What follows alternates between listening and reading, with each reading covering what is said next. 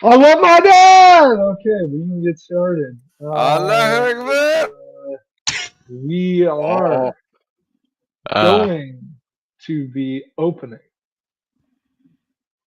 The camera pans down from darkness as we see stalagmites and stalactites of the dark caverns, as we can see glowing pink light shining from strange crystals as we look upon these great towering structures of stone, paintings upon the wall advertising strange products, mashes of fungus, or tools such as hammers or swords. And we can see these paintings often including a beautiful purple skinned woman or man with pointed ears, as we can see openly on the streets of this sprawling, massive underworld city every act of degeneracy and depravity imaginable taking place openly upon the streets as we zoom in upon a great stone manor shaped in this way that the bottom is kind of blocky, and as it goes up, it takes on a kind of curvy aspect with these tall, sharp, angular towers coming up from the manor as we zoom in through a stained glass window into a room where Raul Zardi, you have just finished receiving your brief from a woman, a Kalfar woman by the name of Ipka Felra Lifa. So you can see her sitting in front of you. She is a beautiful woman, looking in the equivalent of her late 20s. She kind of has a somewhat pleasantly plump vibe going on with an hourglass build, a bit of meat on her bones, and voluptuous build with fine assets both above and below, with bright purple skin and a cheerful grin on her face with rosy cheeks, as she's finished giving you the brief, as you can describe what you look like now as the camera turns to show you. there appears to be an aging, somewhat, if not majorly, it's hard to tell. Crooked would be the word, Matt. He's seated, of course, to rest his legs, rest his arms even, as they drape over the table, over the parchment, some of which he's been handed, some of which he was reviewing up to this meeting. His massive brow is furrowed, angular face contorted in some amount of focus as he goes over some of the details, much of which has been given to him verbally. But it's what's on the parchment that really bothers him. The House of Jalf has expectations for Mr. Zardi, and that's a very, very good thing if they're expected. This is not. And while this woman, this comedian, has introduced to him a very amiable and fine display of information, the context that he knows, perhaps that she doesn't, that bothers him. He did not want to go on this business trip. It occurs to him upon reviewing this information that they don't intend for him to come back. At least that's what he thinks. And upon that realization, there's a bit of anger that rises. He has to hide it from the younger woman as his lips curl into a very twisted smile that adjusts by the time he looks up. It's amiable, polite, kind, even, as he nods to her. I appreciate the candor that you had with this. Of course. Still, I have to ask. The presence of the Clayman and the humans, well, how am I to call them? what would be best.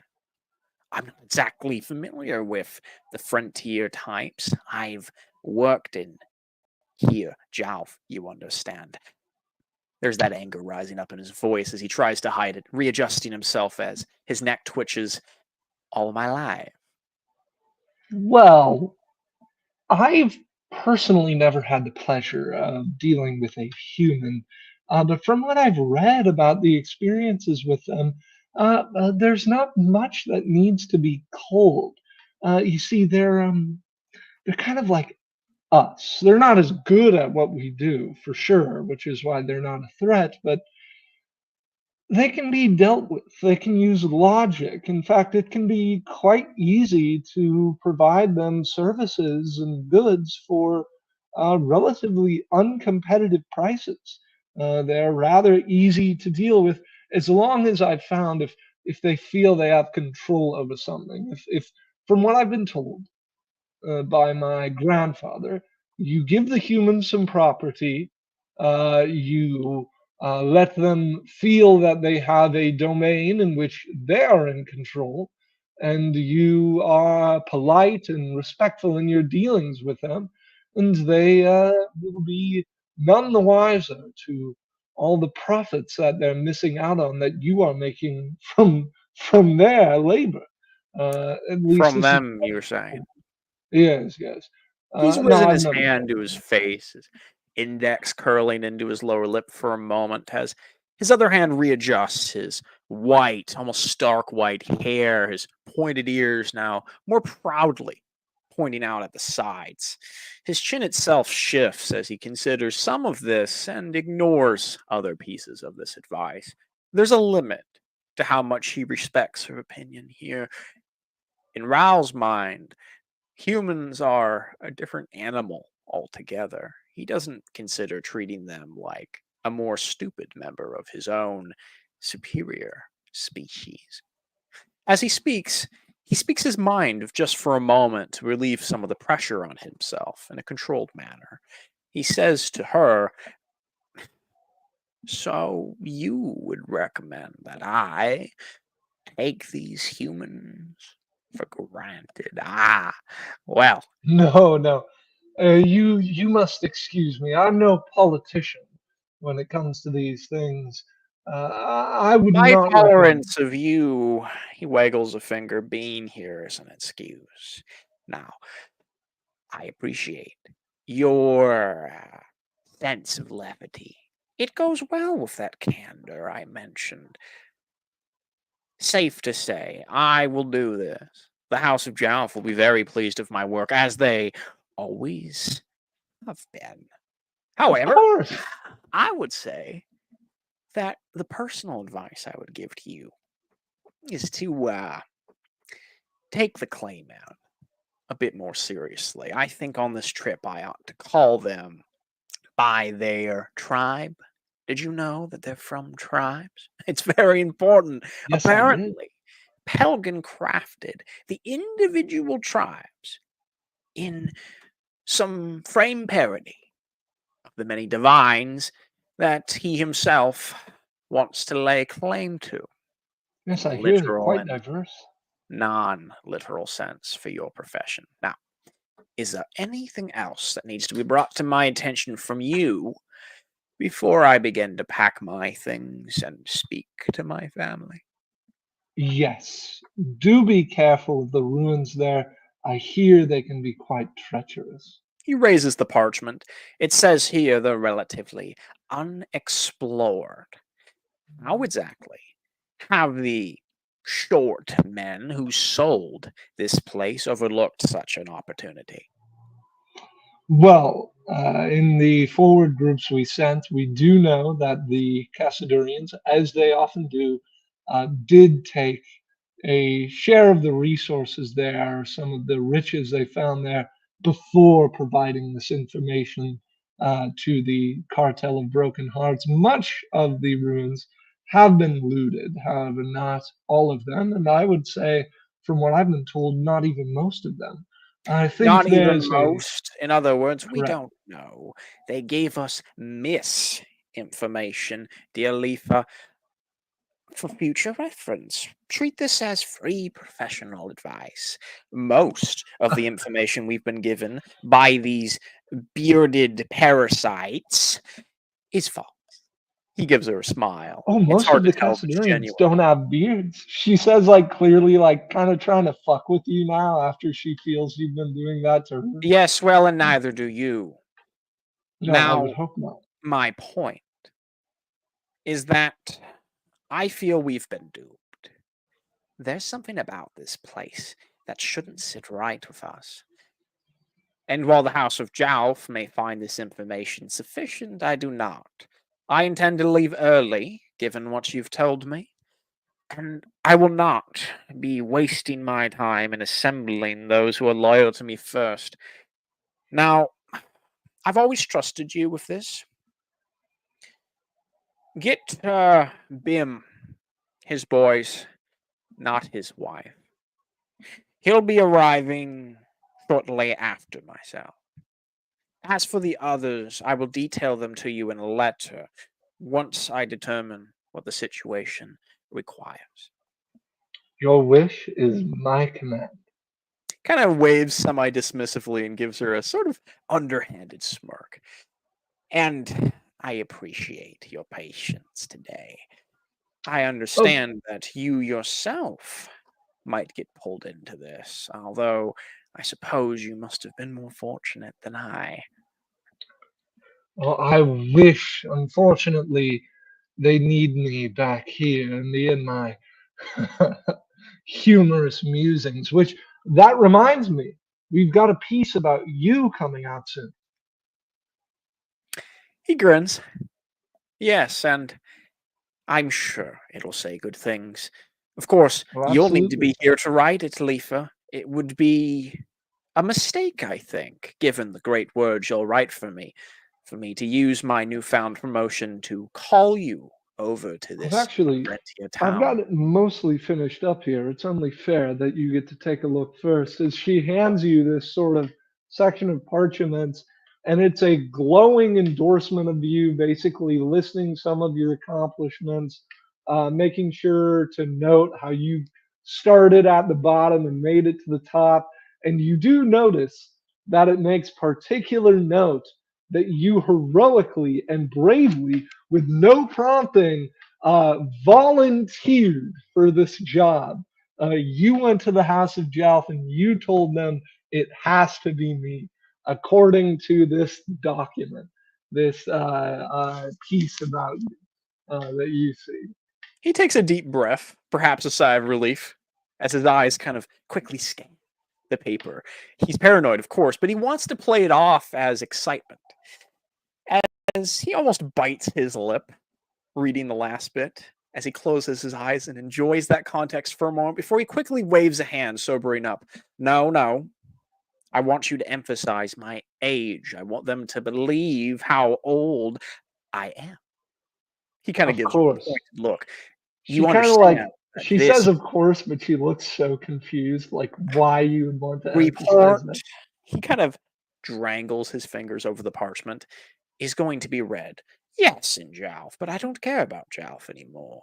My co-conspirators, if you want to call them that, in the colony will be reading this. This is how they will judge me. When you say rise from the bottom, I want you to really say, and literally say this on the revised paper you'll be writing.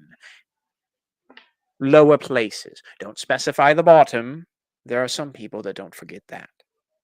Hmm. Now, Understood. I'll make adjustments to it I want you to for listen very publishing. carefully to this last part. This paper must reach the settlement. If it does not, I'll call you in personally. He gives her a very pointed look, as if he's making sure that's crystal clear. They both know she doesn't want to go to this place. No one does. He at least has to pretend he wants to, as he gives her a long, almost a glare that twists into a smile. But I know you won't disappoint me. I know I won't have to speak to you about this for some time. Perhaps even I'll send you a bonus from the profits I make. Of course. Of course. Now, it goes without saying, Lefa, it's been a pleasure. And I think you'll have no trouble making it here. I'll recommend you to replace my position when you're ready. This comedian thing of yours. You should have more of a go of it. It's a good start to that run. Oh, thank you, but I've been on this run for a while now. Well A little past longer, I think, Lefa. Kind of gives her a pointed look. That's really the point he was trying to make. If you change your position now, you might be next.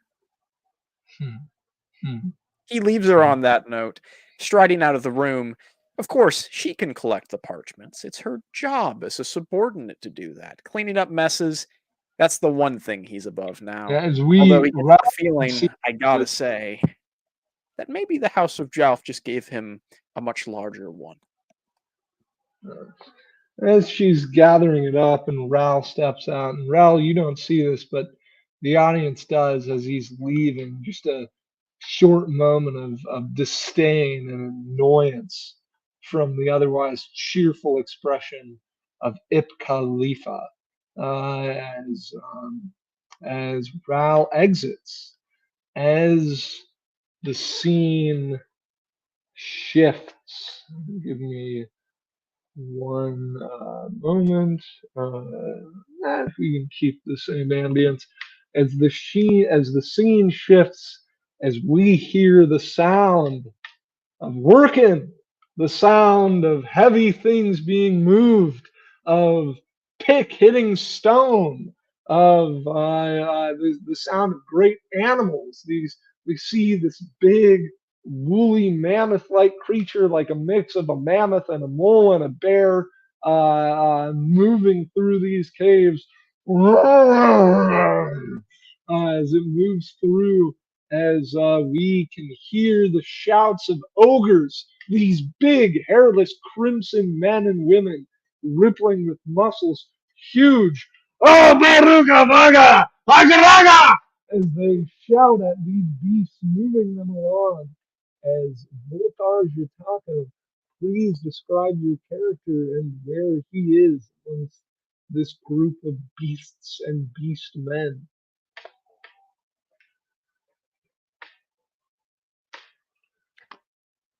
Moving through the caravans, the beasts of burden, the working man, the wagons, heavily modified for underground subterranean travel, reinforced with chains and nails.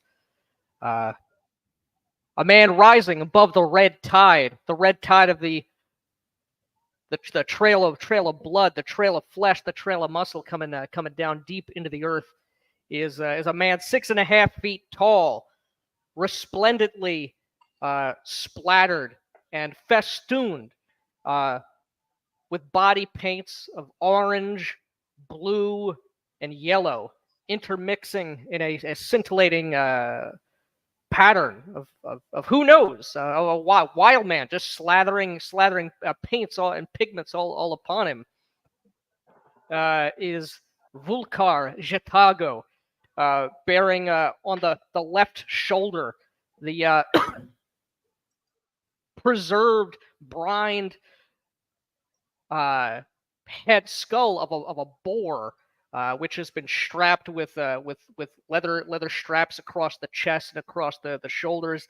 Its eye sockets, its nasal cavity, inside the sides of the jaw have been stuffed through with corn husks. Wild maize gourds have been impaled and perched upon the shining horns of this preserved beast, and upon the great dome of this great man is a mitre of wicker brambles, within which hay and straw have been stuffed, and further in, within the torchlight, the luminescence of greens, viridians, blues, of bioluminescent fungi and other strange things, which are quite bizarre indeed, of the skeletal remains of some small, tiny thing, which has been put within this crown, this wicker crown.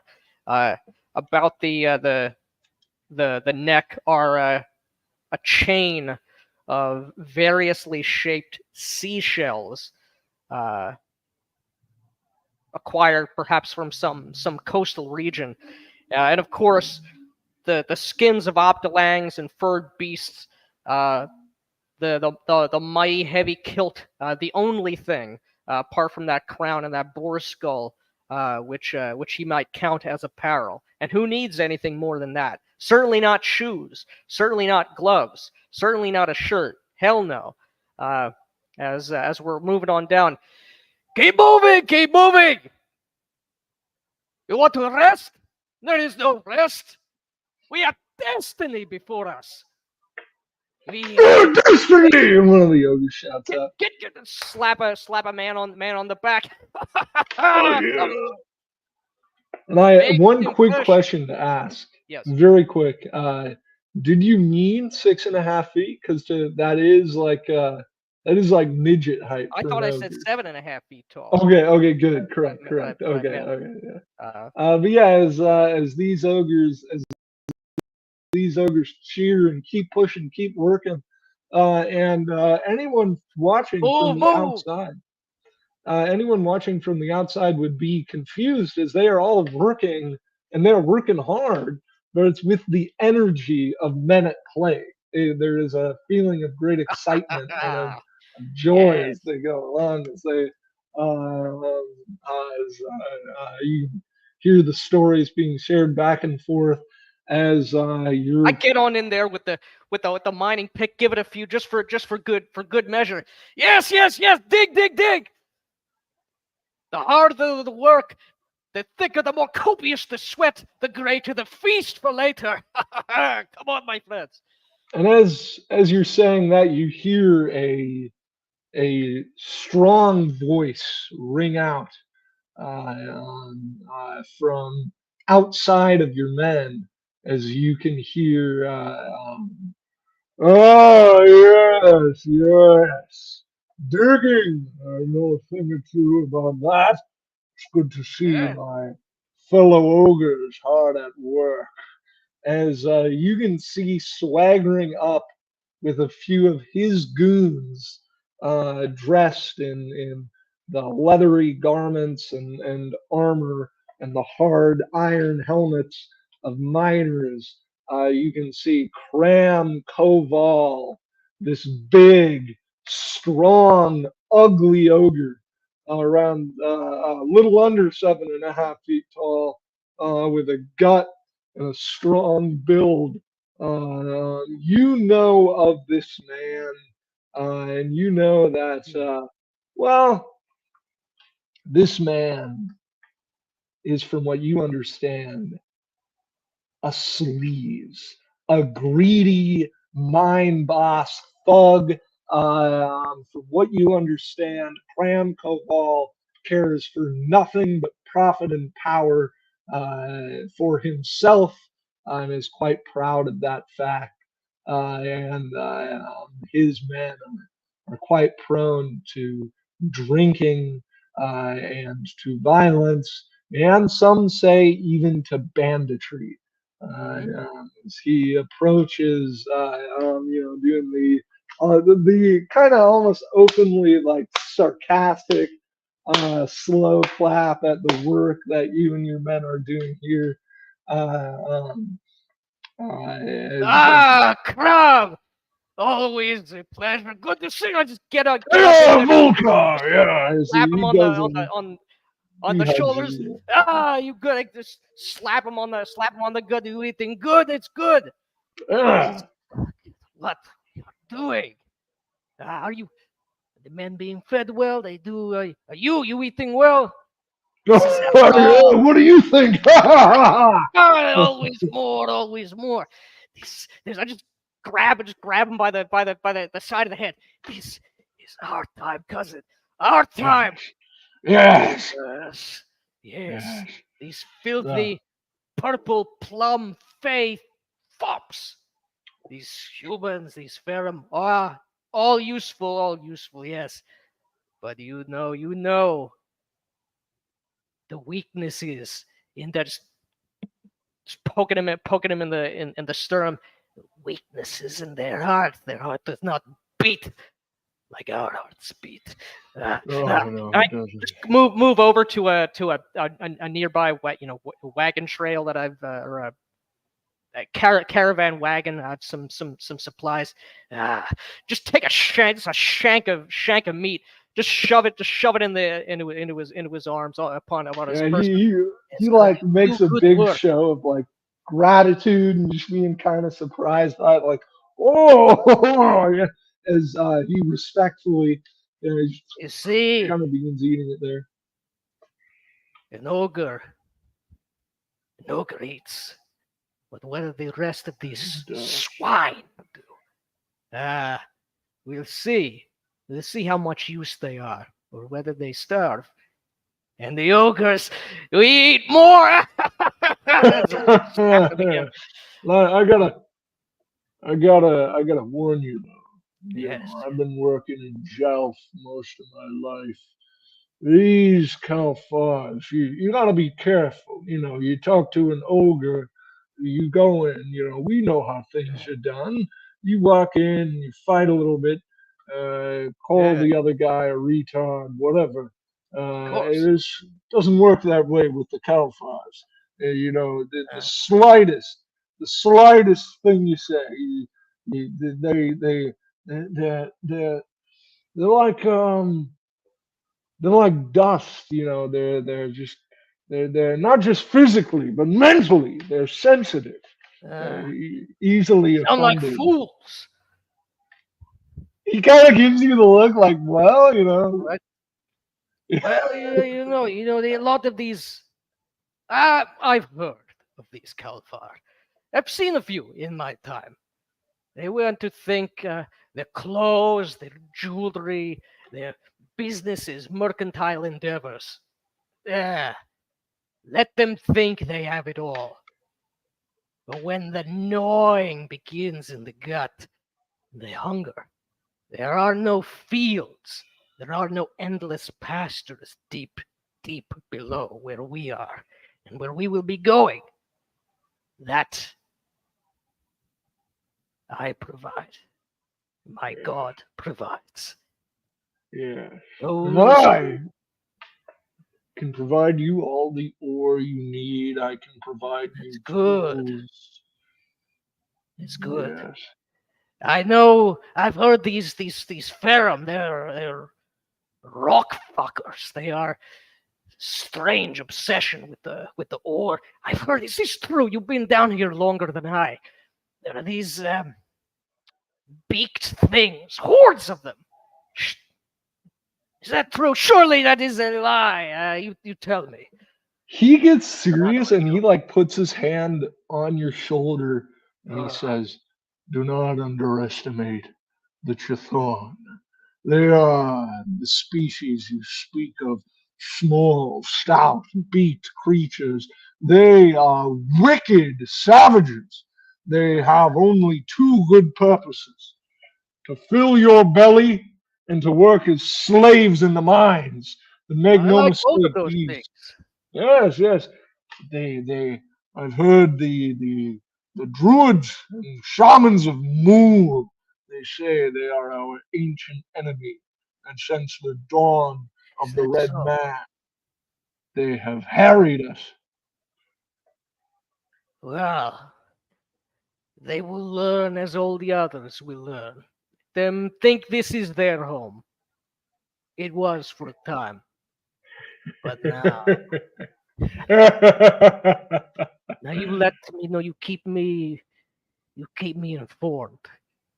We ogres. This will all belong to us in time. That it You will. believe me in That it this. will. And the rest they will starve if they do not fall in line. They will go down into the soil, feed the plants that feed our beasts. Or maybe they just go right into the pot right now. Yeah. Watch out for that human fucker, that clay man who wears the one-eyed one. Yes, Uh, I've heard tale. I've seen some of their number. Now, I've heard I have a cousin who came from Bale. Now, he tells me that the Ferrum and the humans, Bale. they are enemies, blood hatred. But I have seen Ferrum. What is, am I So- misinformed? Bale is real, then. Oh, yes. Well, my cousin tells me. My cousin never Mhm. lies. Well, he does not lie to me. He knows better than this. Yes, yes. Well, if the legends I've heard are true, apparently the Ferrums had this city, and I've heard tales about it from old Ferrum men. And one he says to me, he says, "Well, back in the day, the Ferrums done had the great city of Bale until the Clayman come along and take it all." You know, Clayman. Yeah. yes, yes. And my uncle, he would get drunk. And he never saw a human, but he would sometimes get so drunk that he thought he was from Bale, and he would go on rants about, Oh, yeah, yeah, you know how it of is. course, of course. We've all Yeah, been there. I've seen him yes, many places, and will be again. of course. Now, don't you miss three, hard to tell days here, but three shifts from now. There will be a bit of a gathering. Myself and some close people I'm bringing from the surface. You come. Good meat from the surface. We will all feast upon. We will By the talk way, more of this this and more of where our this people. surface, is it Yeah. true? There's just a giant hole above you with two eyes of a great demon staring Oh down upon you. yes, oh yes. Ah, beautiful but strange to behold. And there is a great writhing thing, pure gold, that just shimmers, floats, bloated in the sky. Well, You, I you cannot can say. tell. Hmm. You can tell painted on this man's face the moment you say that he's like thinking like how do I take it down? Like, like how do I get that? Oh, yeah. I know that look in your eye. It is good. You keep Pure that gold. hunger in you. You keep that greed in you.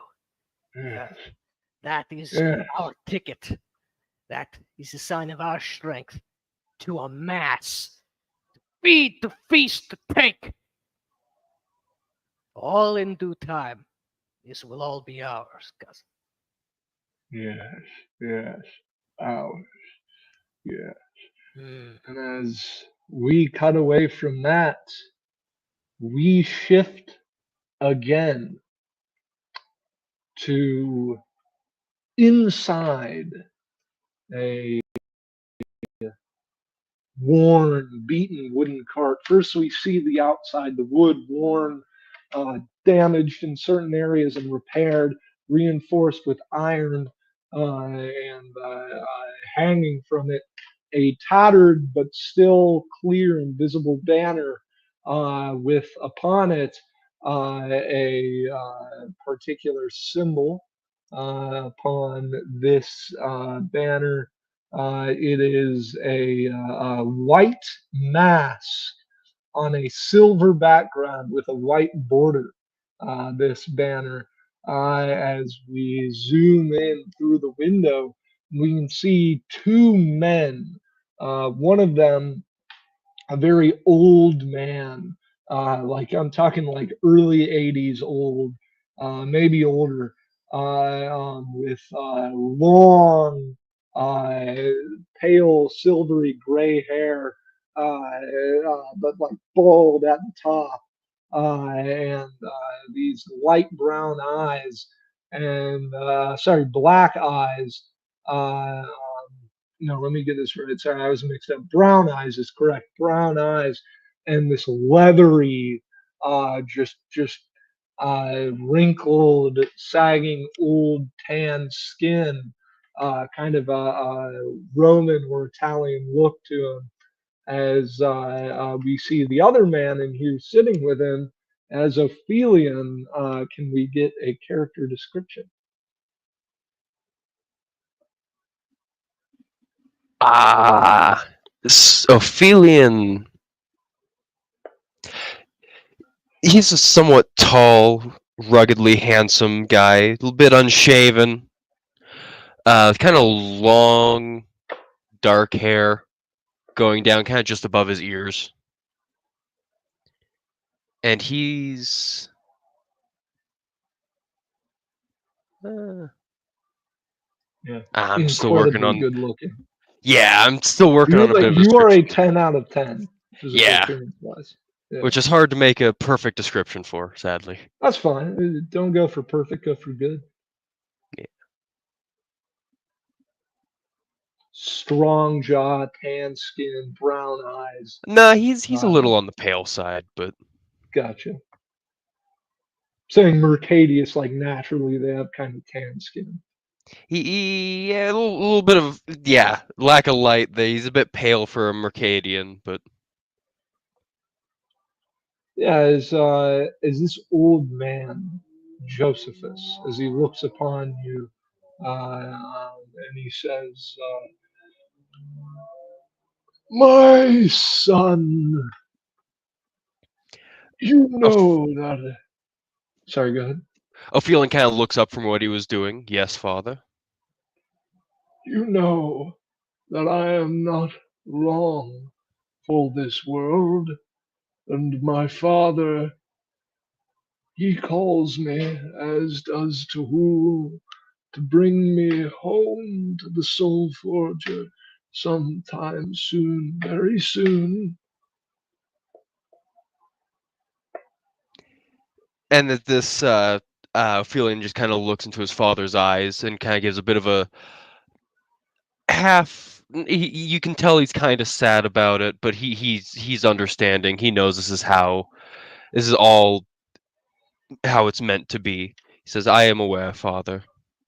Oh, do not have any despair within you, boy. Death is not something to fear or be greeted with sadness.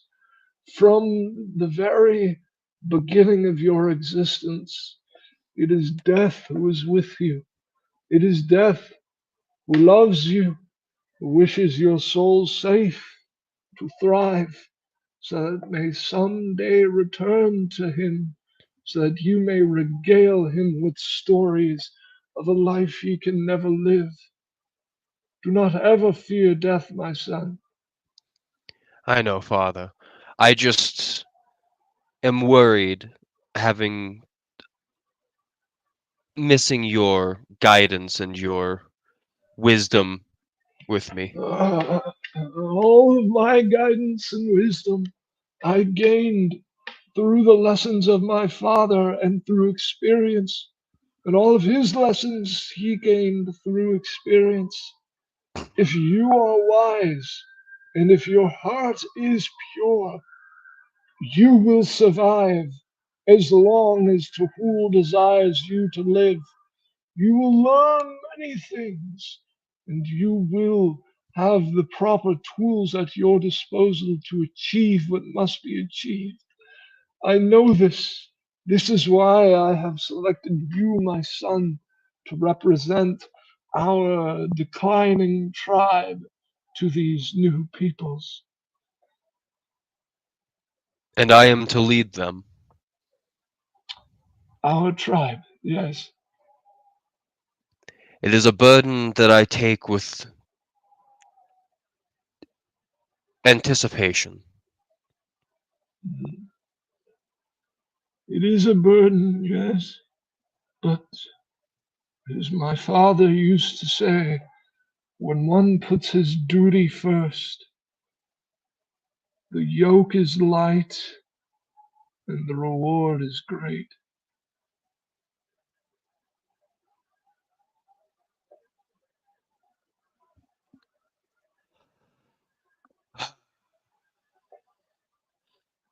Well,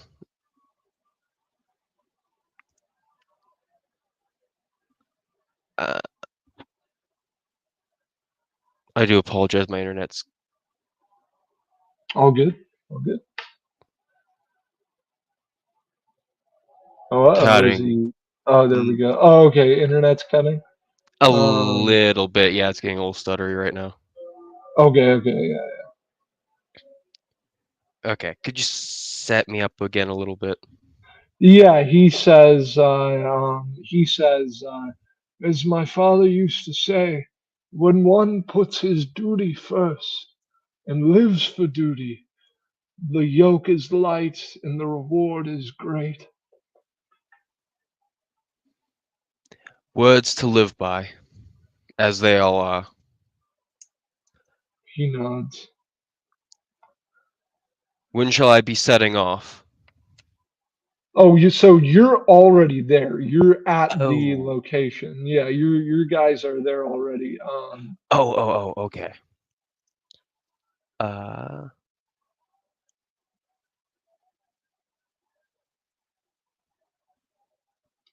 Soon more shall be arriving. Kalfars, a strange people, many of them faithful to Tuhul, but most beware. They look lean and soft and weak, but do not let this fool you. They are as dangerous. Oh, yeah, he says, soon others will be arriving. The Kalfars, they may look lean and soft and weak, but do not let them.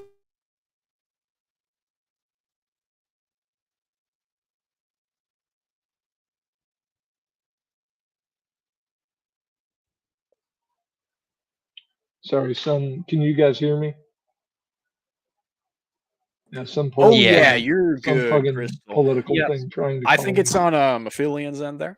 Hey, Might No, need to no, see no, something. no. I I had to noticed. mute my. Yeah, I got a Yeah. call. I got a call. Sorry, but yeah, Okay, so that time around. as he says, the Kalfars, though they look lean and weak and soft, do not let this fool you. They are as dangerous, if not more so, than the ogres. But their danger is not in their muscle, but their words and the wealth they control.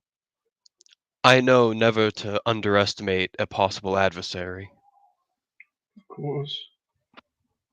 As for the Ferums, do not trust the bearded ones, but there are those to be here soon with no beards.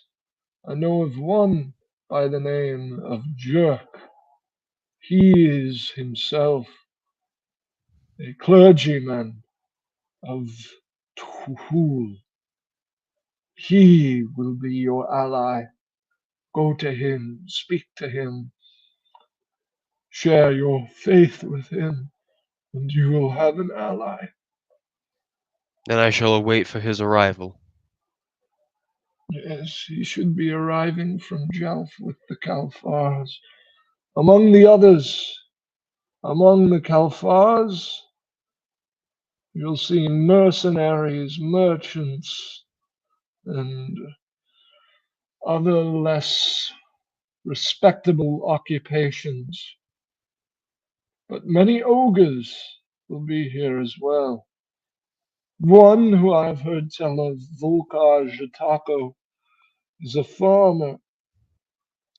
From what I understand, a man of quality, of values, of the rural way, and another, Kran Koval, a great greedy ogre, runs the mines in this place.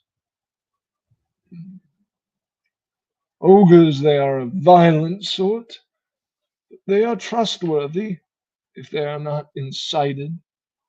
Be warned, their anger, it is irrational and unlike anything you will see of humanity. You've heard the stories of the uprising in Vale and the ogre berserkers that took out whole teams of men. Yes, I heard the gruesome tales. Yes. And do not anger them, lest you are prepared to kill them. I should hope I should not have to come to that, resort to such methods. Good. Diplomacy shall see us through, I have faith in that. Good. Work with Angus. He is stubborn and arrogant. He is rigid in his way, dedicated to Pelgin, the shaman of the Holy Father. He will hold your faith in Tuhul against you, but in this place he will not make it a point of contention. He will work with you as long as you are good to your brothers. Make sure that he understands how foolish opposing all these other creatures would be. I know nothing will shake my faith in Tehul. It is not your faith I am worried about, it is Angus's, his faith in Pelgin, and his desire for conquest. Ensure that his desires for the benefit of humanity are met, or he may seek to take what he wants through force from the others. And I do not wish to see brother versus brother, man versus man. My last wish is that I may die before any grave conflict breaks out in this new colony.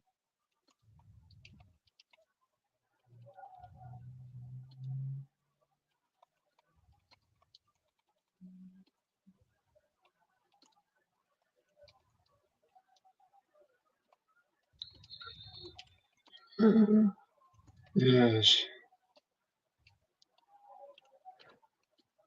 You still there, by the way? Yeah, I am. I'm Okay, just. good, yeah. Yeah, he nods listening to you. I mean, nodding as you listen to him. And he says, Yes. have you any questions, my boy?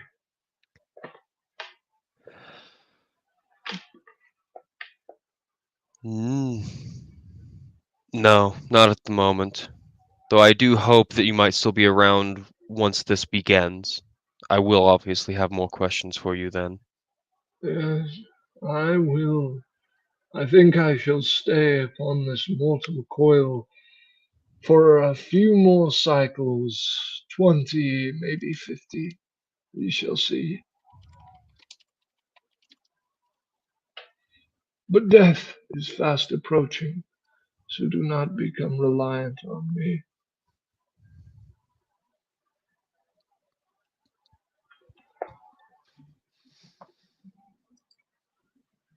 Yeah, so you are inside a cart. You're already at the town. You're inside Josephus's cart. Okay, so we're like in a Josephus wagon going offices. down the road. Okay. You're not moving anymore. The cart's parked. It's just like Okay. you don't have like houses or shit or whatever All where right. you're hanging Then, out. while the conversation's kind of going, Ophelion kind of hops out and starts unloading some of the cart while he listens to his father. Yeah, as Josephus, he stays in the cart, but he's speaking out the window as he says, in fact, I would implore you to prepare to meet with the Pharaoh known as Jerk as soon as possible. Then I shall see him at once. Yes. And we will follow your character for a moment as you begin to leave this location as we shift over to Jerk. As Jerk, you are already in the area. You have recently arrived with other Ferrum clergy and other followers of Tuhul. As you are you are here now. You can see tents and camps being set up. If I could get a character description from you.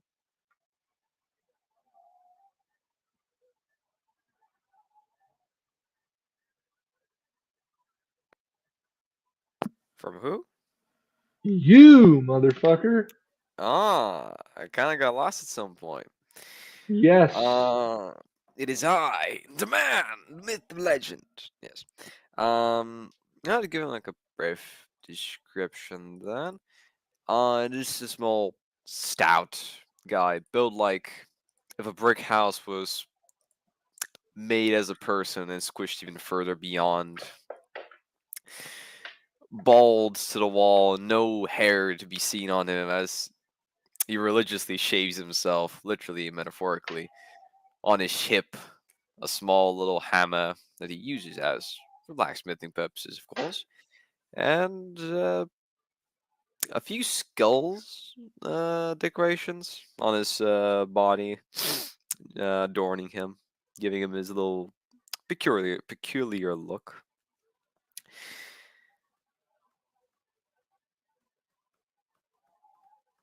As you're arriving here with your men, with the faithful, those of Tahul, blacksmiths, workers, laborers, craftsmen, theologians, as arriving in this place to study it, as you step down and you can see that you have arrived here alongside another cart, another caravan, not just one cart, but another large caravan. This caravan covered in black and purple banners with bat imagery, men stepping out in iron armor, Kalfars, tall and lean, often wearing leather over their iron armor.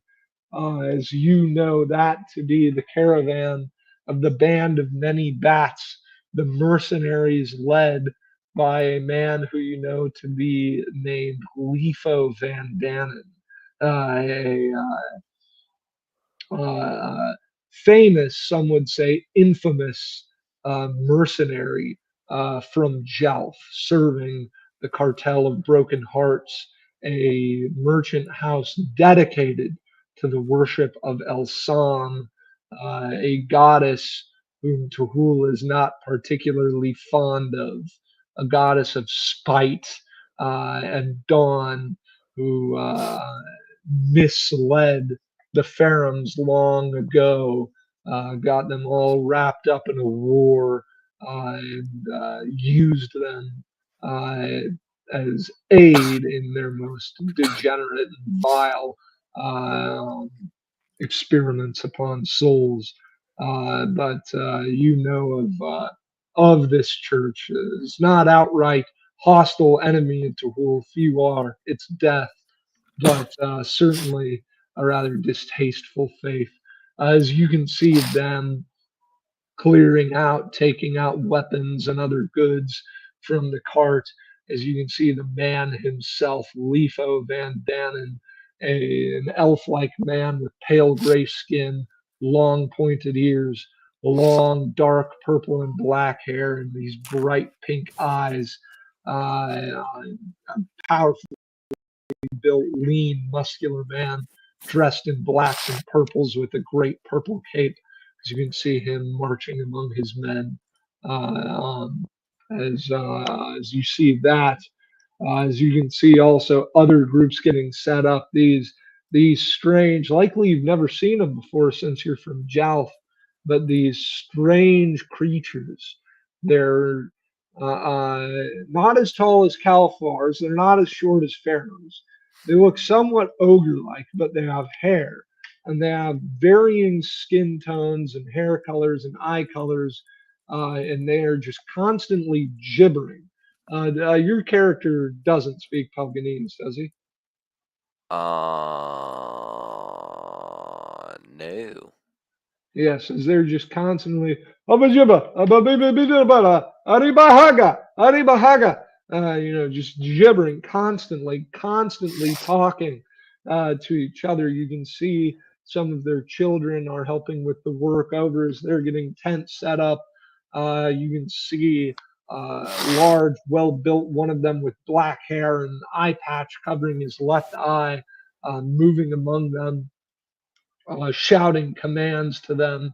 Among them, you can also see some of their ogres working out there, and just kind of the beginnings of this community. And then you would see approaching you another one of these humans moving towards your caravan as Ophelion. I'll give you another chance to kind of describe your character as you walk up here to uh, this strange hairless Pharaoh. So you see rather tall, kind of beefy man walking up to you.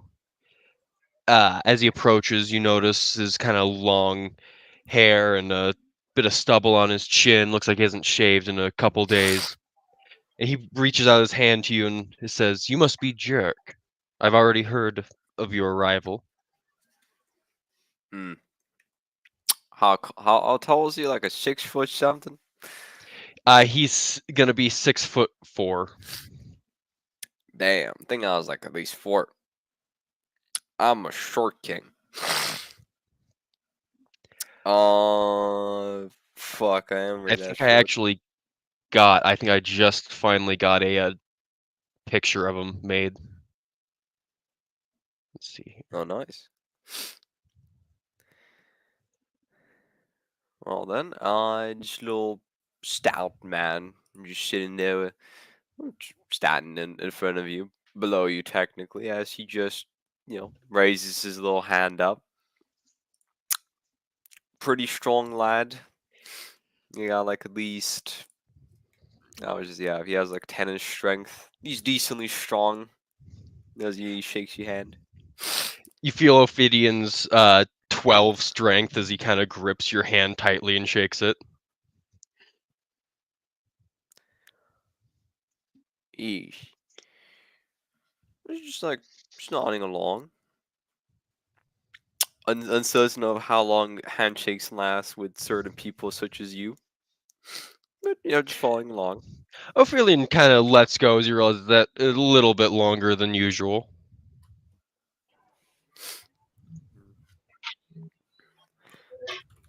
Hmm. Joe? So, a little bit of an awkward silence as these two kind of just stare at each other Stare at a each bit, other, yeah. not exactly knowing who should speak or talk first. Harry bloke, aren't you? Ah, yes, we've been on the road a couple days, as he kind of strokes his chin a bit. You can see this man is like pretty much hairless. No skis. There's always blades.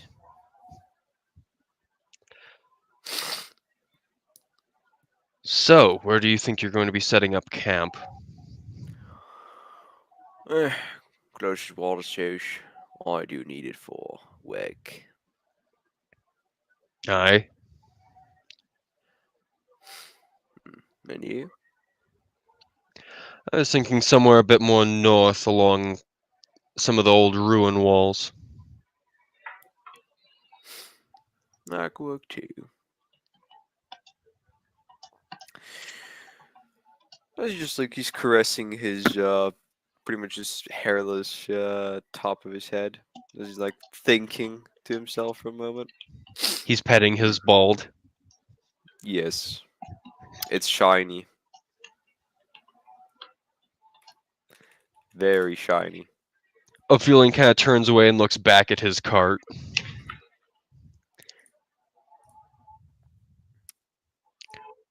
Well, shall we take a walk?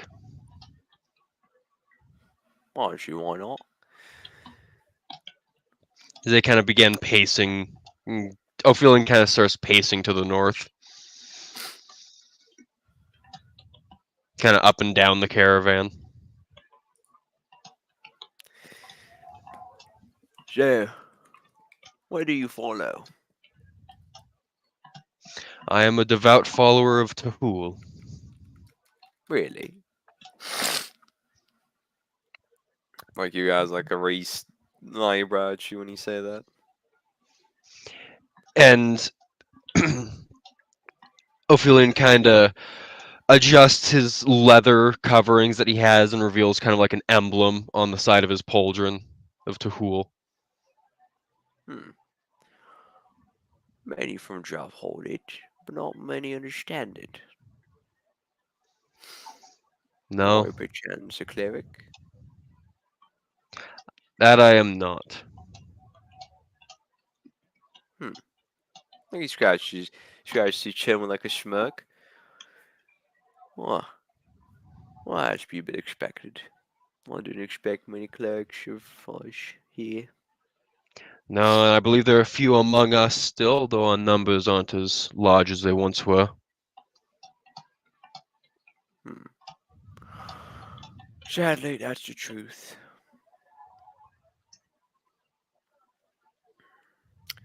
So, what do you want from meeting me? My father told me that we'd be working closely together. Well, was your father believing to who? I imagine so. You These suppose lands you're are interesting, to say the least. they're old. Have some secrets, maybe. Plenty of things to uncover, though what concerns me is some of the other people that will be coming in upon us soon. Like who? I heard of a variety of species, though the ones that concern me a bit are the orcs. Not orcs, ogres. Ogres, my bad. Not too bad. The whose protection carries always. So there should be no threat. Of course. Still, I like to keep a wary eye on everyone that comes and goes around here. A good way to keep it. I do gotta know though. How much of the gospel do you know? I was, of course, read it at times as I was growing up. Mostly read Tua's stories. It's not about knowing the gospel, it's about understanding it. Do you understand the depth of the end I do. of the view? All those that live their life as to the fullest shall come back eventually. Well said. You know at least the origin. That's good. That's good. Some even mistake that. Shame on them. But what can you do? Aye.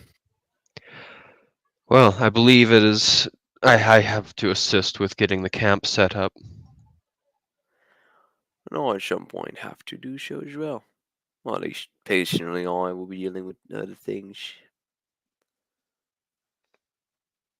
Yeah, I hope to talk to you again. You know, it's I. Shame here. You don't sound like an awful chap. And at this, they kind of just. Ophiolin heads back towards the caravan as he sees people kind of starting to unload the carts, Yeah. pitching tents. And we can cut forward now a good bit as we now see this huge tent built of furs and hides, leather stitched together, set up for this large tent. As inside the tent, we see a great stone table, this big sort of stone dais like table, this big circle of stone with seats surrounding it, 8 seats around it, currently empty. Uh, as torches are lit in here around the table, and there's like a bonfire, kind of like there's a hole carved in the middle of the table, and at the bottom of that hole is this sort of small bonfire, and then there are some torches set up near the edges of the tent, but with like iron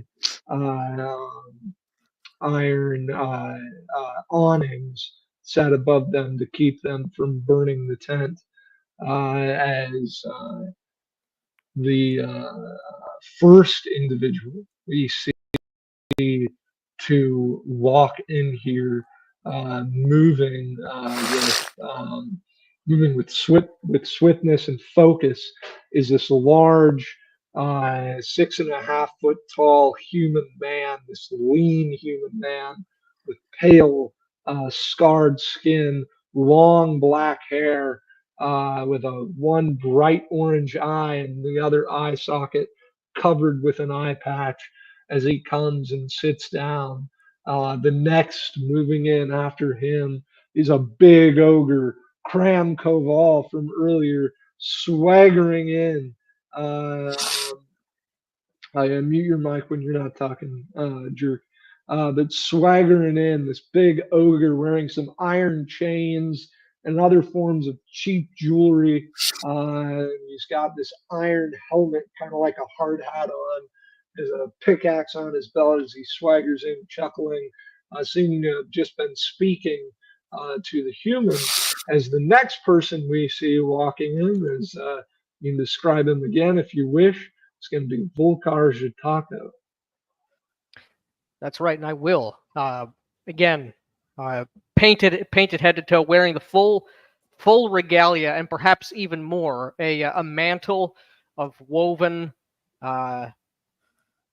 bird feathers, tail feathers from some species of creature that is not to be found deep in the darkness of this place, interwoven with long woven grass that rustles slightly as he moves. But behind him, a couple of his boys. Whether there were papers to be had put on this table or not, it doesn't matter. It doesn't matter. None of that. Come, hurry up! There, put down. As just platters on clay, clay and porcelain, beaten iron and copper, meats, cooked broiled squashes, roasted fungal delicacies. Whether they are delicate or not is for one's discerning palate to determine. But we've got food. We've got food in abundance. The plenty is being put forth on the table. I give a slap on the shoulder to Cram, and I just give a big leering smile to that one-eyed Clayman, and I just nod. That Jack Nicholson, whether that is intimidating to him or comforting to him, I care not, and know not. As I take a seat. He gives you the Western, spaghetti, the spaghetti Western protagonist, jaw clench and stare. That he knows as he looks you over with what, and as an ogre, you don't need to be super insightful to get this look, especially because he's not hiding it. Mm-hmm. But it's a look of a man. It's the look of respect and disdain put together, that he looks at you, that appraising. That's fine. Yeah. And the next individual to walk in, Ophelion, if you could please describe your character as you walk in. Ophelion kind of walks in with his hands kind of on his hips as he walks in, kind of looking over everything. He sees the food on the table. He sees these big statues of the ogres standing around it. He kind of walks around the opposite side at which they're standing, looking over, Has anyone else like sat down at the table yet? Yeah. As you can see, like I said, Angus is here. As Angus, he like gestures like for the seat beside him, like for you to come sit by him. Angus Brand does. All right. I guess I'll go sit next to Angus. As he nods and he shakes your hand as you sit down. This man has spoken to you before, and you know him to be quite a no nonsense, pretty brutal guy, but he loves humanity, even you, even with your death worship. But he shakes your hand as you sit down, as the next individual to walk in here, swaggering in, is Lefo Van Dannen, who looks at the individuals gathered so far and would sit down beside Lefo would sit down somewhat near the humans as well. So there's like 4 seats on each side of this circle. On one side, 3 of the seats are filled, 2 humans and a Kalfar. The other 2 are filled with 2 ogres. As the next individual to walk in is Ral Zardi. Please describe your character as you walk in here, Ral. Now, I should ask, just for context, do the walls in here echo? Is this a tent, a building? Refresh me up a little. This is a tent. This is a Hell tent yeah. made of like leather and fur and hides. So it's not too audible as this floor stone, yeah? The floor is stone, correct? Okay. Yeah. It's a little, but not quite enough to hear the clickety clack, the clanging occasionally as it hits something metal, and the quiet curse of a man bitter to be here. Of course, putting on a fake smile that looks very real as he hobbles on a cane, making his way to the tent, nodding to the 2 guards outside as he shakes their hands. It's good to Two meet you too. It's Ogre good and a to be Kalfar. here. Ah, just inside then. I'm at the right place, I take it. That's correct, sir. Ah, can I get your name? Your name too. He looks to the other one, smiling at the both of them, kind of trying to fix his old wrinkly posture as he straightens up a bit to look them eye to eye. I'm Kelko, and this is my mate Snog. Kelko and Snog. I like it. Catchy names. I'll remember you two.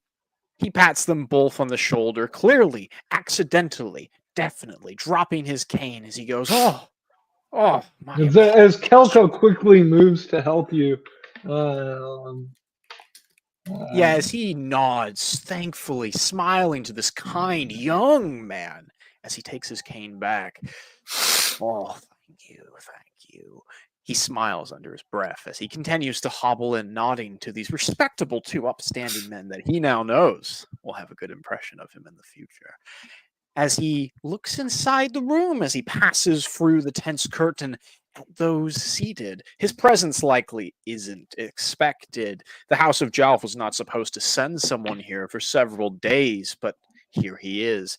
There can be no mistaking him. The single, almost boorish sigil on his chest, his cloak, more of a jacket, really tight to his old person, very obviously plain, albeit a closed, careful eye. One that's been trained and patient can tell this is an expensive garment that's simply been removed of its more lively details. As his unexpected appearance resolves in him nodding to everyone here, quietly extending this greeting as he goes over to an unfilled chair, taking it for his own as he pulls it aside and almost gracefully sits down, stumbling just a little as he clutches his cane for support. His eyes, however, clearly show a certain trained coldness as he adjusts himself, sizing up the individuals of the room. His eyes drift upon the humans for just a moment before he sees the ogres. Ah, that gets his attention. It makes him pause. He finally manages to spot the Ferrum, although it takes him some difficulty. And of Jerk course, is not in the room yet. to Ah. clarify. well, in that case, he doesn't spot the Ferrum at all. Practically invisible, those sneaky fuckers. The lady Kelzika, of course, he makes a moment. She's for not himself. here yet. Ah, good. Now it's just everyone in the room. I've adjusted them so far. Am I missing anybody? Correct. Yeah. Hell yeah. All right. In that and case, to he's almost clarify, surprised he got here first. are you sitting on the side with the two humans? That's a and great the question. I Kalfar, or assume side with the there's ogres? there's enough empty seats for there to be room between all of us, right? Yes. Yeah. Raoul's a bit strategic about this, a little sneaky. He decides to sit in one of the unfilled seats that hasn't been filled to either his left or his right, knowing that they'll be filled by the individuals soon to arrive. Although he doesn't make mention of this choice. Yeah, he Alright, totally so- ate the mushroom, man. He's hallucinating, brother. Okay. He can't see shit. Nah, he's just old. Don't worry about it. All right. So in that case, if you want room beside you, you probably sit down by the ogres. He would, just a seat away, a seat between them, that is, as he nods, smiling to these ogres as they see quite possibly the smallest man here yet, this purple Kalfar, as he looks at them with this strange, surprisingly warm smile, as if he's happy they're here. It's almost too good to be true.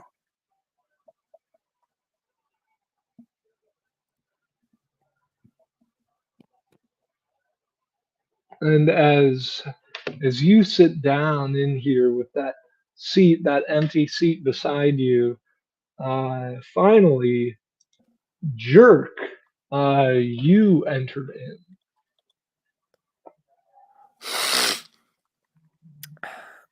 Time to swagger on it. Let's describe your character as he enters the tent and goes and sits down. And make sure if you clarify if you sit by the two humans and the Kalfar or the two ogres and the Kalfar. No. To give it a proper description, my little lad pretty much just walks on over and just nicely waves to the guards, thanking them for their work, because you always gotta be thankful for the guys that are putting in the effort. As he nods to them and walks in, as you see the room full of people, probably not noticed merely because of his small stature, as you would look around, probably see the human that knows the who, and best spot to sit next to is the boy that knows the who. So he's gonna go next to and sit with the Kalfar human thing. All right, So as you sit down. he kind of sits in between me and the Kalfar. Yes. Okay. You're not, yeah. So to your left is Lifo Van Dannen, and to your right is Ophelion Mercadius. As you sit down, as you can see as he does kind of waddle swagger in. Cram, he would give you a quick, almost humorous look for a moment, Volkar, at just the look of this totally clean shaven Ferrum. Just kind of finding that quite funny. Yes. As then finally you guys smell her before you see her, as you all smell the finest, most sweet and refined, almost minty scent in all the underworld, as gracefully sauntering, sashaying in is one of the most beautiful women any of you have ever seen. As if you let me get this name right. If you, Ophilion, are a 10 out of 10, this woman is a 12 out of 10. Unironically, she is, by human standards, impossibly beautiful with purple skin, long, golden, pale blonde hair, bright blue eyes, a little silver jewel kind of set into her forehead. And she wears fine blue and gold silks and refineries as she does tilt her head and look to everyone as she says, I'm not too late, am I? I hope I haven't kept any of you waiting. No, Or- no, of course not, Ophilion says, kind of actively avoiding gawking at her. Good, good. As she Yes, sits good. I down- just interrupt her. We are all here.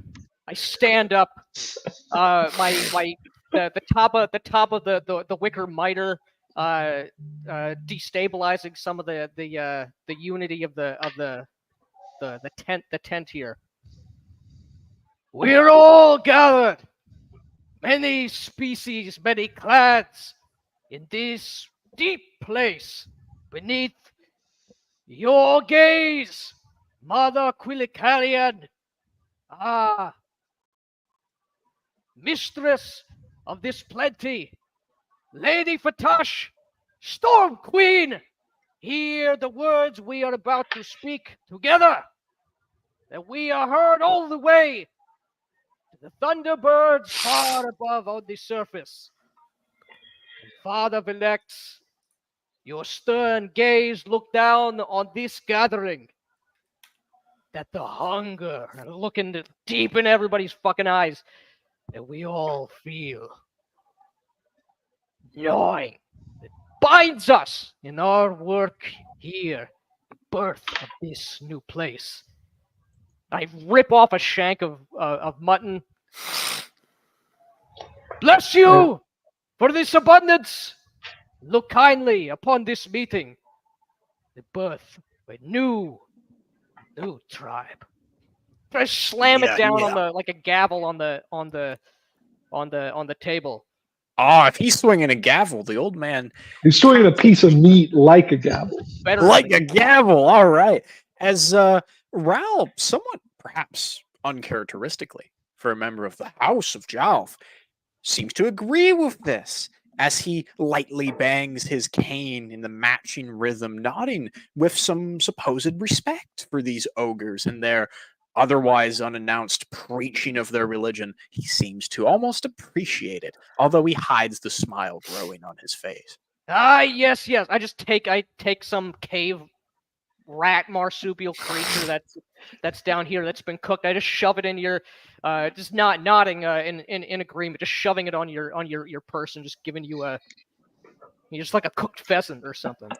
The man nearly falls over at the sheer weight of this massive individual, handing him an even more, in perspective, massive shank of meat as he struggles with it, but he manages to wrangle it to his plate as he attempts a more very quickly nod, in some urgency, as perhaps the ogre may not crush him if he does so correctly. And I just sit back down, pleased with myself as I nod to Lady Kelazeka as if she can proceed. Yes. Got that out of the way. As she sits down, and of course the only seat left for her is the one between Volkar Jatako and Ral Zardi. As She sits has to down sit next to the and ogre. Oh, yeah. Yes, as she says, yes, may the divines smile upon our work here. May the great Lady Quilicalian and her husband Velex and her wife Vatash bring us all their gifts, and Yes. let us remember that here in the depths of Tohu, that there is light, and that it is the light of the angels who watch over all of our shoulders and wish to bring us peace and Yes. prosperity. Yes, glory be to Baal and to Zol and to Zabnok and to Lucifer and to all the glorious angels who keep watch over all of us. As she says that, and she does give you an appraising look, and as she says that prayer, and you see her look at you, Volkar, her eyes glow gold for a moment, a bright golden light as she looks upon you.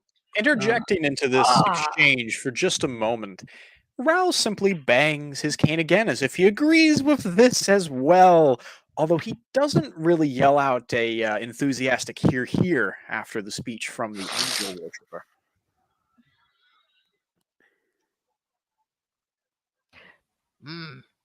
Very well. Yes. Angus says, completely like almost like being a party pooper, like not bringing the same energy.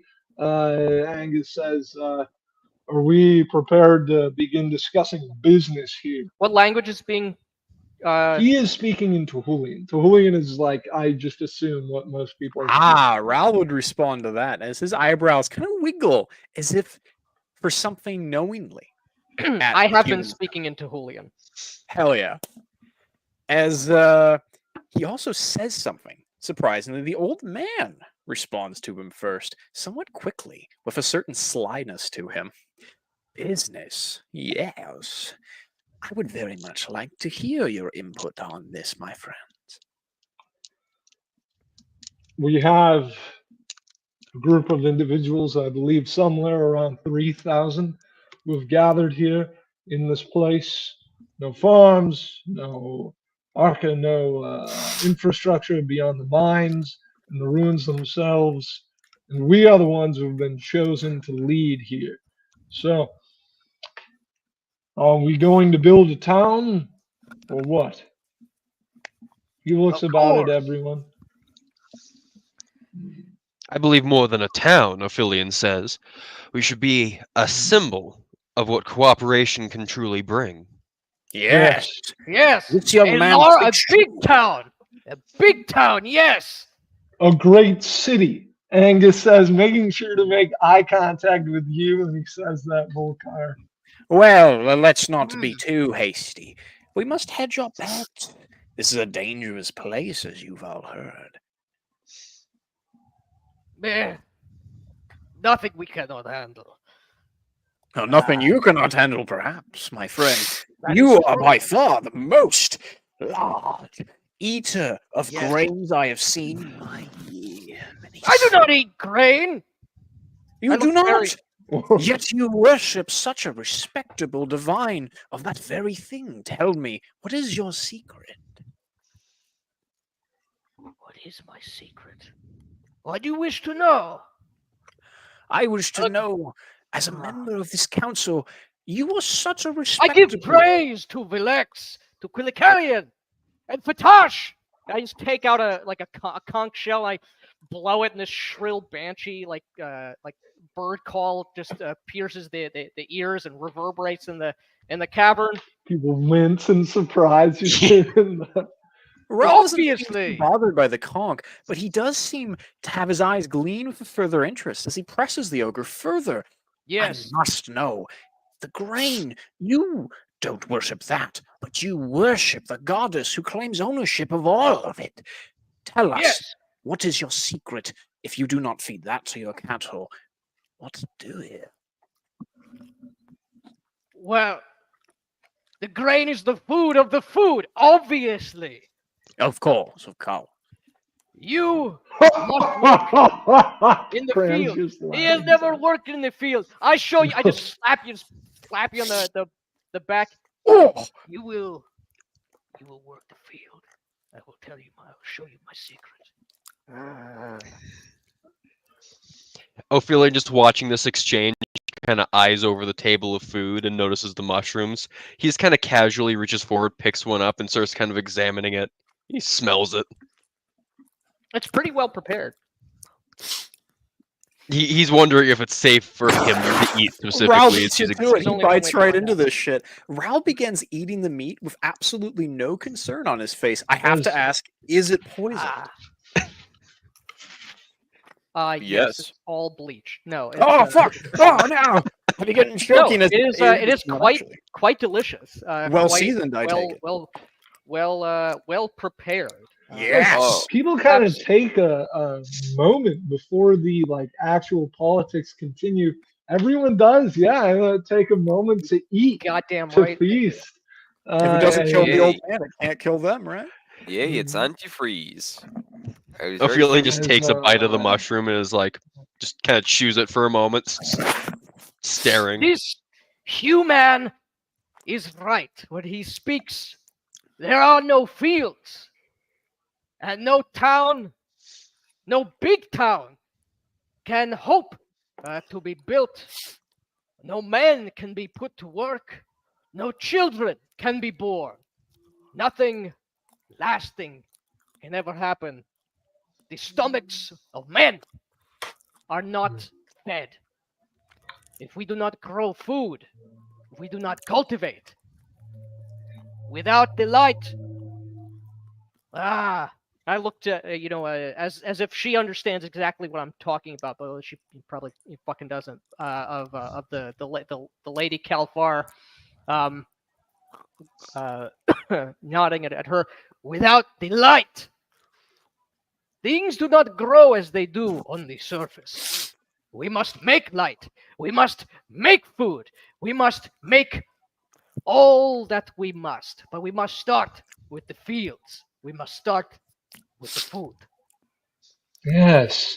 And just as food cannot grow with light, literal light, the Yes. individuals of this place, of this soon to be town, cannot grow without the light of governance. And so the first question that comes before us is what sort of place shall we be? How shall we be ruled? By us, by our efforts, by one we elect, by the divine? Who shall rule here? Yes. I say, why not have each of our species, respectively, elect a member or two for a council? That What way, is this, every this word? What is? I just repeat the word elect. I speak to Julian, but I don't know what that word means. I've never used that word. What? a chosen from your people. Ah, Your people yes, choose. yes. I do choose. Yes. Young man, explain to us. What exactly do you mean by elect a new leader? Well, obviously, I'm staying with our groups as diverse as they are. Surely not any one individual should represent one specific race. A Ah, pair, maybe. I Why see. not? I must, we all must inform you of one truth down here that is very, very important, my Tehulian friend. Ooh, I lean. There are no divisions, truly, of race here. It is more a matter of who presides What? over whom, who eats whom. Down in this place, Oh, I see. it is the Yes. guilds, it is the Cram food. nods. He kind of nods to Volkar for a moment, somewhat carefully, and it is most importantly the houses that preside over the powers here.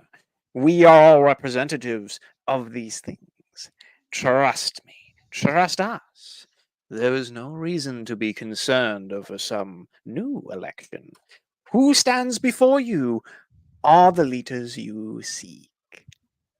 Well, Yes. in any case, a council of each of us would be This the council, proper in fact. method. Yes, this council very well maybe it's the one I speak of, but it is the best way for everyone here to have a vote, so to speak, or a part in the decision makings that affect us all as a whole. I Mm. couldn't agree with you more. I believe this is a great way to start our fantastic discussion of business. Your proposition encourages us working together. I'm enlightened. I'm perhaps elated that we have such a caring, young, vigorous here to remind us of the benefits of cooperation. You are not young, though. Ah, perhaps not. As you can see, I lack the gifts that our human friend possesses. And the What is feeling that? kind of looks over at Jerk, and as Jerk sneezes, and it's like, just giving him an "Are you okay?" look.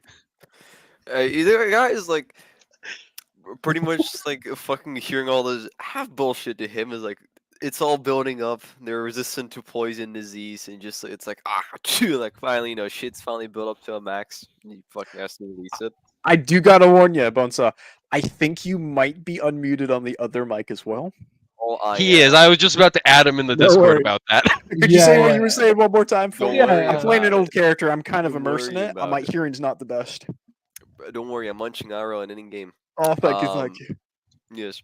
Pretty much, the bullshit has been piling up on him, and it finally he sneezes out of, at that point, just putridness that's been built up.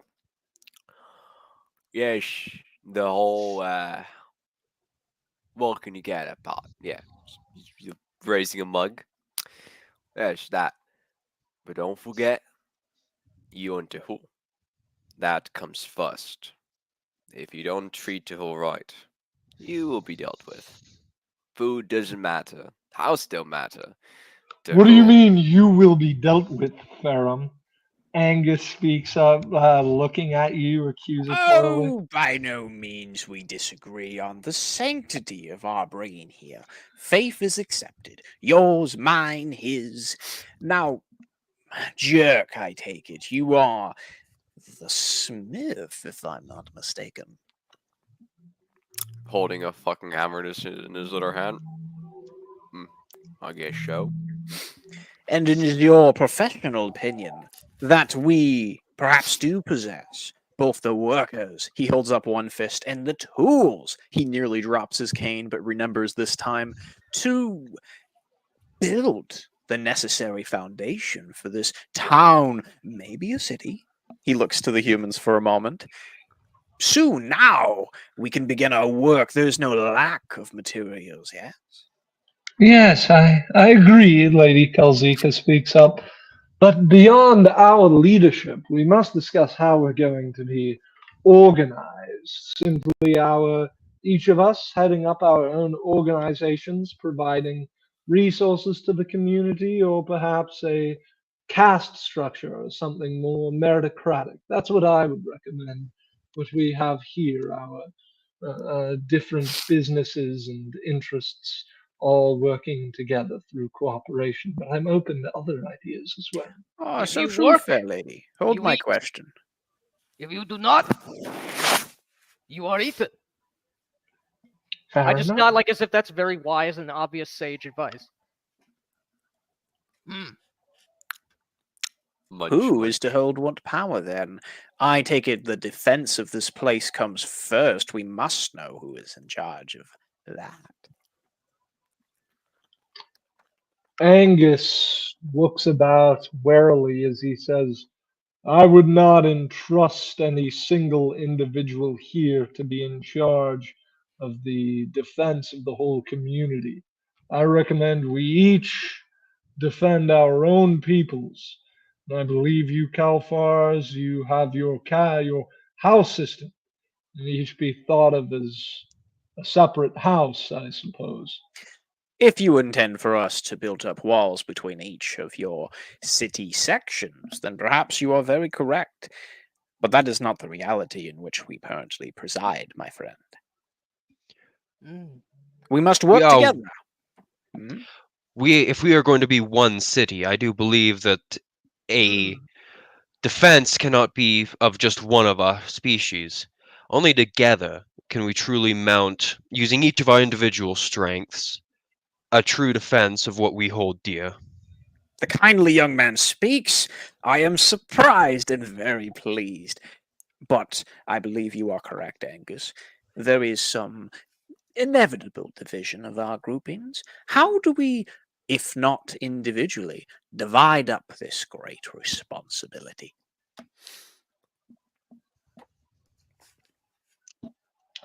Cram would speak Would- up when no one else does. We speak. As Oh, God. oh, sorry. If you speak, he would let you speak. There are enormous blocks in these stone buildings. We pull them down. We build a wall. We have river to one side, lake to another. We build great wall around where whatever beasts, creatures, pestilence Chthons. might Cram be. mentioned. Yes, I've heard of these. I have not yet seen one, but I will when I kill it. It is Oh, as we have simple as that. we have a sizable number of Chthon slaves being imported here. Sorry, she Oh, wouldn't say good. slaves. We have a sizable number of Chthon livestock being imported here. Ah, very good. Yes. An even greater number that are not within our current control. I must caution you, friends, these beaked buffoons are a very serious issue. Not individually. The ogres, one ogre, 10 Chthons could not Yes. defeat. But we do not possess a problem of dozens, tens, no, hundreds, no, thousands. Look to the wall off east, outside of this tent. I promise you, there is untold hordes beneath those depths. We need preparations, defense, as I said, as you said, against this unseen threat. Yes. Well, As I say, we build wall. Those of us with material, those of us with great magics, powerful mysticism. I look to the and just nod exuberantly to the lady Kalfar, who has shown her light mysticism. Bring the illumination of above to this place. I am told that the humans cannot see, as well as the pharaohs or some others like you in this dark place. we make use of torches. Yes, we are Mm. not as accustomed to the cave light as your kind. This is good. This is smart thing to do. Yes, so I recommend then, if we're all going to work together to provide a form of defense, we each obviously can maintain our own forces, but in addition, every one of us must be required to provide either a force of militia or resources or materials to serve that militia. Yes, we ogres shall begin work with the pharaohs. It is a bad omen to not work with stone without a stone man nearby for the power of luck and fortune. We are in Tohul's place. We must keep them close by the workers at all times, lest ill omens befall us. Jerk has like an raised eyebrow, like what? I nod to you like you know exactly what I'm talking about, obviously. Raoul doesn't say anything, but he does smirk at that exchange as he looks between the Farum and the ogre, somewhat expectantly, waiting to see what the Farum has to say. A lot of talk here for who does what. I got me hammer, I got me forge, I got me axe, I got me big axe. Y'all can decide the rest. I personally just wish to do my role as I've done before. If I'm to understand, good. you are a holy priest of Tahul, correct, Jerk? He nods. Then we will need your Oh. services and your homilies and your blessings presiding over our community to protect it from the predations of Azidahaka and the other enemies of life within death. So when I earlier said to respect the whole, you talk back, but now when it's in your game, you crawl back to death. No itself. politics. I assure you, my friend, we are indebted, not just respect, to your divinity. It is the only reason we can be here. This is He true. nods. Showing respect to him is what I'm trying to tell to you. But Good then, we each have Why you not services say we you can were a perform. priest? Ah, he's changed everything. You are especially good fortune. I just take from my person a bag of nails. I hold it up. I kiss it reverently and I hand it to you as if this means something. is it made of iron? Yes. He Is, looks at that like actually like more of a raised eyebrow, like, okay. Does he just? I takes the nod nail? gravely to you. Cram leans over to you, Volkar, and he just whispers to you. He says, they got iron tongue. They can't always talk well." Yes, that's true. I believe they eat the iron. He nods like as if to like literally just confirming like yeah. As I nod I to you. should Like, we're doing good. We're doing good. and I should The note, construction of Jerk, walls, then. Oh, good. you can tell quite well who here is like clergy just based on what they're wearing. Angus seems to have like sort of weird tribal imagery and ant imagery. Obviously, Volkar has made himself known as a druid of Velex and Quillicalian, and you know that Lady Kelzika is herself a priestess of He who has many names, who is, I should clarify from the view of Tahul, a somewhat evil motherfucker. Somewhat Uh, might be an understatement, I would. yes. I He mean, is the perhaps the more most politically prolific minded. soul stealer in Quebec. But anyway, so yeah, you've got I a young must lady. say, throwing my Soul hat in the stealer? ring here, Raoul's perhaps the only individual in this room with an almost soulless lack of any symbol to any divinity here, as if his loyalties lie somehow somewhere else. Did I just hear soulless? Yes, and I should Oh, know perhaps you already know the Church clothing of he Legion is wears. like that, Oh, and yeah. you've been from Jelf. Like you can't just like I should clarify. Like you'd obviously be a bad idea to just like pick a fight with her, or maybe you will. Who knows? But just like I wasn't talking yeah. about her, to be clear. No, I know. I Raoul's was the only clarifying. person. I was Right, talking right. to Jerk here. Had a Right. question. He was, I think, asking about Solus in relation to Raoul. Yes. Raoul doesn't have a direct symbol of his worship. Now, he might pray to a divinity, but he doesn't seem fit to put it on his clothing. A well-made but plain green uniform of sorts, more cloak, a jacket, you could say, a mixture of the three perhaps, buttoned up very neatly, but only adorned with a single, somewhat plain, obtuse representation of the House of Jalf.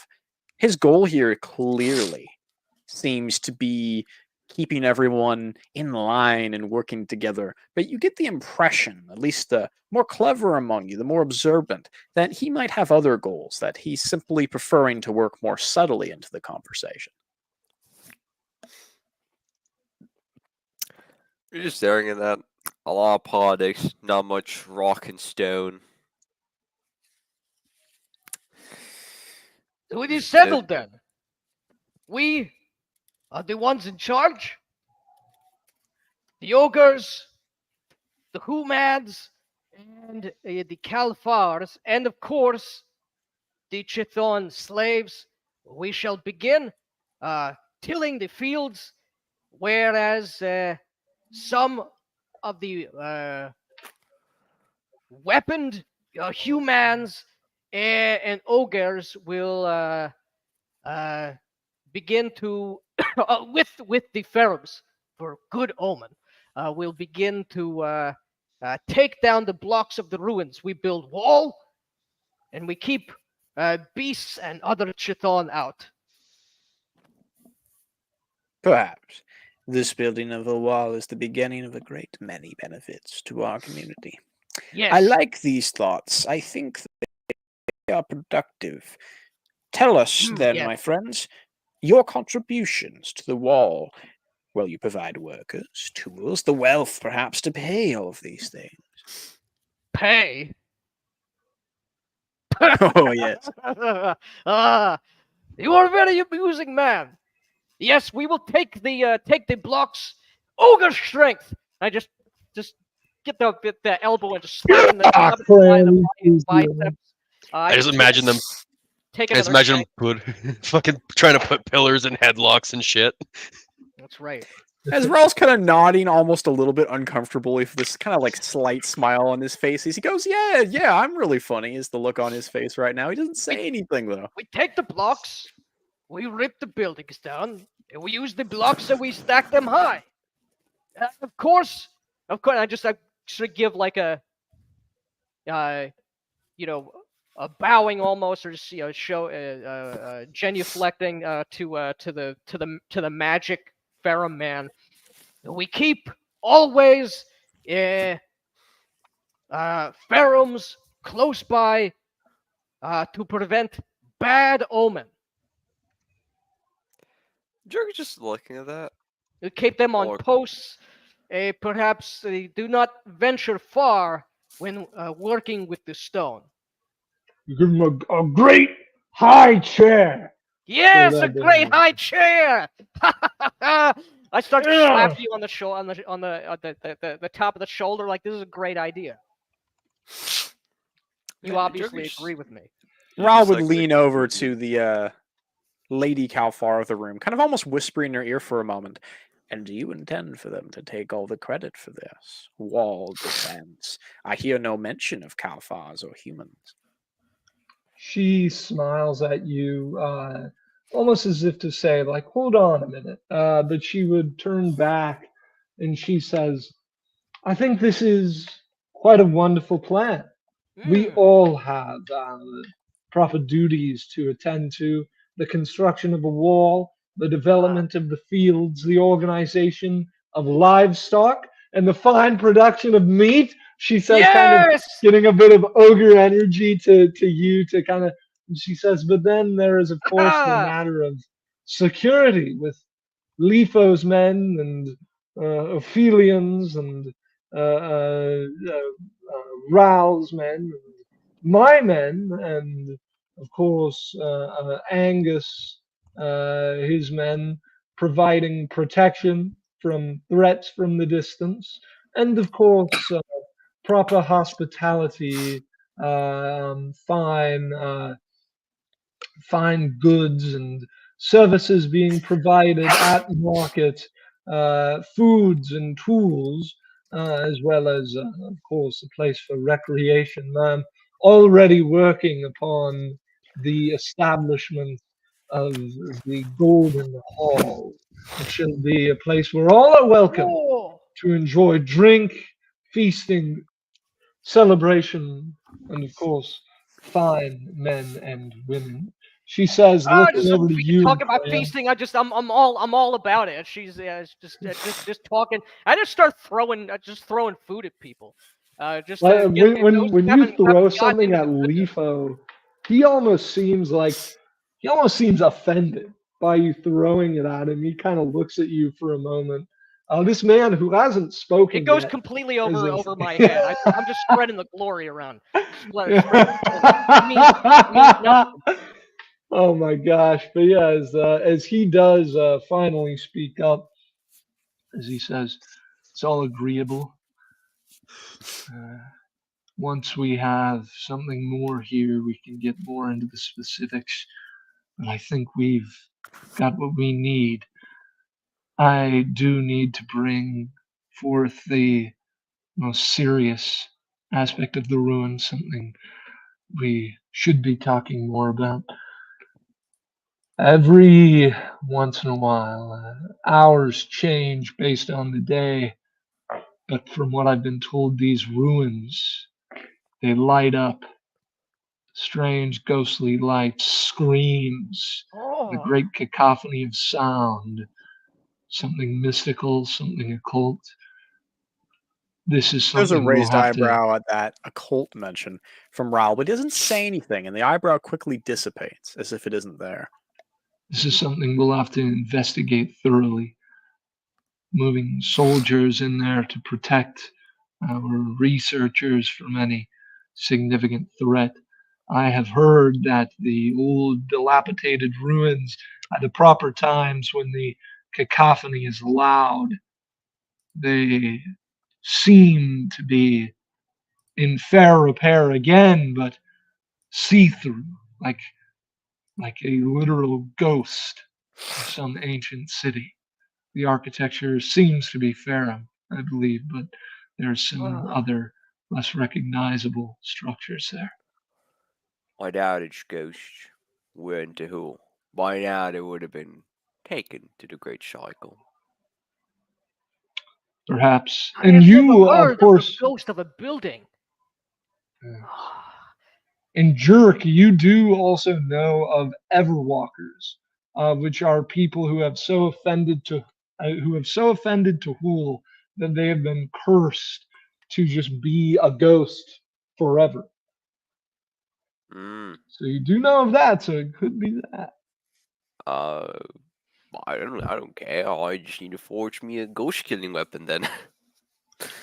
And I believe, as Kelzika speaks up, I believe it would be wise to entrust much of this research to our friend Jerk here, as well as to myself. I've done a bit of research into the strange things of the world and how to protect the ordinary man from them. I can take a look at these ruins myself as well. Hmm.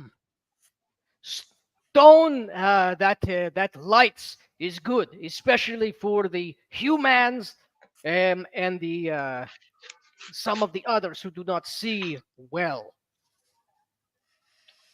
They kind of like some of the people in here look at you like kind of like almost like you totally miss like they're almost confused like they can't tell if you missed the point that they were talking about or not. It's just so unclear where you're coming from. Mhm. But Pram says, well, hurry up with the research because we want to use that stone as Yes, prime stone for building a wall. stone, prime stone. I don't give a shit about some ancient ruin. Perhaps Yes, About yes. we men should in their bellies. give a shit about the safety of our ogres, humans, Kalfars, Ferums.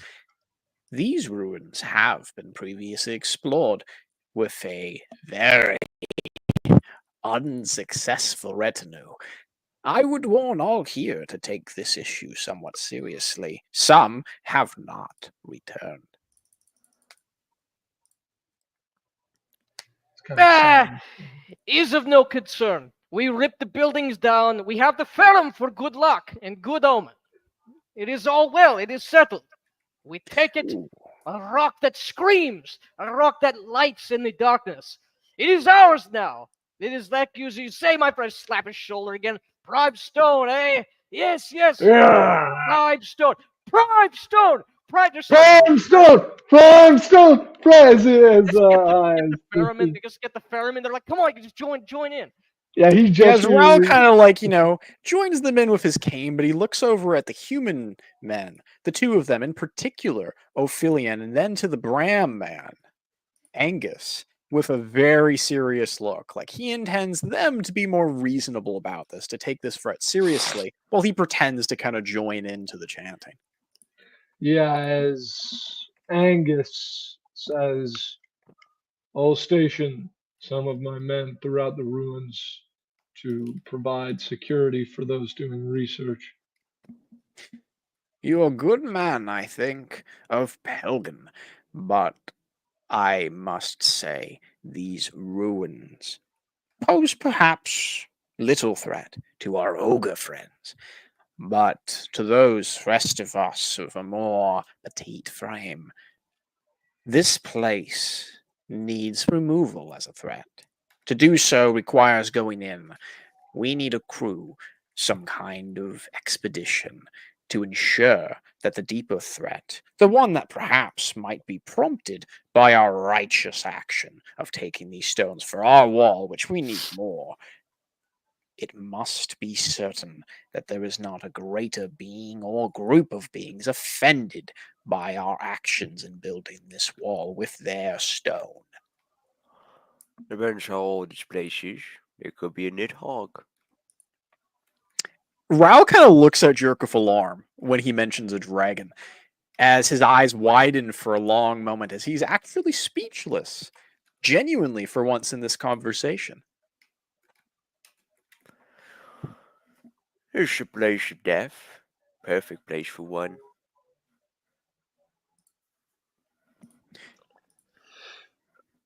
Place for what?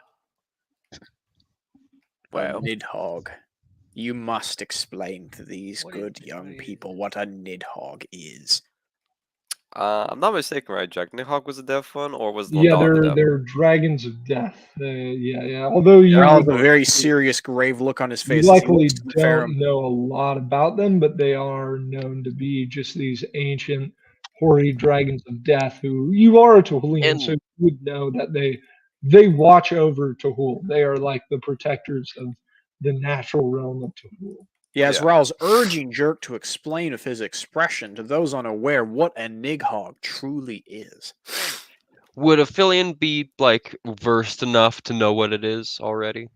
Yeah, you've heard of the ancient protectors of Tehul, these almost kind of mythical creatures these like spider-like dragons who live deep within the caves and watch over all of Tehul's kingdom. Yeah, as Rao's kind of looking to Jerk to explain this, kind of prompting with his gaze here. You just looking at us nonchalantly, like looking back at you with like I was trying to explain earlier, but everybody kept telling me no. But just like looking at him. For those that are unaware in which place you are at, Nidhoggs are the things that keep the whole clean from filth. Beasts that no mortal is a match for, let alone spirit, that I at least know of. And if this is an ancient enough space, it might be its residence. If it is, and if we disturb it, it might just bring this death to all of us. Quite I do the not holy see one, anything. actually. If it is this big, I would see it, and I do not.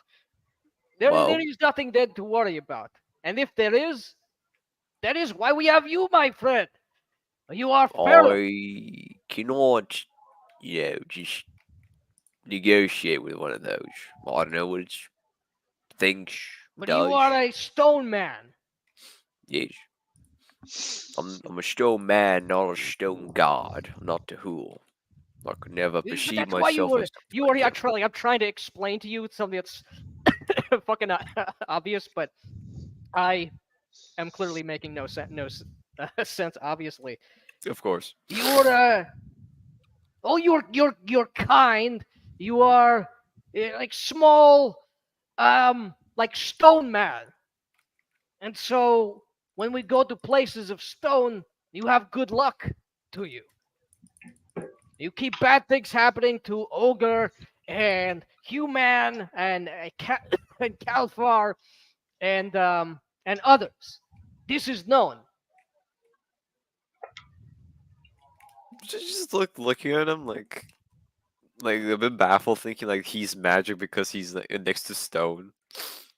Yes, of course. Is Jerk close enough for Aphelion to kind of like lean over and whisper to? Nah, he's next to the humans. You're a human. Yeah, so but Aphelions kind of gonna lean over and it's like, I believe Stone Man is a reference to Tehul.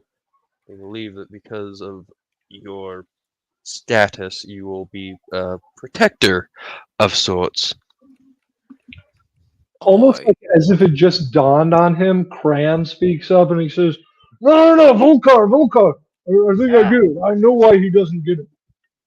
The Pharaoh, they're not the people of stone, they're the people of iron. Oh, Of course, of course. I take, I just grab like an iron fork or something on the table. I just give it to him as if I give it to you, Jerk, as if that means something. And Um, Jerk, with your experience with Farum, not Farums, with ogres, you know these savage, boisterous barbarians who are frequently friends of Farum.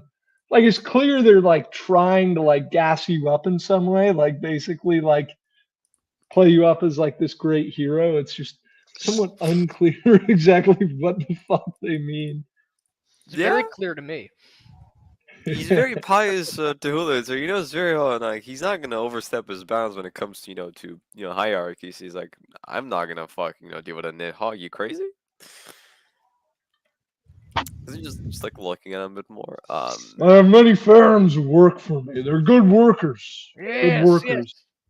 And you Yes. can't eat them, so don't worry about them.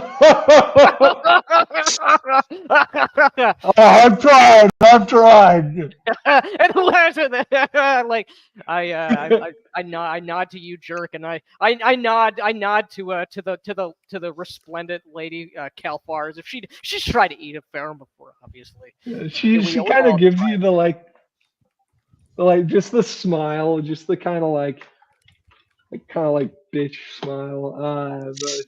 She Ral Yeah. openly face palms for a moment, but he is smiling as if he's smiling in the direction of the ogres and face palming in the direction of everyone else. yeah. Just So we have Jerk is nothing looking at it. to worry about, nothing of concern. We are men with strong arms, strong eye. I just point in like almost like I'm gonna gouge your fucking eye out, Jerk. But I don't. Strong eyes, keen minds, and we are the ones in charge of all our people, and we will build, and we will amass, and we will feast, and we will celebrate, whether it is underneath the light of screaming stone of Tehul, or of gold, the golden light that burst forth from this lady's eyes. Amazing. I would say we use materials from just the cabin. Don't touch the ruins just yet. Why? Until the team has finished their work. Think of What it team? as a minor delay. The expedition, the brave ones, brave enough to go into the ruins, once they've done their quick work, their intellectual. He kind of waves a hand dismissively as if intellectual I isn't as thought you said important they study. did not return, that they all dead. They are all dead. Only some. There are a few. I've Oh. spoken to them on my way here. Their insights could provide us a much better expedition. Short, I assure you, you'll be able to take that zone soon enough. But with your patience, we must wait for now. Later we can take it. All of it, even. Yes, we take all of it. But with a delay. He kind of looks to the humans again and then to, ironically, the Elsamite man. With a slight smile. We need men of outstanding versatility for this. A group who are very willing to go into an undangerous, unknown situation. My men are properly trained for such things. We can provide necessary security within the ruins. Perhaps your men may be among the best suited, but we need representatives of each of us to form this expedition, lest there be rumors of those taking advantage of And we'll such. establish, each of us will send a number of men for this expedition. Simply one, he holds up a finger, from each of us would form more than a large enough group for this thing. One person, one choice. Yes.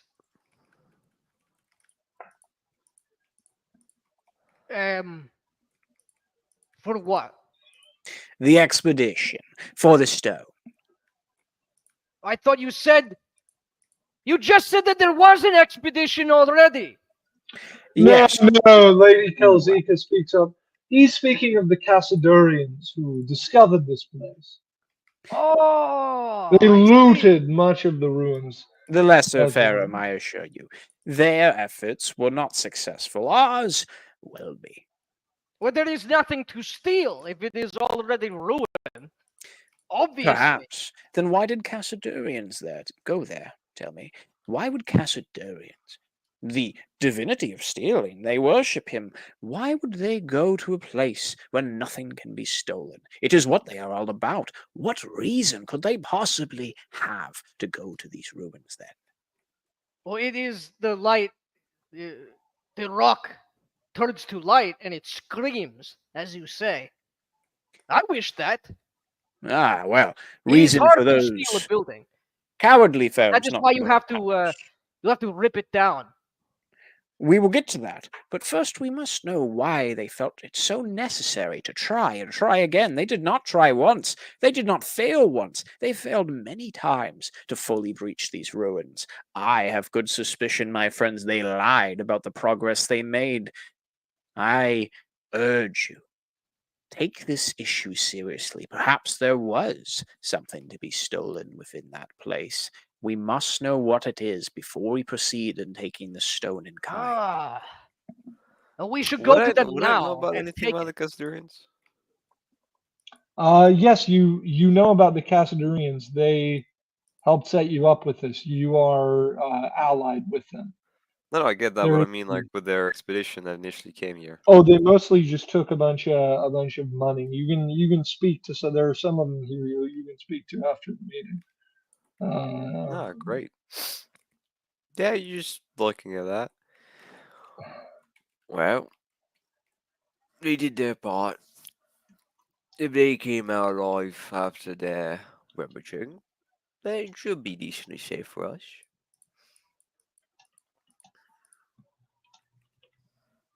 Yes. Good. Any other things that need to be discussed? I'm guessing a lot of the details will be managed later.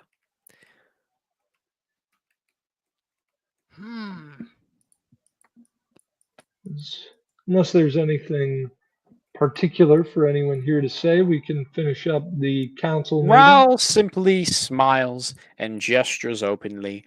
Only one. We must pick our one choice. To start, I will pick myself.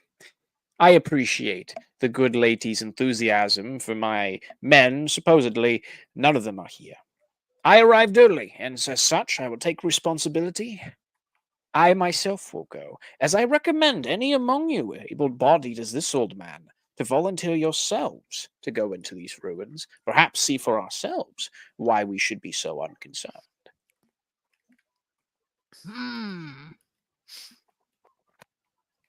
Very well.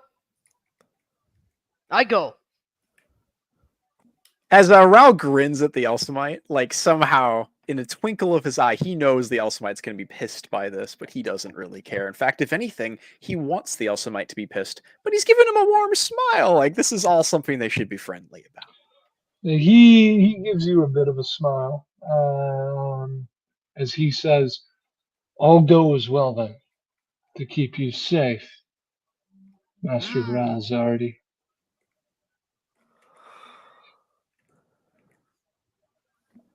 Levo Van Dannen, the bravest Elsamite I have ever had the pleasurable encounter of meeting. Now, the rest of you, your choices. Yourself, he holds one hand open, or someone else. We won't judge you, I promise. There's always more to learn about death. I was gonna go regardless if we're gonna send someone or not. Prosperous to have the cleric of Yes. Tahul with us on this mission. Good omen. Kelzika speaks up. "I think for unity's sake, to send a proper message to our people, we should all go within this ruin to take Yes. a look at it."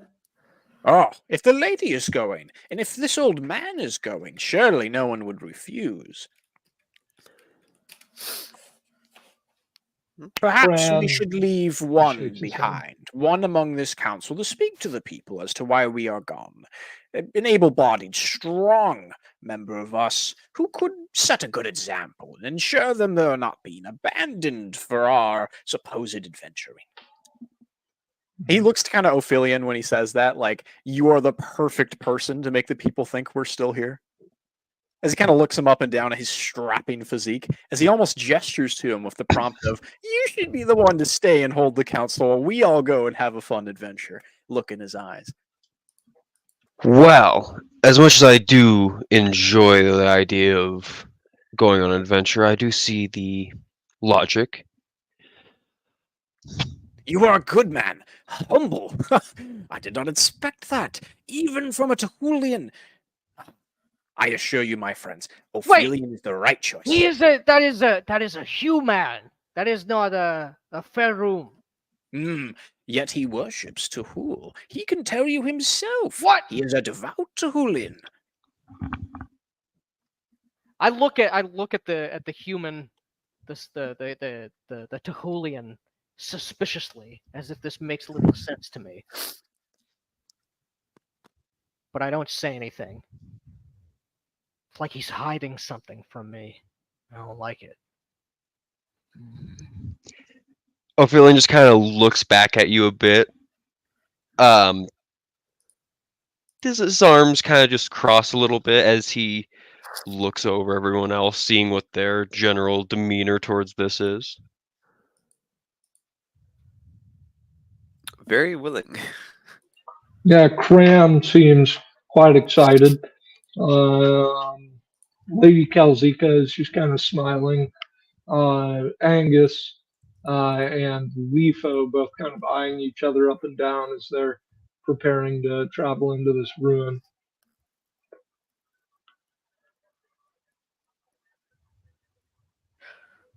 Wonderful. Is all settled as it should be. We going out. We are the ones in charge. We are the strongest, the best, the most powerful of all. Just start flexing the muscles in front of everybody. Ral kind of nods somewhat awkwardly at the mention of being the most powerful as he tries not to shiver too much. Go out, find, and take all that belongs to us. And because it is us who are at the top, we shall be the ones rightly to take what is ours. As I get into the roasted boar, just the cracking of the bone, the ripping of the sinew, as I nod again, almost leering, as I turn my eyes towards the immensely beautiful Kalfar woman. As I turn my smile to her, as I rip the fucking leg off, and just with no degree of manners or refinement whatsoever, just take a bite, the juice and the giblets falling, clearly leering at her. That is ogre refinement. That is ogre refinement. That is ogre refinement.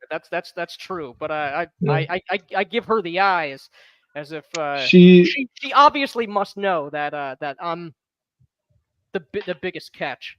And she does look at you with eyes of like she's very impressed, very just shocked and impressed, and yeah, and obviously like, that's wow, the only reaction she could have. Yeah, and obviously it is sincere. As kind of people finish up kind of with the pleasantries, and we can close that scene there. As and you guys, we do close it out.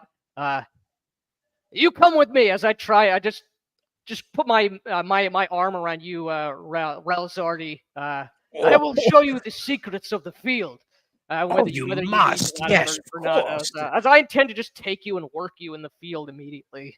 Yes, he's not going to say no. In fact, I don't think he physically can, as he's dragged off in that direction. That's right. As it is going, we're going to be back at 7:30 at the earliest. 7:45. 7:30. You got it. I'm going to go eat some of those Halloween candies real fast. So I think I also got to 15 make to 30 myself a minutes, steak. somewhere in that range. Oh yeah, I at can the get some earliest, steak done in 15. 7:45 Oh, yeah. at the latest. Hell yeah. See you guys then. Yeah, Got it. but This is like an intermission then? yeah. Okay, got it. Understood. Yeah. All right. How you guys enjoying the session so far? Oh, it's Good. wonderful. I think we're ironing out the kinks. We're getting into the characters. We're figuring out what voices to use. Yeah. As I myself, I'm gonna be right back. Yeah. Oh, and for those of you watching, the reason that I'm talking like a fat ass because it was just Halloween. I swear I don't do this normally. Indeed. All right.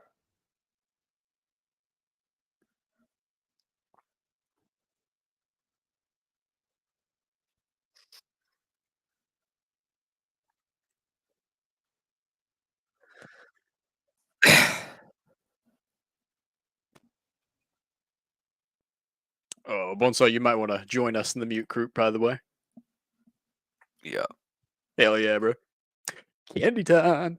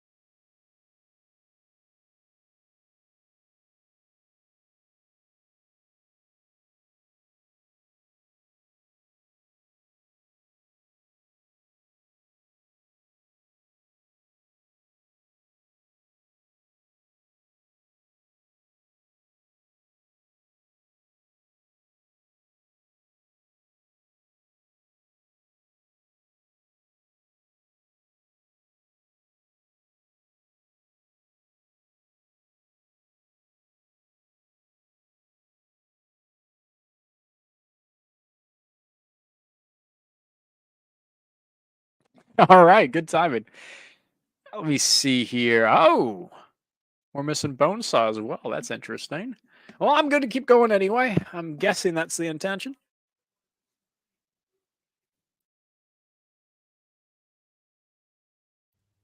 I would Whew. assume. Right on. Actually, kind of surprised I beat him here. Should probably take the opportunity to review some of the prep I was sent. You got a document as well, didn't you? Yep. Right on.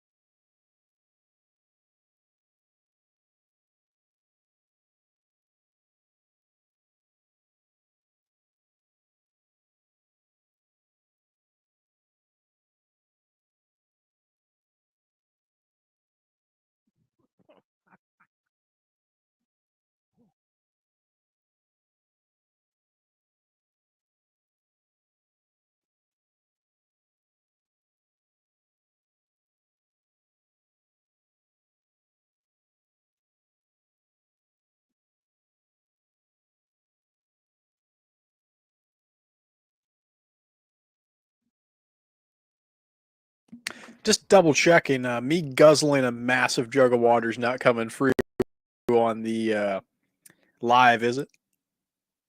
Because if that would, that'd be hilarious. No, I think you. Awesome. All right, all right. I am less worried then. I'll go back to my guzzling.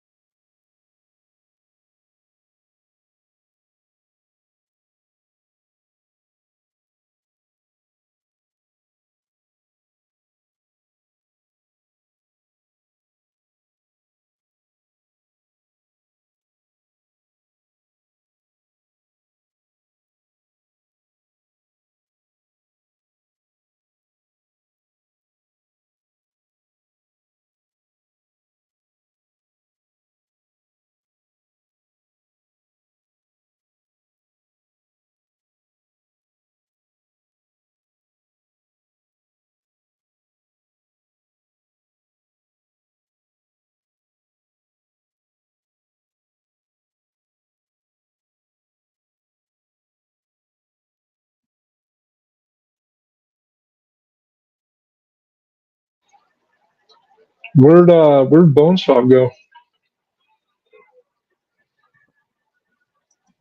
No idea. Did he Reading fuck off chat, too? he was saying that it got really late for him, and that particularly today, for No, whatever reason, I he know has about like a early wake Aphelion. up. I know about understand. Aphelion. I'm telling you, Bonesaw also said the late for him part. I thought Aphelion might Oh have my actually been gosh. planning to come back, mind you. He had to take care of some stuff. I think he's the one in charge of cooking dinner for his family tonight. Now, Gotcha. Well, with Bonesaw, right, I believe that Jerk, right? It's such a funny name for him. I guess he pulled the yeah, it's super late. You know, hope the plan succeeds a bit. And you can go read it in this little private chat thing this application has. all right. So I'm not mad at Aphelion anymore because it does sound like some stuff got sprung on him. I know I He was believe a he little knows bit that out of the loop from what I could gather. Well, yeah. I was mad at first because he had said yes, absolutely to the agreed upon time. I thought he had just forgotten about that. I can see that he was going to be available for that, but something came up. Bonesaw, he didn't tell me anything about this being too late because I mentioned it's 4 to 10, so we're going to keep It's a bit going. surprising. I'm sure you can message him about it, figure it out. I'm good to continue for what we're doing, if that's cool. Because I think assume we if can he assume can't his do character is 4 to 10, what's that? yeah, the next scene was going to be you guys anyway, just because you were bringing him to the Exactly, field. yeah. And then of course there's some, plotting stuff to take care of, and then some background stuff, prep and all that. I'm assuming we got time for plenty of things that honestly probably good to get done now so they don't come up later. All right. That's I my just gotta personal let view on it anyway, what Bonesaw I'd know suggest. something.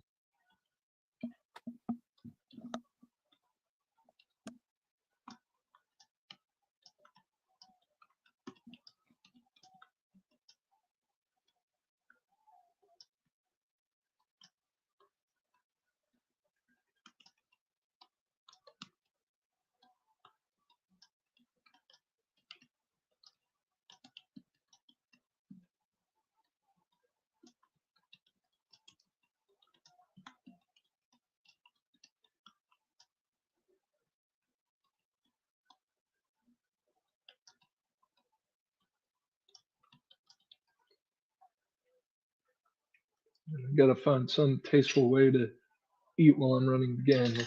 Luckily, Oh, I've I actually do it had all the the scene time, with man. you guys. If you don't got one of those quick little mute buttons on your microphone, what I No, would yeah, recommend doing I'll is just just use quickly that. muting yourself, taking a bite, chewing on it. Do it while Yeah. other people are talking. I mean, even as the GM, right? When there's players talking to each other, like this next scene's gonna be tons and tons of talk. Assuming this ogre's not going to eat me immediately. And he You know, might. He might. he might. It's a high Yeah, probability. It as certainly has crossed Raoul's mind. we can get into that Yeah. All right. scene. Okay. Now is where do you take this old Calfar So we're Volcom? heading out from the tent encampments, from the wagon caravans, from the lean-tos, the meager shanties which have been erected thus far, into the shade. There is indeed shade. Some of the in the near the mushroom forest, some of which no doubt bioluminescent, strange ambiance, illumination on the rocks of the walls, the cavern floor, almost as if the illumination is coming from underwater somehow, a strange ethereal light. But nevertheless, I indeed also have a torch held aloft as well to guide the way out, where there have already been some preliminary, some fields have been dug already. There have been people here for several days or weeks or chains or even cycles, perhaps. And if not, well, we're gonna start right now. Under the right arm, the humble tools of the working man, the man of the soil. And even though he's under the soil, we're all going to be working today. Here we are. Yes. You feel, if I just stamp my feet at the cavern floor, hard packed. But just as though, or despite this land seems barren and bereft of nourishment of any kind, hard work and sweat, strong arms change all things. I show you. You wish to know the yes. secrets. You are a curious man even in your old age. But I have heard from someone else once say to me that one is never too old to learn such a thing. We will see. As if Raoul's this is kind of true. shaking on his cane, as he's been barely holding on to it, as you've just powered through this place, leading him here. Yes. As he kind of nods, kind of taking a moment to adjust himself and stand more upright yet again. You'll show me. Yes. I'm very, very pleased to hear this. But Thing. yes, Must have keen eye. Must know exactly where to strike. You must hold firm in both hands, but spitting both. Slap those meaty fists together. I just hand you a. yeah. Raoul kind of hesitantly mimics the motion, and you notice for just a brief, crucial moment, a bit of his lip is a slightly different shade of purple. I don't notice that. Yeah, let's go. Let's go. All right, as Or like, yeah, you would you notice watch this man me, clearly. you do as I do. Clearly, no weird things going on as he spits on his hands, and the old man grabs the tool, and then he waits for your instruction. You look. You must be purposeful, and you must. This most important thing. You keep Great Father Villex in your mind's eye, in your heart of hearts at all time. You look at that earth, that barren rock. It does not yield anything. You glare at it. You feel that hate within you. You say, you give me what is mine. You give me that food, that plenty, that abundance. It comes to me. And you raise it high. And you just bring the spade, And with the all of pick his down. might that remains, he slams it down, and surprisingly, he actually manages to get it into the dirt. This old man might maintain a little bit of muscle. Is good start. Now this is good. I Yes. see. Amazing. That's he kind of adjusts his foot somewhat awkwardly on. It's a shovel, right? To make sure. It's like a oh Christ, what's Like a the hoe, a shovel, yeah, a it's trowel. like a hoe. It's like a All right. As he trough kind of to puts his foot, overturn. pressing it against the long wooden stem. Like this, I assume I get some leverage. Yes. I'm beginning to see. And you tow the dirt like this in lines like I've seen before. Indeed. Better than I thought. This is the spirit of Villex. Spirit. The harvest is upon you. Great Father of Plenty, look at this man. He is frail. He is old. He is wrinkled, but still his back is bent. His brow moistens with sweat of hard work to build this community. All praise to you. Look upon your child. Strengthen him, and we may build this wonderful community. We rip off the rocks of the ruins, this screaming rock. We build in your name. I just chant, and you, there is perhaps, if you can sense such things, I don't know, and I don't need to know, but the pulse of magic. And I just lay my hands upon you, taking almost the entirety of your back, the two massive red hands. And you feel mysticism flow upon you as I call upon the arts of the earth himself. To increase Interesting. The your old man farmer roles. spasms for a moment. And then, seeing that his work is surely invigorated, he speeds up as if it's easy. Kind of mumbling a bit under his breath. Blessing my spine, perhaps. as he seems almost Ah! surprised at his own strength, as he begins to use the shovel like a young man would, perhaps. Clearly, he's been blessed by Velex. This is a providence, even. As he manages to start some work, and after perhaps a minute or two of proper digging, he's got a good line started when he stops, and he looks up at this massive ogre man. So, I take it you'll have groups, gangs of workers out here beginning real progress to feed these people. Oh, yes. After all, it is as I said. Nothing can live without food to sustain it. Right. That is very true. Other settlements have not learned from such wisdom. Yes. Truly, none of them have had a member of the. What is it that you call your three-pronged faith? Well, they are the Trinity, the Triad of Plenty.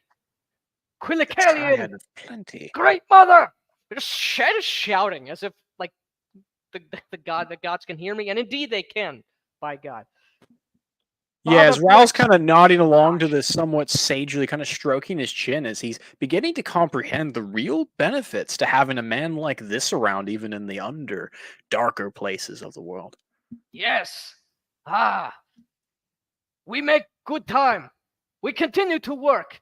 We till the first rows of the soil. We sow the seeds.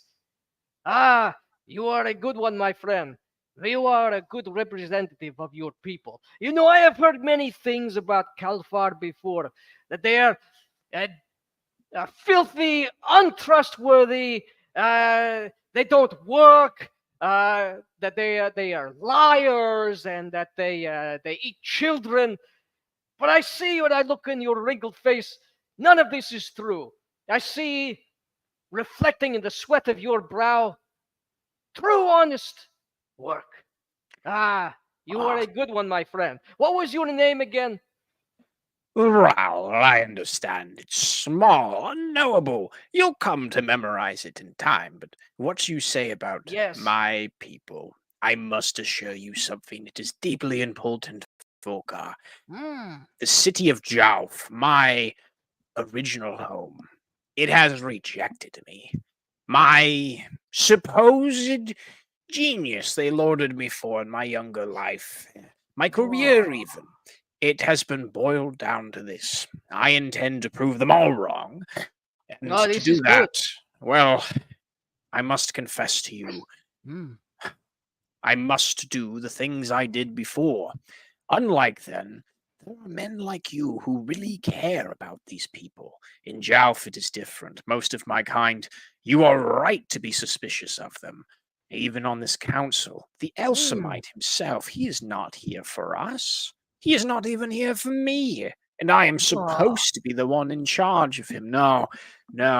His group, his clan, whatever you want to call them, they believe in worshipping the Dark Goddess, and in this worship, they have striven to fight with the House of Jauf for control of the city itself. The city the House of Jauf is named after. If you ask me, it's all petty politics, useless.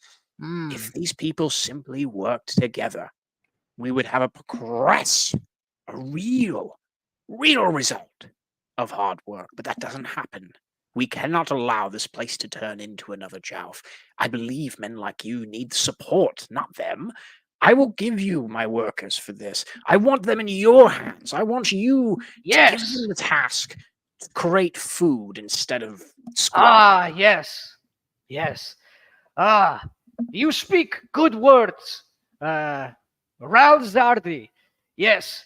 As he nods, kind of like exasperated, but very happy the ogre's listening to him. As he Yes. kind of takes out a handkerchief and wipes his sweating brow at this point. We should go to this man. We should kill him. Well, that is the tricky part, is it not?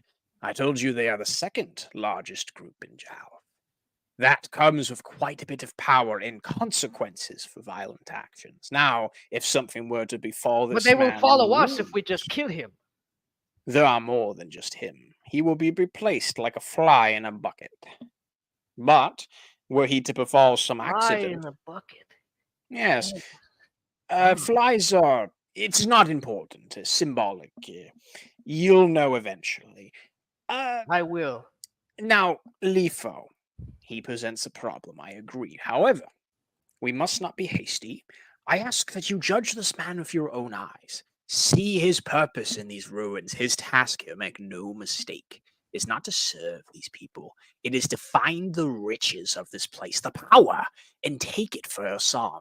He believes in a divinity of consequence where there is ought to be none, of jealousy.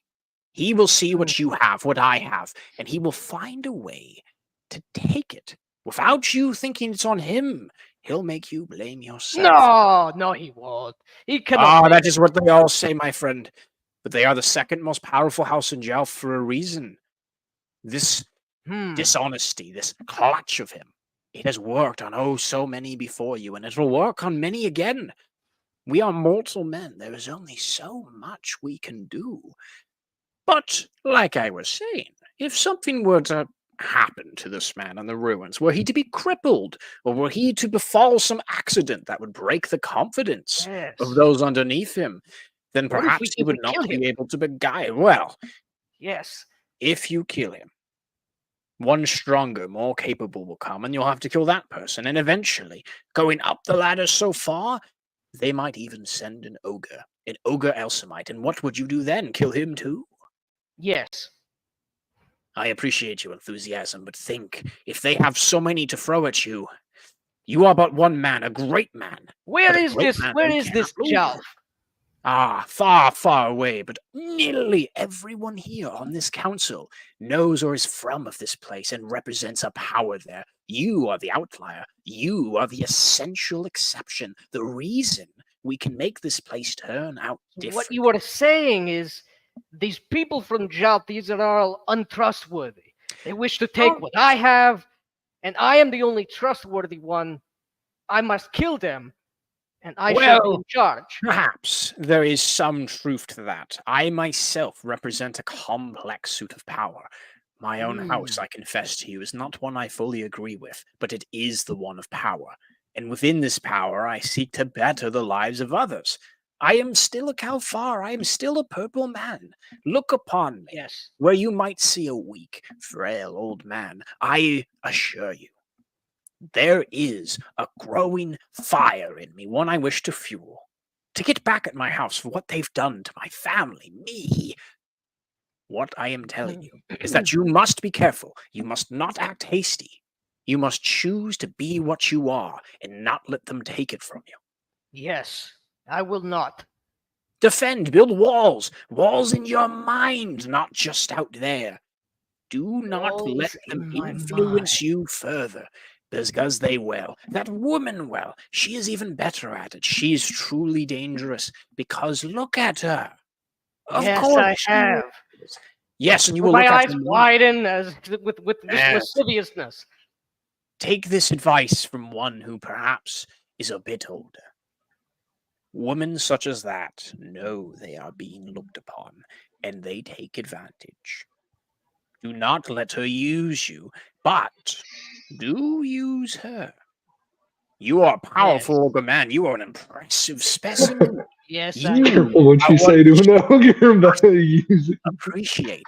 Now, this is something you can use. If you are to be the hero this community needs, even the council must look up to you, but they must not see you as the brutal tyrant, which, I have good news, the humans will look that part for you. It is not their goal to share power here.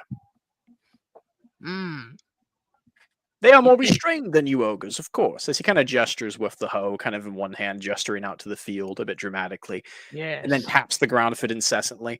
But they You see an are... ogre beating his son just violently. Yeah, they're just in the background as he goes on about humans are I cruel. nod approvingly. They are cruel in a most insidious way, my friend. They worship civilization above all else. They would see you build that wall on the corpses of your family, the uneaten corpses, with their hearts still intact in their chests, wasteful, begotten, all for this fickle sense of civilization. This is what these Pelganites believe in. Now the Tehulian man, the one that you perhaps thought should be a bit shorter, he can be trusted, I believe. He is too young to be corrupted by this yet, but he might. I ask that you find him and you speak to him and you tell him what you've told me and show him your purpose here so that he is not misguided by this Angus Bram. Yes, He represents you the are right. politics of Baal. Do not worry about this place. It is unimportant. It is like Jalf, you could say, with a much My darker cousin has been to history. Baal. Oh, then you do know. Yes, you know what I speak of. You know what dangers there are held, not just for the Ferums, but everyone here. If they are trying to make a second Jalf, those other Calfars, this man is trying to make his own Baal. You speak strange words, Ralzardi. There is truth in them. Yes. Consequence of being ancient. You are very intelligent. You are a I'd very like to wise think. man. And you have stronger arms than it would seem. This is He good. seems to brighten up at that and kind of waggle a fist at you, somewhat pleased. Hearing that from an ogre is the highest compliment I have heard today. Yes. I Is there agree with something what you you wish to said. confide in me? Mr. Volkar Zitako, is that right? Yes. He kind of leans on the hoe, kind of panting a little bit from No. his speech. I was thinking, Sure, sure. is there anything I want to confide? No. As he kind of I holds do a not hand up believe and so. thanks him. Then I I think bel- it is a simple purpose that we have here. Yes. Yes, we will see that this is all done as you say.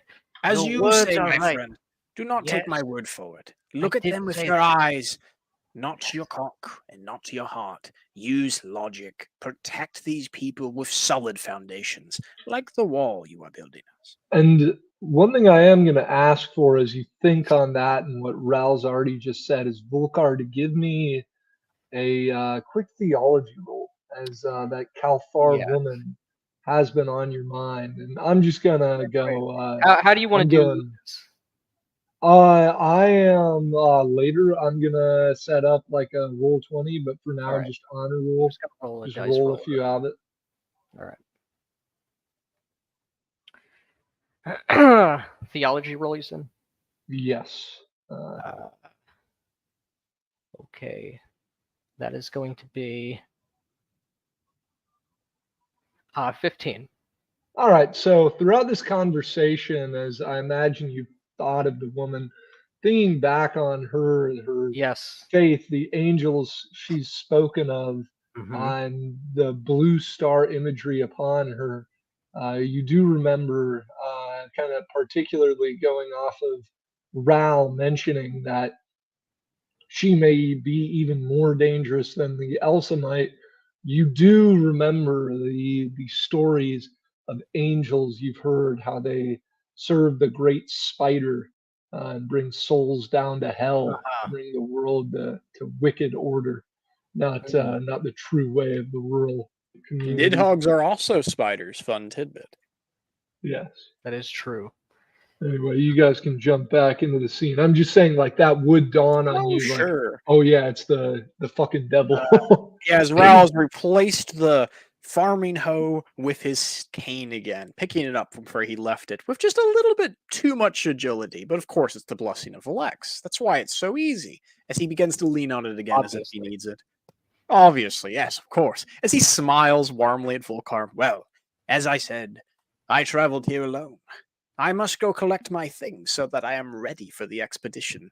You are a timely man. You did not use so much of my time. I greatly appreciate this. You are an excellent partner to work with. Yes, I am. He I nods smile. and kinda That is raises his cane. that is factually accurate. Obviously, as Oh, Rat and pick. one last thing, if I may. Yes. Kind of leans forward a little bit on his cane, kind of clutching it in both of his kind of clowned fists, with just a sly smile on his face. I am not that old that my eyes would deceive me. Oh, in fact, I'm not that old at all.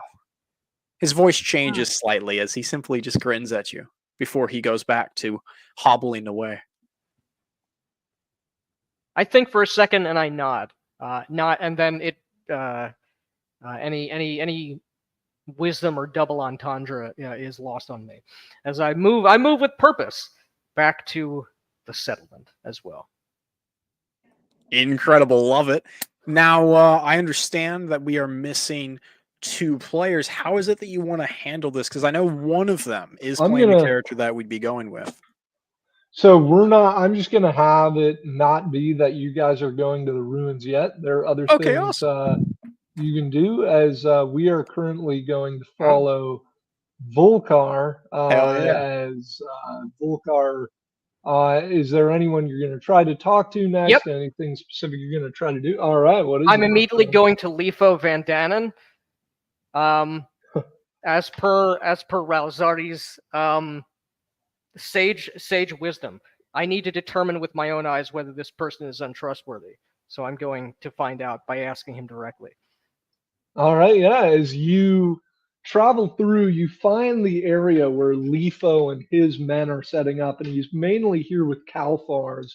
But you can also see amongst this number some Pharaohs, even ogres, some satyrs, the strange goat fae, and even you see 1 or 2 of those small fox people who are they're so small, but they're not like Ferrum small. It's like they're like thin and fragile. It's very odd Thin that and they're even fragile. alive. They look like they Yeah. would be very easy to eat.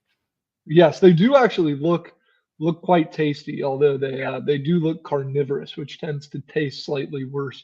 But you see, again, Kalfars Yeah. among them. Every time I Pharaohs. see, an ogre nearby, if I see a Ferrum, I don't bother with them because they don't taste good. But also, they're good luck here. They're all good luck charms. Obviously, that's what their function is. But the ogres, any time, it's like Tony Soprano, Paulie Walnuts, and it's always it's always a thing. They these ogres here with this guy, they seem a little bit surprised. These are urban ogres. So they seem a bit surprised. You're unused to the way you're showing yourself, but they still say hello. They shake your hand. We're not showing that shaking hands. We're just the high fives, the slaps. Yeah. If you just even just lock in a little. Good. You keep your eyes about you. Now, my friend, I'm looking for a purple man wearing a bat shirt. I've seen him out here. You what his name hear a voice, clearly a voice of an ogre nearby. Ah. Well, I can show you to him. What business do you have with Commander Lifo? As you can see, standing before you, another ogre. This one, relatively ugly. He's wearing like a chain shirt. He has a big shield, and he's holding a mace. In his other hand is the ogres and the other creatures here seem to give this man a wide berth, a look of respect, as he looks at you. I am Volkar Tago. You are a man of high pedigree. What clan do you belong? Zogarium. And to clarify, this guy, because I'm sorry, this is sometimes difficult for me to roleplay sub 12 presence characters. He does have a 6 in presence, and he is clearly not particularly bright. Is he just Awesome. kind of just a big fucking like guy. grumpy frown? Yeah. R.E.M. Yes. Wonderful clan. Look, I once knew man on the surface, your clan. We killed a pirate together. He tried to stab me in the back. We chopped him in half and ate him. You are all right by me. Now, Yes. I wish to find this man, this Lifo Van Dannen. I must look him in the eye, and I must see if I can trust him. This way then. Yes, I go. As he walks along, his iron boots clanking, and then as he brings you up kind of into this like almost like elevated yurt. We're sitting in there at kind of like a makeshift desk. You can see Lifo, who is sitting there with two Calfars behind him, well armored, with like chain shirts and stuff and big spears. And then within the yurt, there's like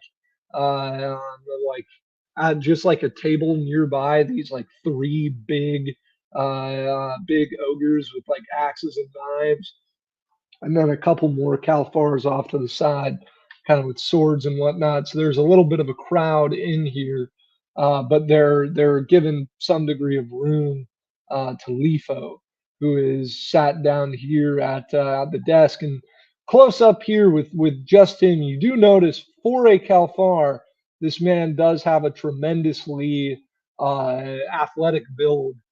He is, of course, nothing compared to you, but compared to the other Calfars you've seen, this man is big and strong.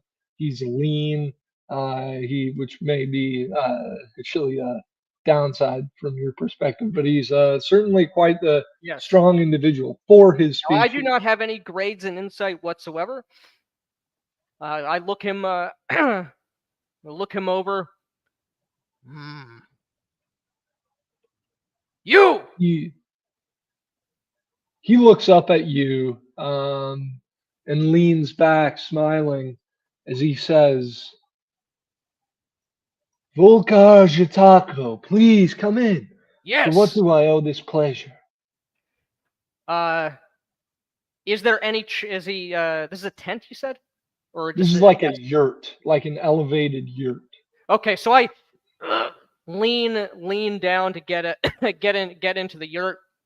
And There are ogres in here, so this is Oh, okay. big enough for. All right. It's like a big, like elevated yurt. There's like a crowd of like basically people obviously here for security. Are you a He has a trustworthy man, trident. or are you a He- liar? He looks shocked, somewhat offended. I just look furrowing my brow, not even like accusing, like this is a legitimate. I'm asking the question legitimately without any accusation. So I'm trying to divine the answer. As I have heard that you come from a place called Jalf, which is a disgusting place of liars, thieves, and villains. That is what I have been told. But I have been told I must put my eyes upon you and judge for myself. Who has told you this about the city of Jalf? I do not remember what his name was, but he was a Calfar like you. Well, I'm furrowing my brow like I'm trying to peer into him, but this I guy is just do gonna not- I do not roll. have the ability to. He is gonna try to roll insight on you. If, Okay, he will determine one way or another that I'm actually not accusing him. This is a legitimate search for knowledge.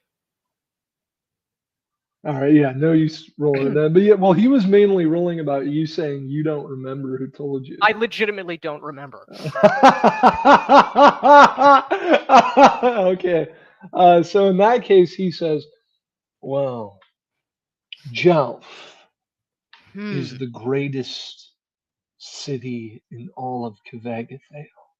It is the city of freedom. It is a place where Interesting.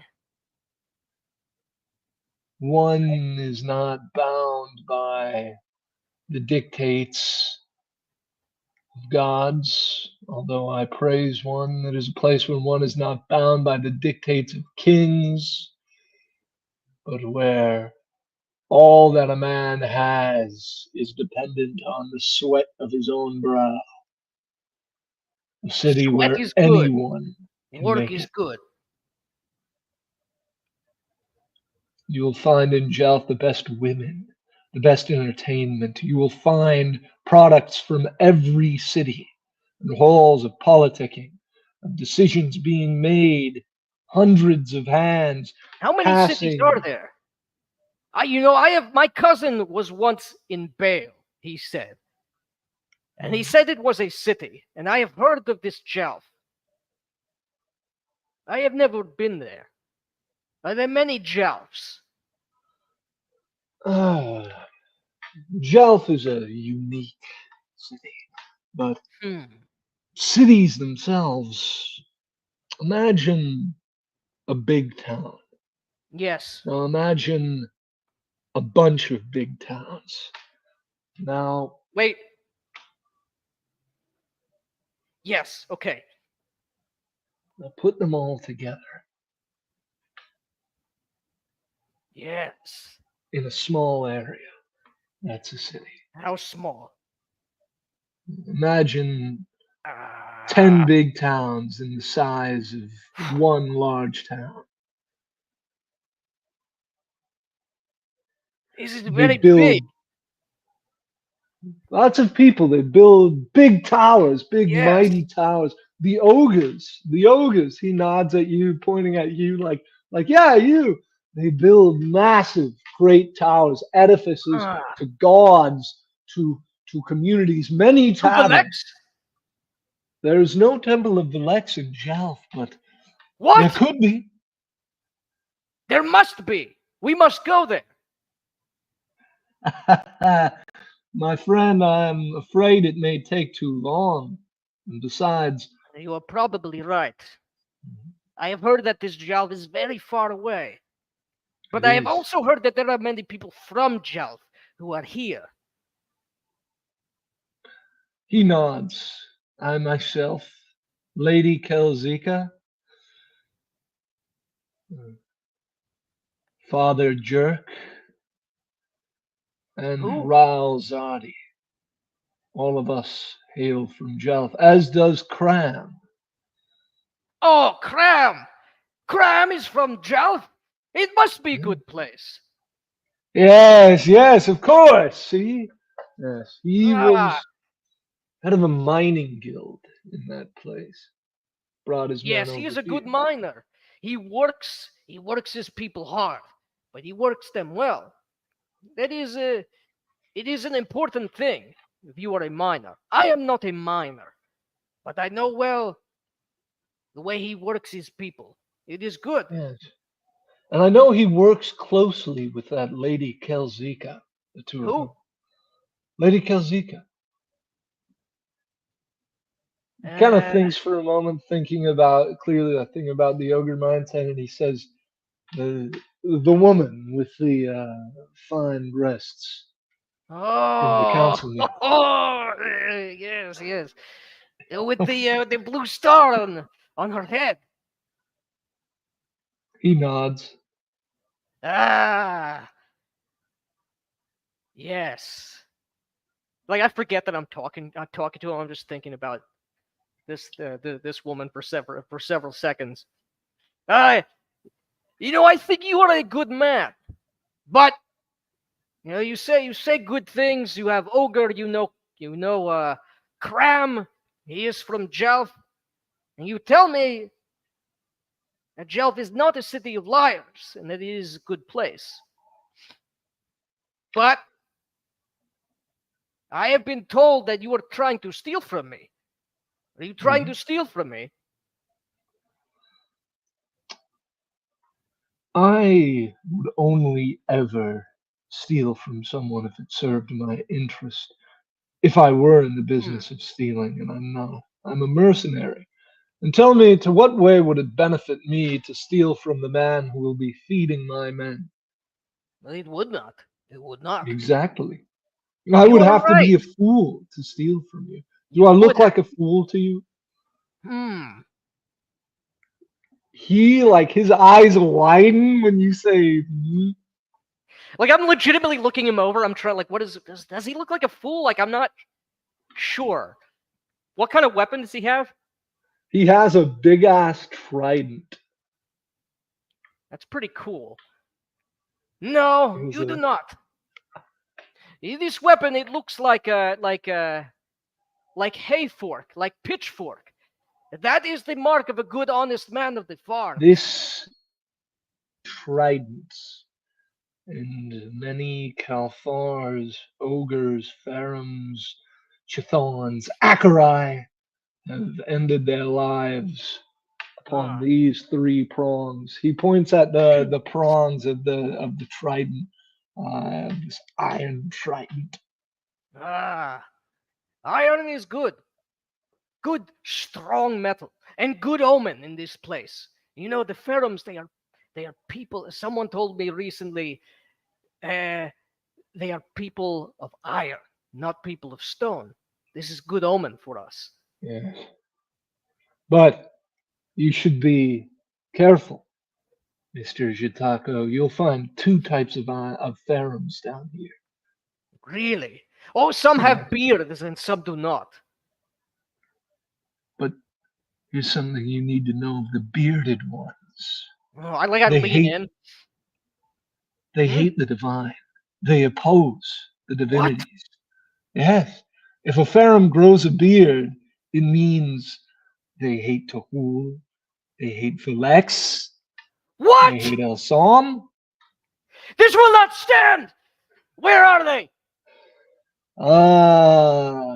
Volca, there We must are kill them or Philex- enslave them and then kill them.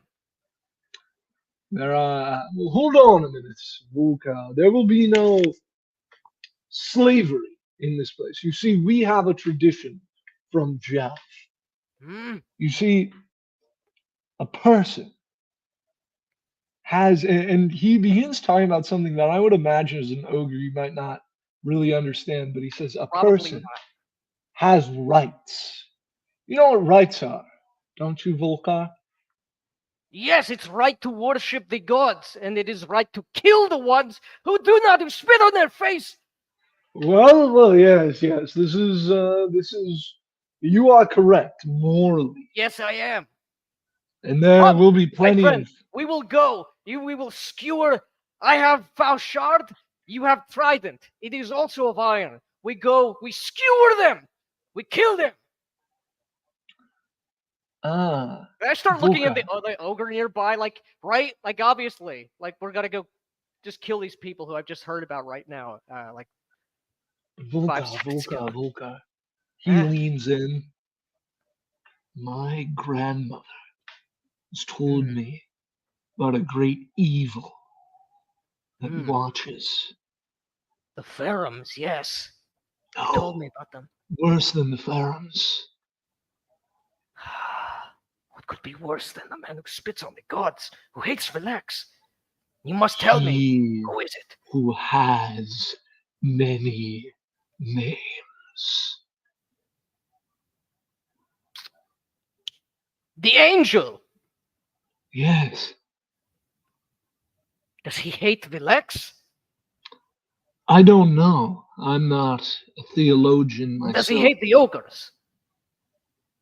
I've heard of some ogres worship. Interesting. But what is my very grandma confusing. tells me is that every impious soul that dies goes to his domain. Why should he Great have power. the souls of he should only have the ones which are pious to him? This is what my grandmother tells me. I'm unsure.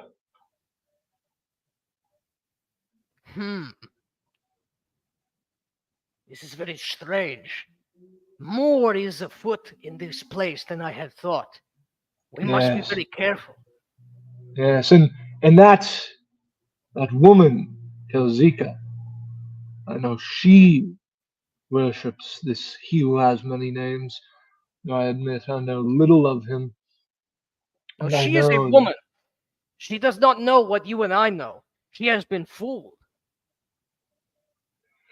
You see, like there's like a facial expression you don't quite recognize, You're correct. and he says, Vulca. Hmm. Do not be fooled by that.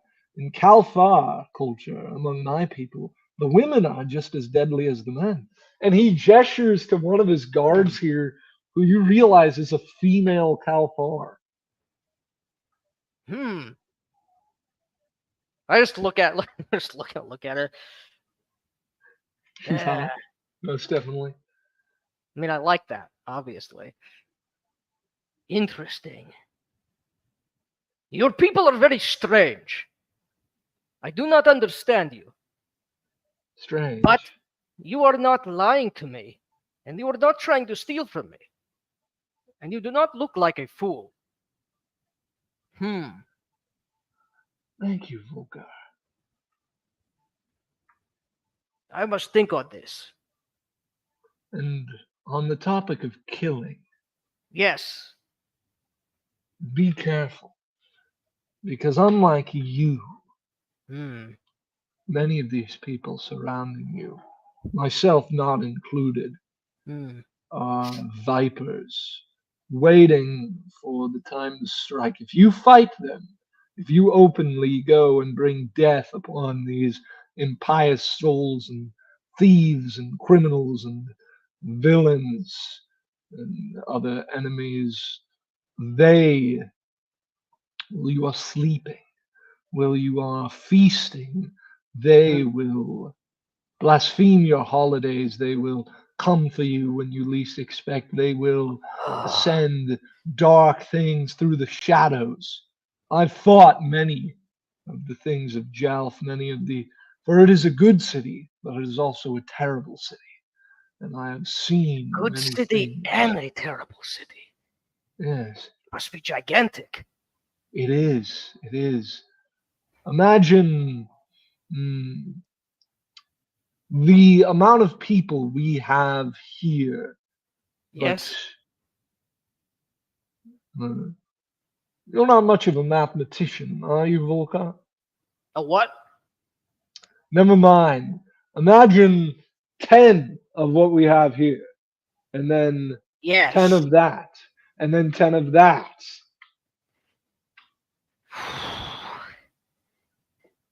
There are so many. Yes. Do you think they will come and try to take what is ours? If we kill each other and turn against each other, then yes. But if we build something here, they won't be able to take it. This is very interesting. Place, this cavern is far more treacherous than I had thought. I think that we should take, when we go to head forth to the ruins, we should put collars around the necks of the Ferrum, tie them to ourselves, keep the powerful aura of them, so that no calamity comes upon us. That may anger the Ferrums, but I'm sure we can keep them near. Yes, we must keep them near. It is strange. I have broken many rocks. I have been to many mountains, hills, and caves. I have never seen a stone that screams.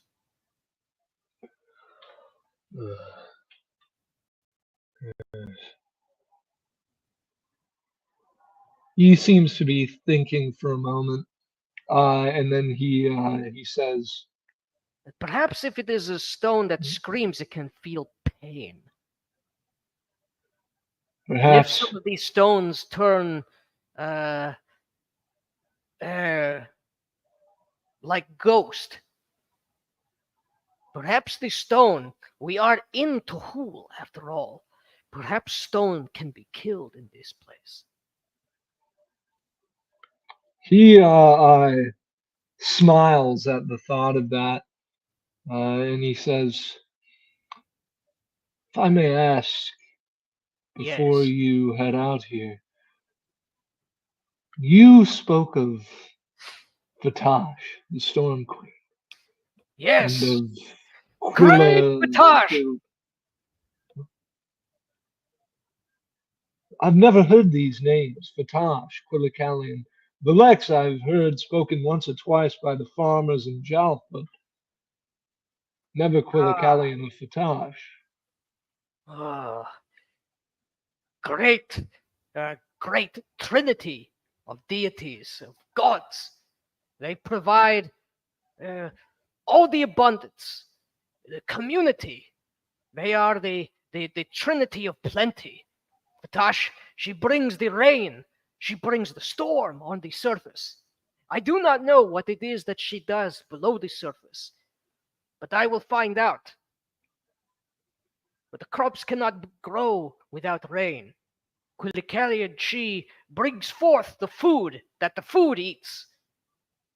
It is through her that life comes from barren soil and even from barren rock.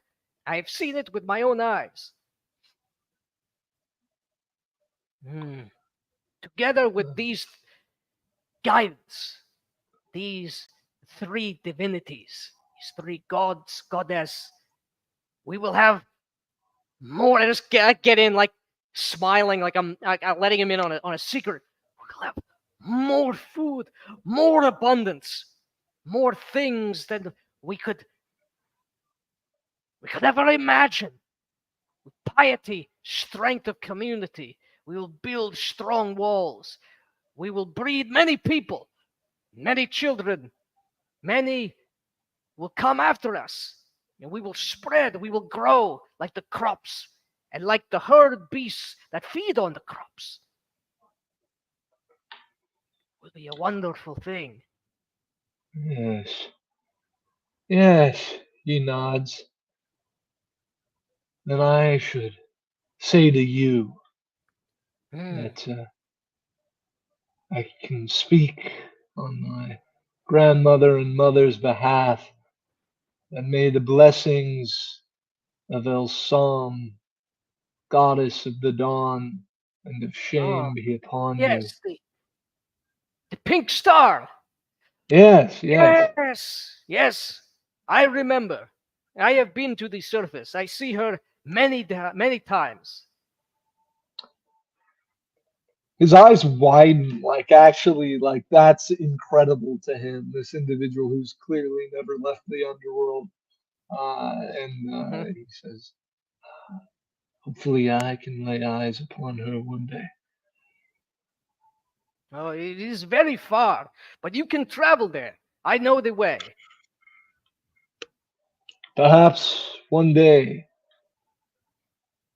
I'll take that journey with you, Volka. Yes. You are a trustworthy man. I like you. Thank you. And I like you too. just slap him on the on the shoulder like he was Oh. just get in there.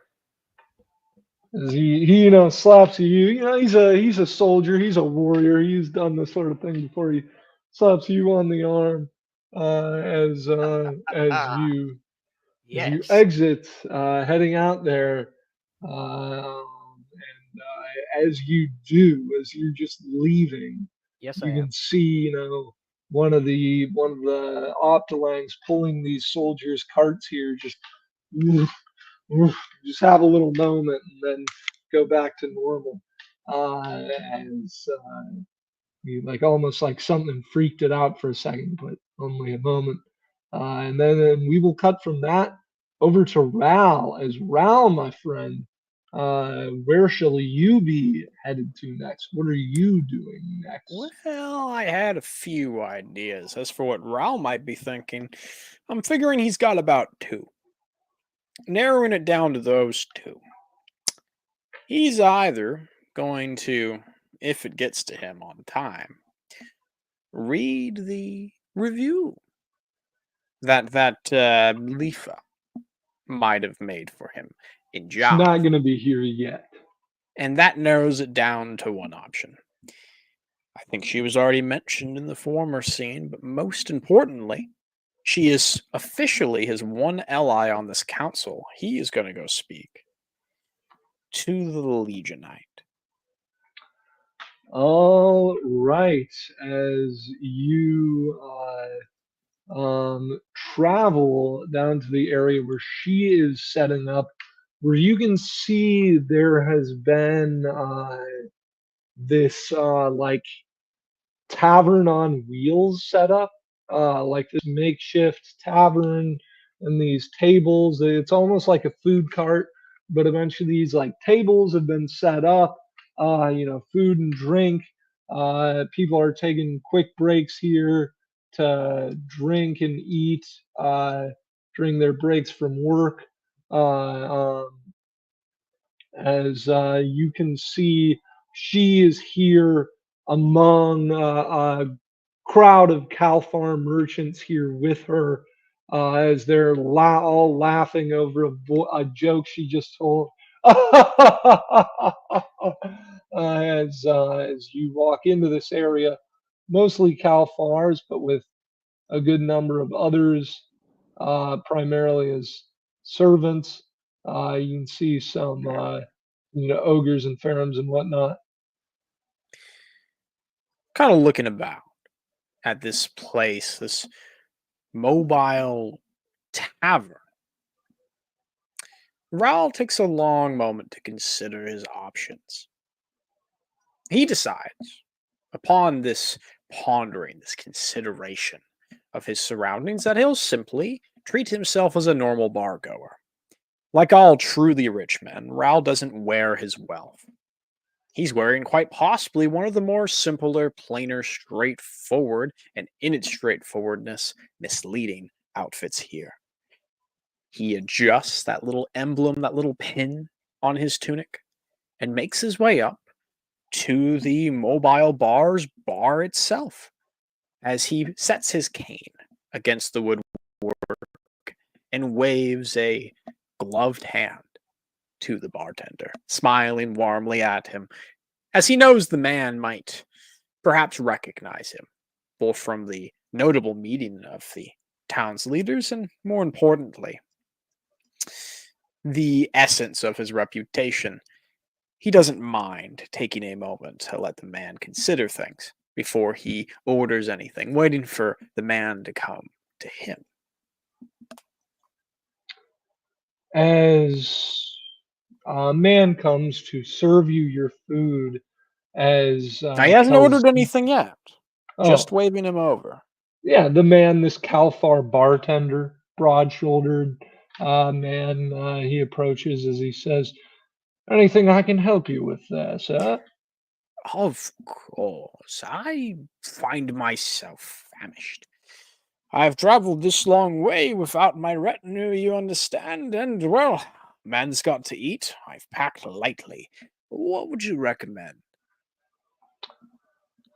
Well, we're not quite yet at the full service we're hoping for, but I personally highly recommend the root pasta. It's quite good, quite good. Made from local roots mixed with meats and sauces from Jelf. Ah, of course. I'll have the rabbit stew. He just grins at the man, warmly, kindly, Wouldn't be as if he just took rabbits, his but yeah, it'd advice. be like mole stew. There aren't any rabbits in That's the underworld. right. The mole stew. The star-nosed mole stew. He's even specific. And this man is obviously, of a certain faith, I assume. This man here working the bar, it's unclear. I mean, this is just like a bartender. He takes He's an just a educated broad-shouldered guess. He guy. works for a Legionite. He's getting treated like a Legionite. There's that false warm smiles. He orders quite possibly the opposite of what the man just recommended to him. But with that warm, kindly smile, maybe the old man is just senile, of course. As he goes and has that prepared for you, as Kelzika would look over and As she Raoul's kind of says, sitting there, just politely, twiddling his thumbs in one hand, as with his elbow, he's turning the page of a leather-bound tome he just pulled out, documentation, accounting, various boorish intellectual things, as he's overviewing the projected numbers for this place. He doesn't feel like he's in a rush. yeah, as she looks over and she says, "Ral, it's so good to see you. Please come sit down with us. Sit down with us, darling." Oh, I am very flattered. He puts a hand on his heart. But these old legs, so much work to do. He gestures at his ledger. Perhaps you could go easy on an old man.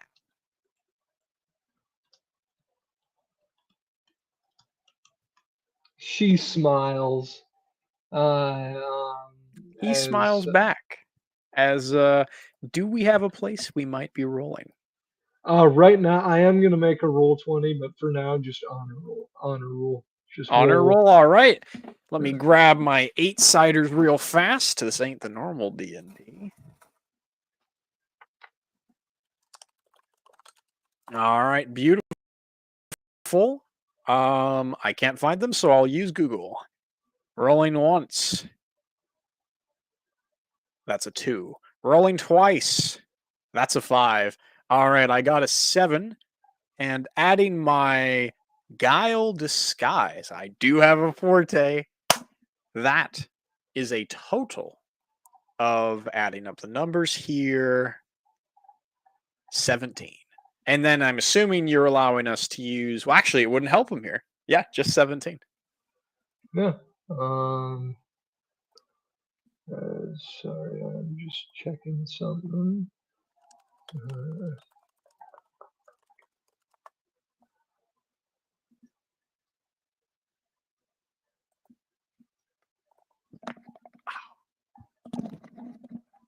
Sorry, just one. No, it's no problem. Gives me a moment to organize my sheet anyway.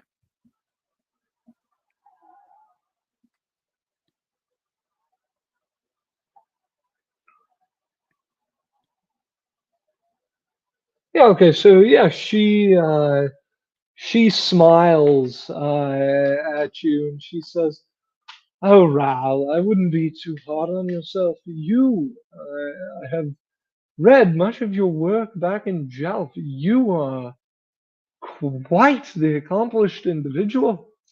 He grins, nodding, but there's just a hint of sharpness in his eyes as he glances at the ledger for a moment and then back up at her.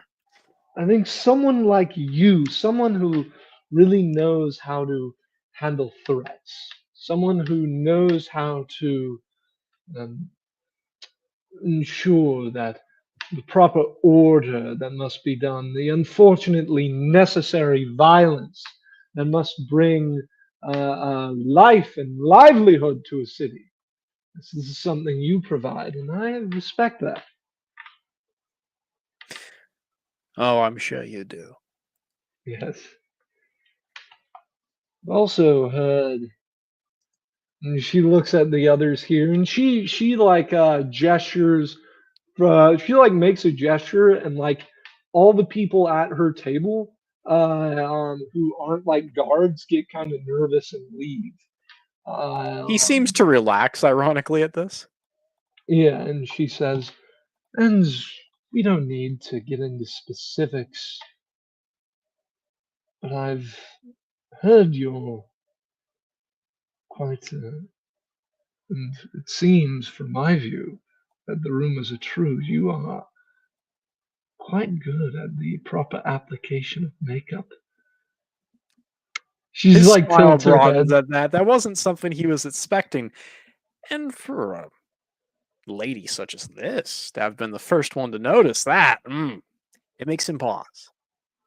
He thinks to himself, his eyes flicking down at his ledger, before he decides he'll close it. As he adjusts his posture, the cane itself kind of just drops and rattles to the ground. As he rests his head in one hand and his index finger going up his cheek until it meets his cheekbone. As he leans on it, smiling.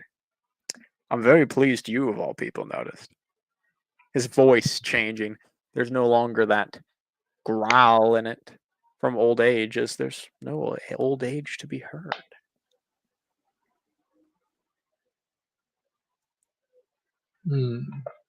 Yes, but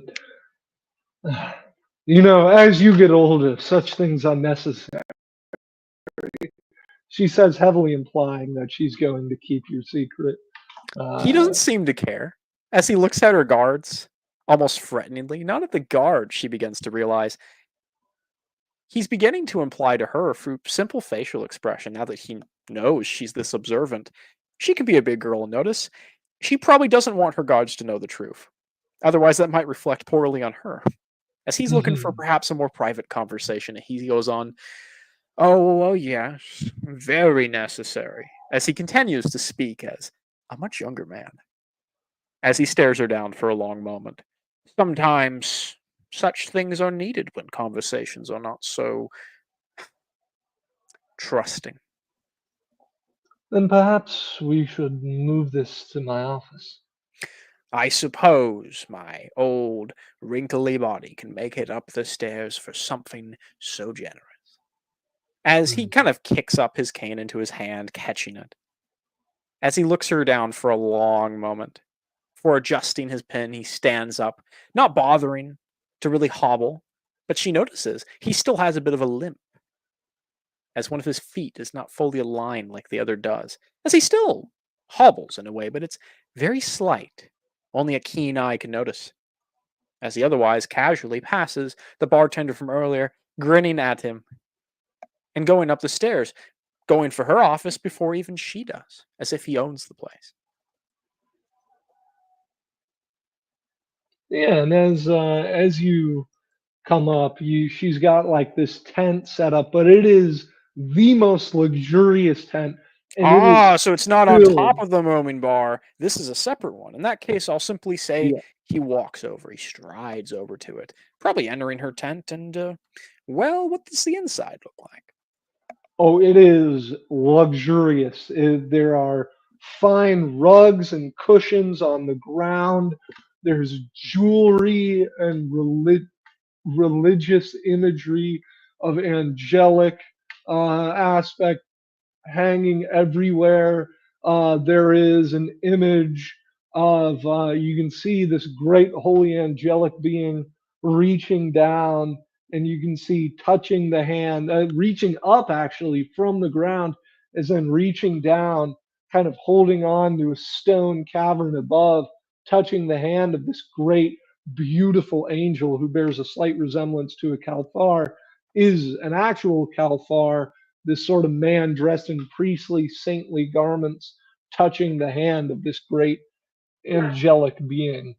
Uh, um, He looks as upon that with a mixture of mild reverence. Legion is one of the divinities he may or may not pay homage to, and a mix of, ah, just a hint of jealousy as he's alone in this room with the statue.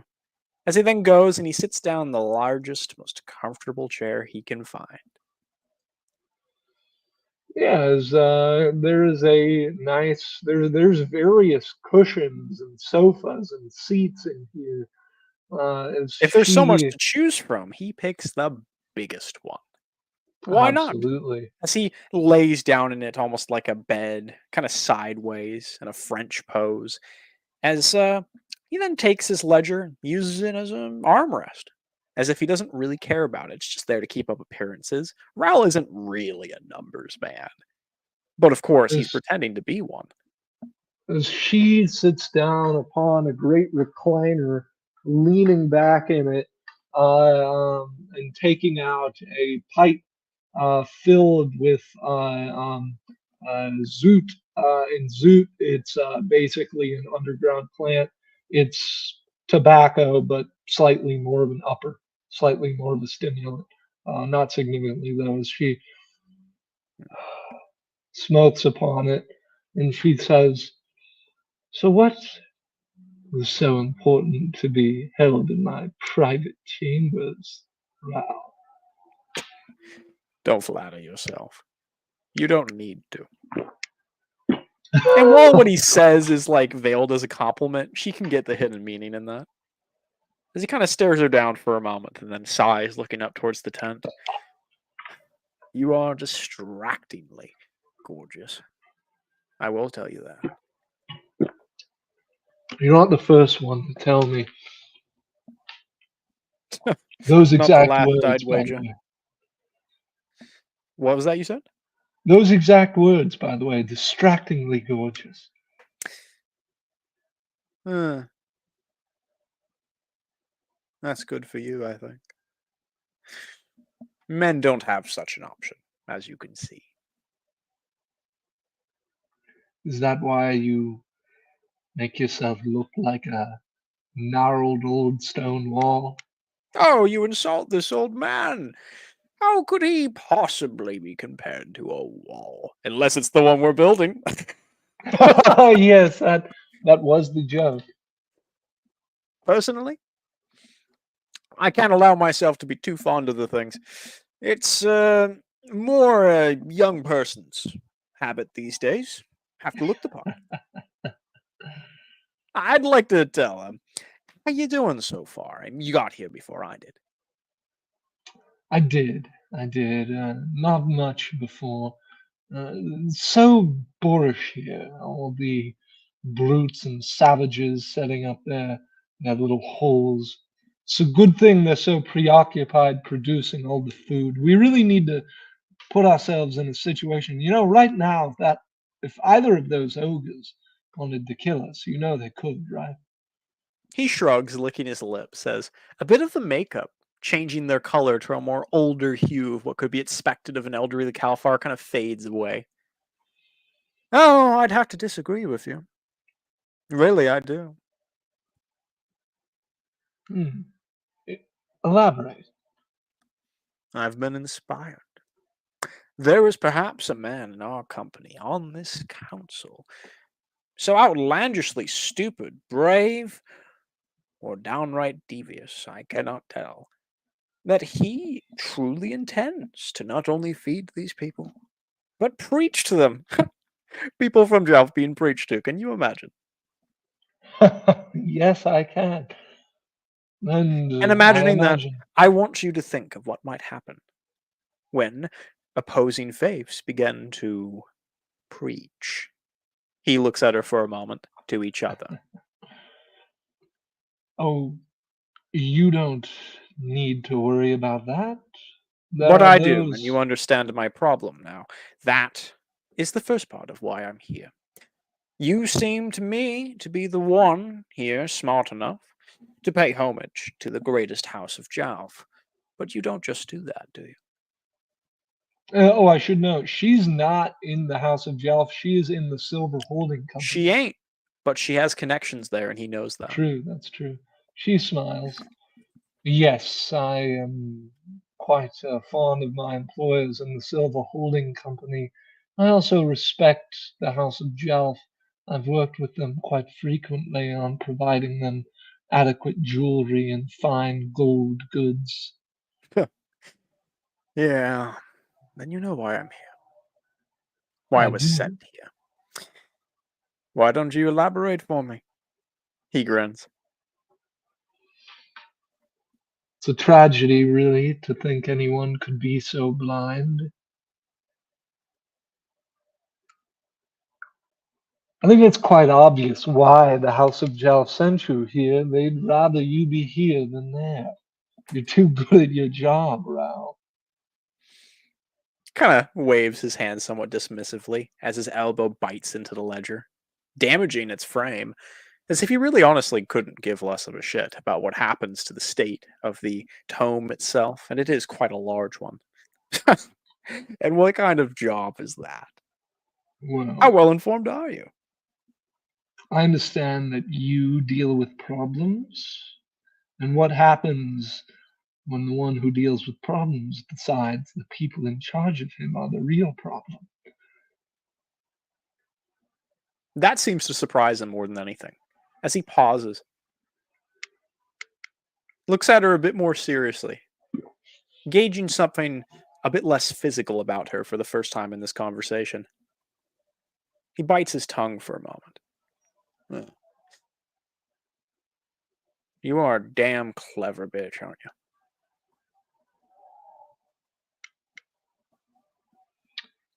That I am. That I am. You are a very frightening man.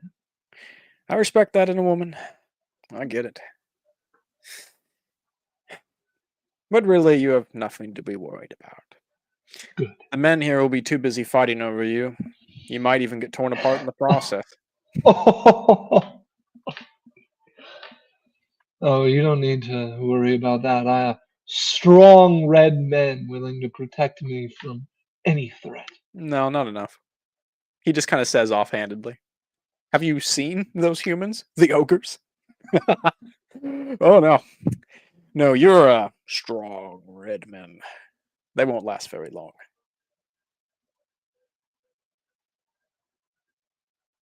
No, the only thing that can protect you now is either legends or angels. And only one of those things is here, darling.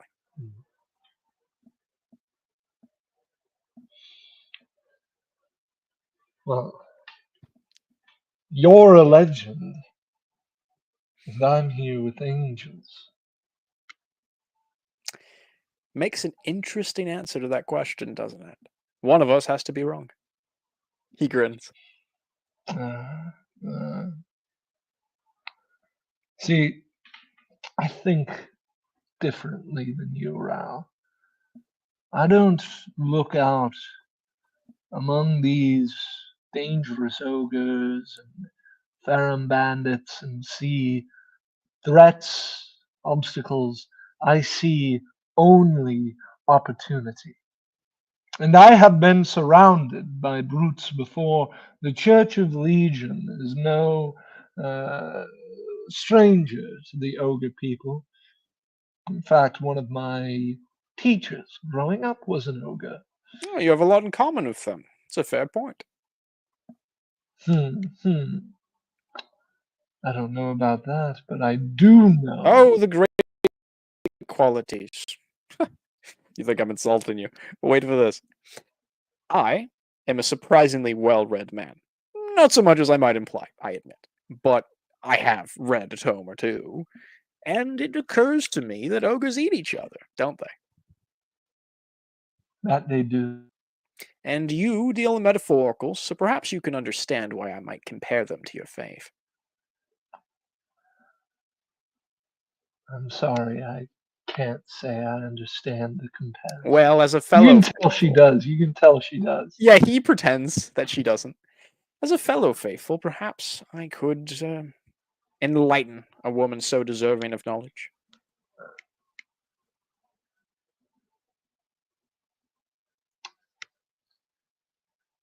Catch on your tongue there, cat maybe. He grins. What exactly do you seek to enlighten me with about my own faith? Simple history. Jowf wasn't built in a day, and it wasn't demolished in a day either. Now, you said something earlier I find quite interesting. You said that my house did me a disservice sending me here. My house, not yours, not theirs, not the ogres or the humans. My house. Now, for the representative of the House of Jowf to be told something like this, it only means two things. I'm a very, very simple man, you may find. I pretend to be a complex one. I deal in utter simplicities. You may find this boorishly easy to understand. I would never There are call you two. boorish, Rao. Of course not. You know your place, and it is a very high one on the totem pole, but it's not the highest. And, well,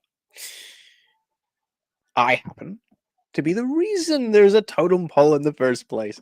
One of the very obvious, very clear reasons to people as well informed as you. Now, when I say simple, I mean simple. How so? You're the reason there's a totem pole? Of course. Men like me, women like me. Think about it. Who serves up the meat to be eaten? It's not the farmers. It's not the miners. It's certainly not the people who make the damn plates. No, of course not. It's the people that use the cutlery. The people that slice the meat.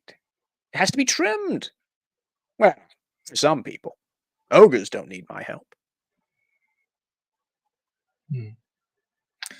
Well, if you're speaking about providing me any sort of defense or protection, I appreciate the offer, but Rao, I've got a detail of my own here with me. I have no interest in protecting you. Do you think I'd be Oh. dumb enough to try? What are you here to offer? Like I said, knowledge. I still haven't explained the comparison of ogres and your faith to you yet. Then let's hear it. You asked. It's called Legion for a reason. It's called the Angels for a reason. Not the angel, not a angel. Something greater than that. Mm. Something more meaningful. A choir down in the great holy place of hell, where the wicked are punished for their deeds. And of course, ruled over by the also wicked. Proudly so in that case. Excuse me? Legion takes great pride in weaponizing the hearts of men. You misunderstand. Legion, the great choir of angels, of which my divinity Baal is a member, they are holy defenders of that which is right in this world, and they punish the wicked and cruel and rule as only righteous beings may. I'm more Baphomet myself, but potato. Personally, You I know get it. little of the faith, I see. He kind of grins for a moment. But there will be time for you to be educated, Ral, and I hope that someday you may see the proper path of perdition. I'm very pleased to see that you take competition seriously. You may But be redeemed in holy life. listen to yourself for a minute. I'm here to help you. Yes? I would appreciate it if you don't go around telling people I'm fighting my own house. I follow their course. orders, and I do so with a good deal of pride. And I'd appreciate it if such. And I can only assume this wasn't your intention, but I would appreciate it if such blasphemies against the great angels were not spoken from your lips in the future. Now, let's be exact here. In fairness, what blasphemy? You seem to imply that hell is ruled by the wicked. All men are wicked. All women are too. Unfortunately, wrong again, Ralph. For my faith and my church, the faith of Baal, we stand firm as righteous dealers. We stand above the masses and bring forth virtue for the elite of society who knows that the wicked cannot rule. Only the righteous can do that. Kind of wiggles his eyebrows for a moment, thinking about that. With a pair of reasons like those, I can see how you were brought up that way. Still, we don't worship the same angel. We're on the same team, but different beliefs. I suppose this is true. But we worship the same angels. And, well, So see, you are a not looking out for follower of He Who Has Many Names, then? I named one, didn't I? No, many can name one of them. Are you a follower? A follower, the follower. I pray. I pray to more than one. I'm an educated man, not a devout one. And in such, I am pious to the extent that it serves me. My work comes first. I find I serve the gods by actions rather than words.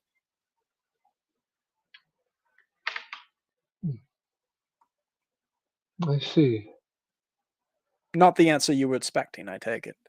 And your actions, exactly what are they? What do you do, Ral? At the moment, I watch, I sit, I hobble, I limp. Kind of pats his mangled, damaged leg for a moment. hidden beneath fine but simple green garments, and I listen. I listen very intently. You seem to be doing that as well, although I wouldn't rely on your informants. It's better to see things for yourself. I came here before mine, as you can see. I do not require guards. I am the House of Jalf. Who would dare touch me? Certainly not you. You're far too smart for that.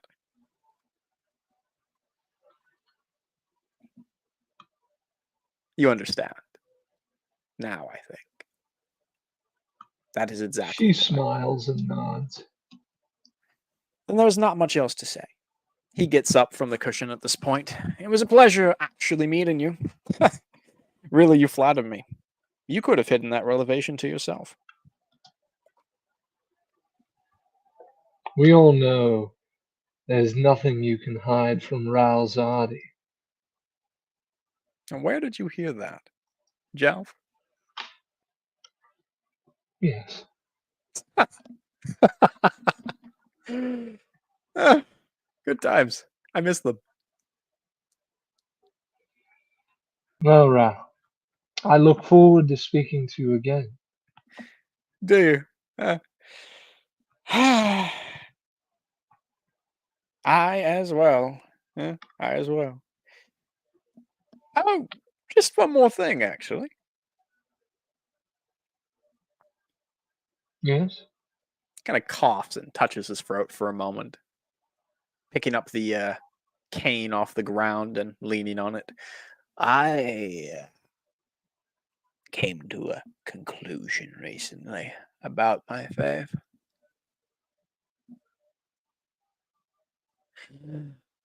Things aren't how they used to be.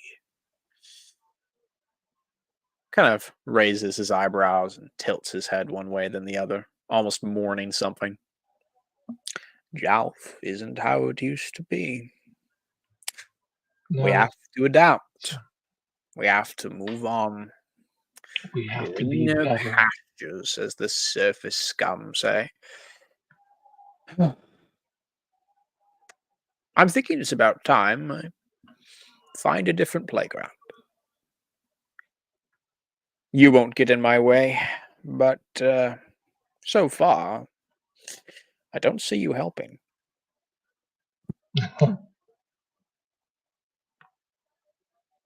You are going to help, aren't you? Of course. Look at the men outside. What would they do without me? Not much, I think. In fact, they'd be doing what they're doing right now.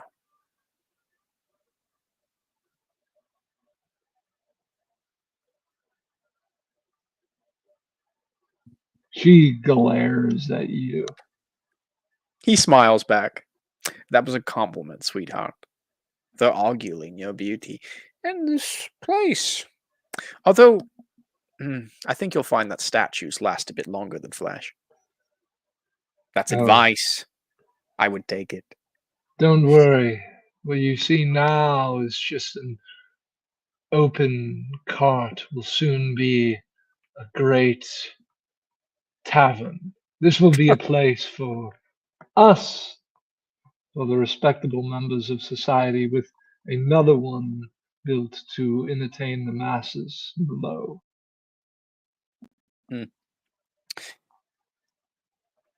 We'll be going into the ruins together. I doubt it failed to cross your imagination that in that place, some things are going to happen that are a bit unexpected by some. She nods.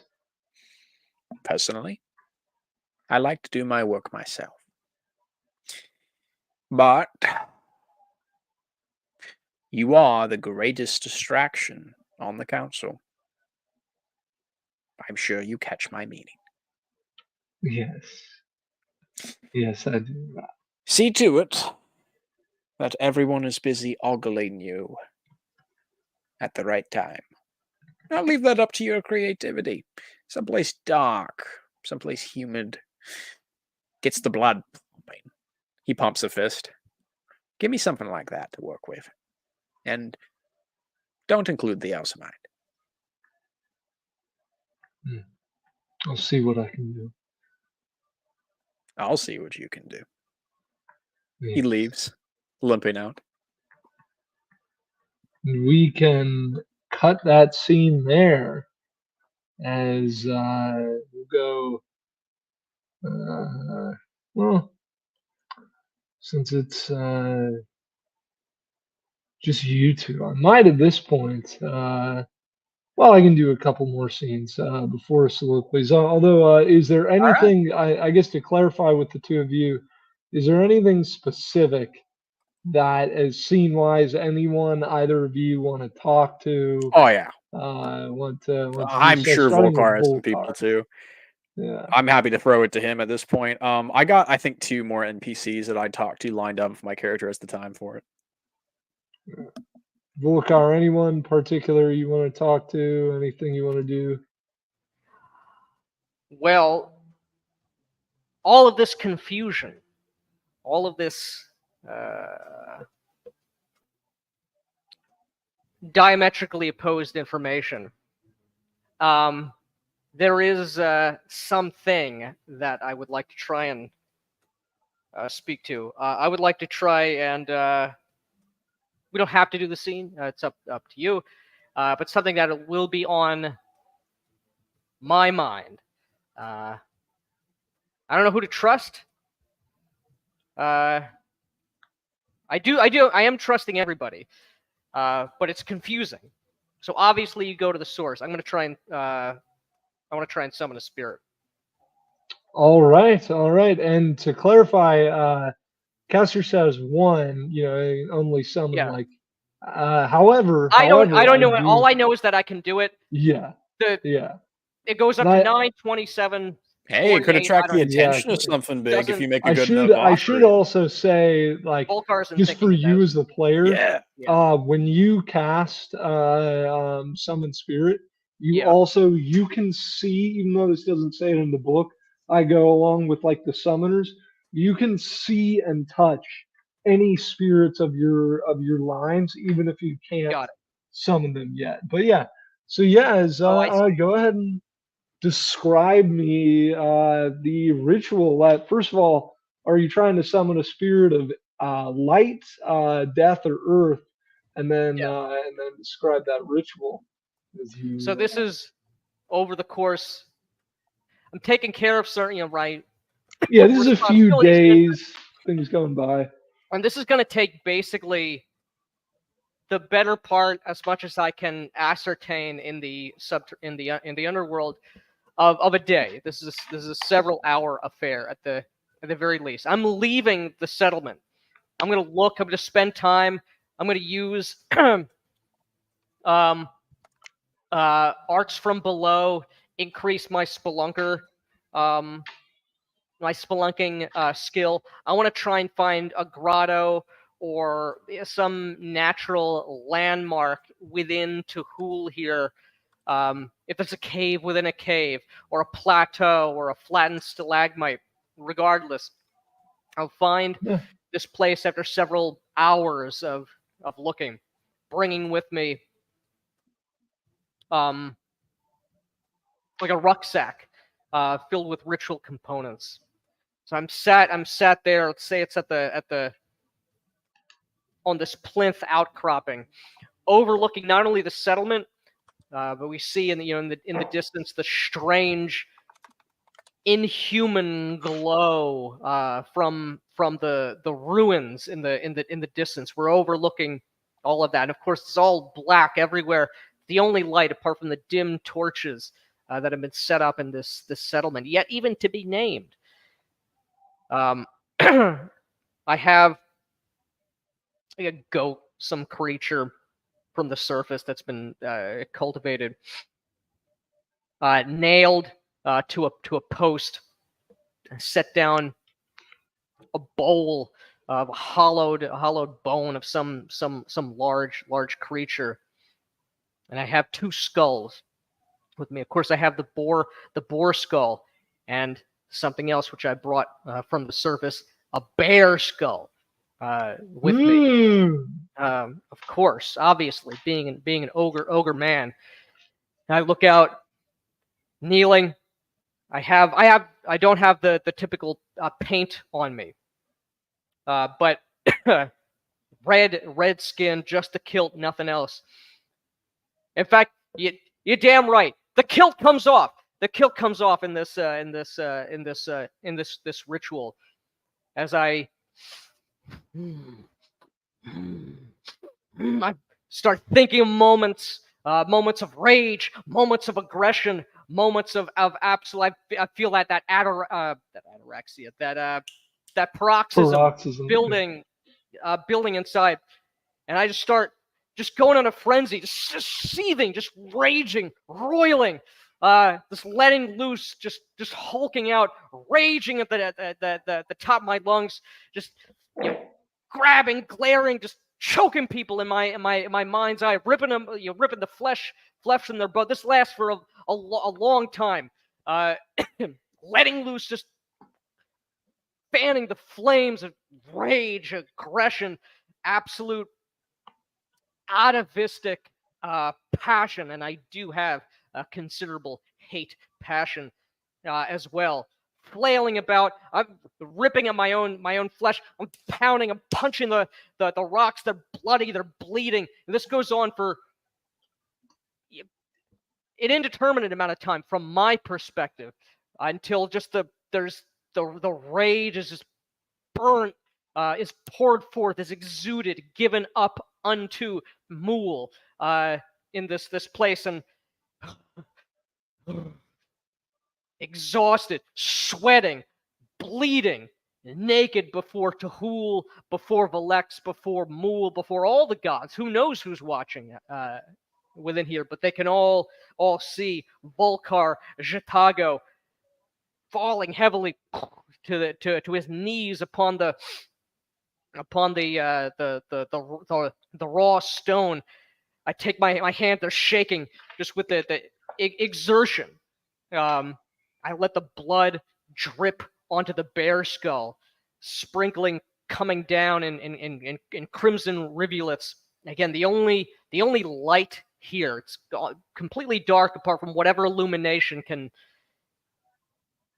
whatever brightness is coming forth from beyond, from those two things.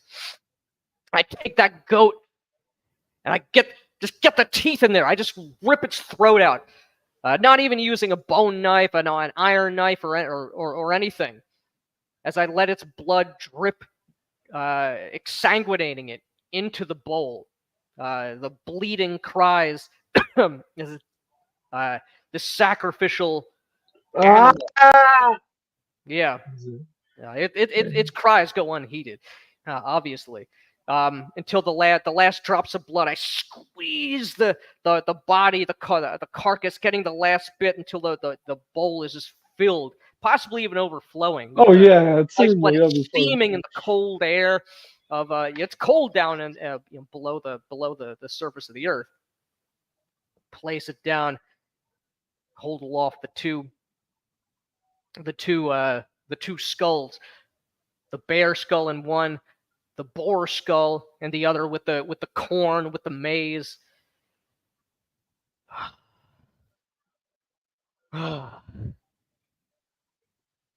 Valex, Arvis Master, Lord of Sacrifice, Father of Community, Giver of Plenty, I am here in your father's house, deep within Tahul. Hear me, your servants come to drink forth this life given to you and to the servants of your parent. I seek words, I seek wisdom, the hunger that guides, that I feel within my gullet. It is the one truth. And as your father is Tahul, in whose house I kneel in supplication, hunger is but the herald of death. The elder creator who has come before, the end that we must all conclude. Papa Mool! Your son, an ogre's heart, beats, exhausted. His blood bleeds in the cold rock. Feel the heat of my rage. Hear the cries of my savagery. See in my ogre heart the generosity that I have for the lineage of ogre blood, of the plenty that Velex, my god, grants. I honor you both as I honor your father. Tuhul, I'm talking in Tuhul. Tuhulian. Tuhul, soul forger, man of stone, in whose flesh I move like a worm upon this carcass. I give this blood. I give my blood. I give words speaking in your holy tongue. You who are father to my divine parents, Velex, Mul. I have heard words of silver. I have spoken to strange peoples, bizarre species, those who do not know your ways, those who are not made of the flesh of Mul, which is the flesh of Tuhul. There are none who worship Velex. There are none who are truly like me, that I can know, into whose soul I can see. There is mischief, iniquity, dangers lurking for me and the other of the rageful kind. I pray, send forth to me one of your servants, that I might hear the wisdom of death, the truth of that stillness, that my steps, the steps of my people, your people, will not be led astray, will not fall into traps, will not be stabbed in the back, will not be laid low by deceit or confusion. To your wisdom, to your truth, I commend my actions, life in this place. I am yours to command. I seek only the words of your spiritual children to tell me what I must do. I ventured into a place, the ghosts of buildings themselves, a thing I did not know was possible. But surely in this place your children shall hear me, and if I am worthy, please come to me. Tell me what I must do.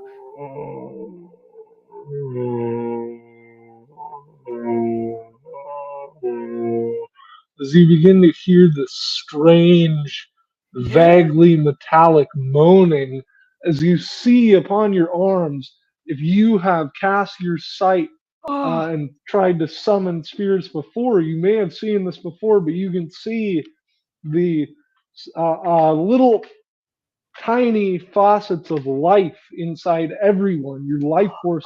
You can see like almost like you know when you put wax paper over light. It kind of looks like that, but like your skin is the wax paper. As you can see, little green pulsing lights along your biceps and forearms and your blood veins. And as you are young and healthy, you see none of the, except for your own holy aura, none of the marks of Tuhul but on your body, but you do see all around you this stone, as all of the stone is made up of these faucets. It looks, the stone wall here no longer just looks like stone. It looks like the flesh of like a worm, like worm's flesh all around you, but like thicker and harder. And it seems to be moving, pulsating slightly as if breathing. As if you were inside the body of a great beast. And Tuhul! You are the father of both Mul and Velex. Many souls. You hear a voice. Yeah. Many voices at once call out into Hooligan. As with your theology, no rule necessary for this, and with what you're seeing, just your vision, Yeah. is you're just surrounded by innumerable facets of Tuhul. Yeah. Like every molecule making up this Yeah, I'm stone in around complete you. awe. I've never done this down within Yeah, the you body are. of an elder creator, almost an ecstatic religious, frenzy. Of course, Yeah, you I'm are. exhausted by Yeah, just burning the rage off. and you see like little eyes occasionally opening in the stone, little mouths and whatnot. As Every time they they speak. do, I bow profusely in supplication, just in Oh, true awe of the glory of this elder creator, the father of the two gods I honor most. Ogre, have death about. Yes. Why? What is ogre? I am a mortal child, a creation of Mul, your son. I am here on bended knee. I am bloody and I am weak. I am a fool, ignorant before you. I am here with many of my kind, Mul's children. I have commended my soul to your other son, Velex, and to his brides, Quilicalian and Fatash. I have come deep, deep from the surface, where the ground king is underfoot, and the sky above the rains with the tempests, the clouds, the swans and the thunderbirds. I have come to your home with many ogres, those who have worshipped, have had their souls turned toward the precept of death, and those who will be yet to be born, have come to build a settlement. But there are many other species, and I have heard words that seem like truth from many lips, from many tongues. They all seem as though they were true and firm as the stone of your flesh, but I know it is not true. There is deceit, confusion about. I do not know where best to tread to bring more souls into your house with the touch of your divine underworld precept upon their hearts, upon their souls. I ask, what must I do? I ask for whatever scrap of wisdom in your eternal foresight would grant upon me. Me and mine travel into the ruins, the ghost structures, the screaming stone which lights in the darkness of your halls. I And ask for wisdom that I may not be led astray, that my people not be laid low by these strange ones. as you say this, besides the strange, fleshy, metallic moan, you are at first met with a long silence before you hear as a great hole opens up in the stone, as poking its face out of the hole is this strange alien image. It Oh, is. Let me make sure I get this description right. Uh, um,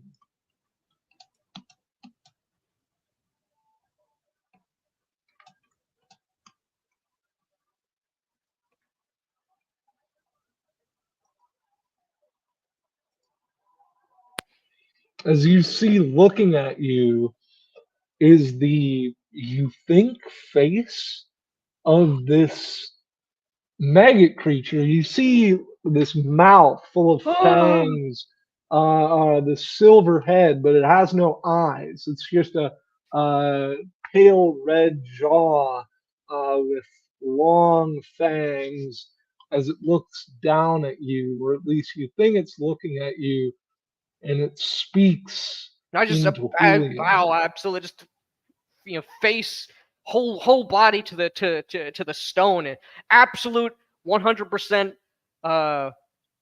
astonishment, complete reverence. Again, completely naked and weak and alone before this thing and before Tahul himself, itself. Fear not, ogre, for me, servant of death. Yes. You speak to death, and death answer. You welcome outsider in underworld. Come home to cavern, place of ogre. Yes, yes. We wish. There, in your midst, great evil, many great evil, ruin, many soul trapped in ruin, ancient evil, enemy of death.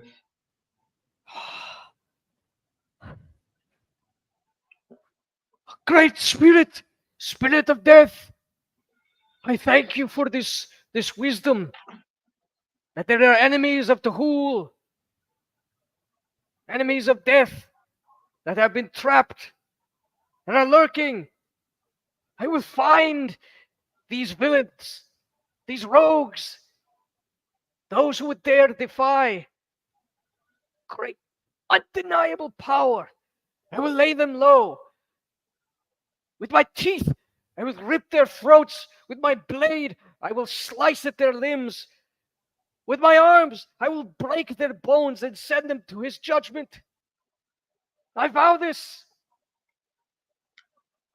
The thing just kind of does that, like, and it's like this massive, pale, grub-like creature, and it, as it's looking down on you from this hole, it like, probably not to an ogre, but like it's almost grotesque. This giant thing is hanging out of like what almost looks like a sphinxter within the stone wall, like this big, greasy, pale white grub. And it looks down at you and it says, "Build great graveyard, protect souls, more wisdom come when Yes. ogre prove ogre fit for wisdom." It shall be done. Great spirit. As it kind of belches forth, at first it like long, like from its mouth, like when the xenomorph opens its mouth and it has another little mouth in there, like does that, but like shoots this mouth into the bowl of blood and just drinks it up, devouring this blood, and you hear the whole cavern just belch. They use an ogre note clear, a belch. That's right. As Tahul sups of the offering you've given to it. Just an absolute exultation, just screaming and chanting, in an absolute frenzy of religious, religious ecstasy until, as I just scream until my throat is dry. Exultations to Mool and to Velex and to Tahul, these children of death, and great gratitude. We start doing the ogre dances, the tribal stompings. You know, true lore accurate guerrilla worship. You know, it is absolutely unstoppable. Until I just pass out from absolute exhaustion. I come to whenever I come to. Yeah, Uh, and when you come to, you can see the spirits. You're not having the spirit side yeah. anymore, and as you come to, you can see just like the first thing you see as you come to is like just like an ogre child like shoving like a slab of meat like into your face. Oh. I have absolutely. I take the I take the meat. I he almost like take steps back. almost Yeah, take that hand until I come to. As this is obviously I don't get it's a sign of life in death, and obviously it's ogres. You damn right it's ogres. The red future is here, and it's coming whether you like it or not. As as you also do see some of your men may have misunderstood or correctly understood what was to be done here, as clearly one of your men in the celebrations while you passed out was simply was killed and added to the sacrifice by your yes, he will be remembered. He will be eaten. He will go into the fields. What a Chad! He knew exactly what he had to do, and he did it. By God. As I start sharing with the people who come with me, this great inner wisdom, and we'll obviously all be we'll be singing and dancing and drinking, and we'll be taking just huge mouthfuls of bites from from this amazing hero, and then we're gonna take him. We're just carrying him. This is half-eaten. Yeah, possibly other people, other respectable civilized people, Calfars and humans. They'll just see through the street an ogre funeral. We're all naked completely. We're chanting and uvulating in Moolish, and there's just a Then half. people go back into their tents. Oh shit! The best the absolute best day ever is this a half-eaten ogre is paraded just held aloft in the streets. So we take him through the city or through the shanty town into the field where we give him a Valexian burial. Yes, as you do know that you do find out that it was in fact his idea, and the story you hear is he brought up the idea to his wife, and she's immediately cracked him in the head with a rock, and that was that. Yeah, As we are going to end what an that amazing scene. woman. Oh What yeah, a absolutely.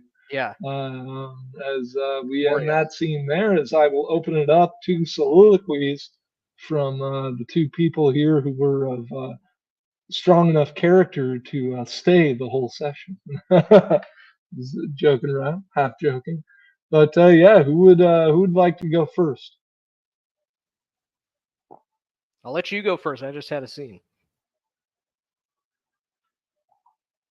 Hell yeah. Absolutely. Let me go ahead and adjust something real quick here. Fantastic. Oh, and mind if I make that roll real quick?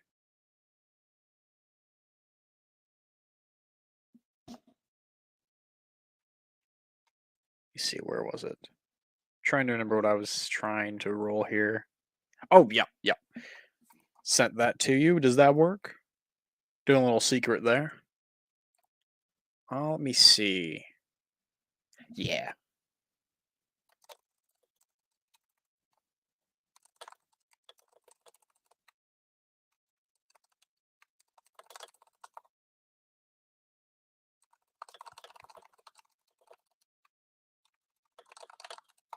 All right, let me make that roll real quick here. Where did I put that roll? I'm just going to Google 8-sided dice. There we go. That worked last time. All right, awesome. That second one, not so awesome. All right, let me re-roll that. I'll take it. All right.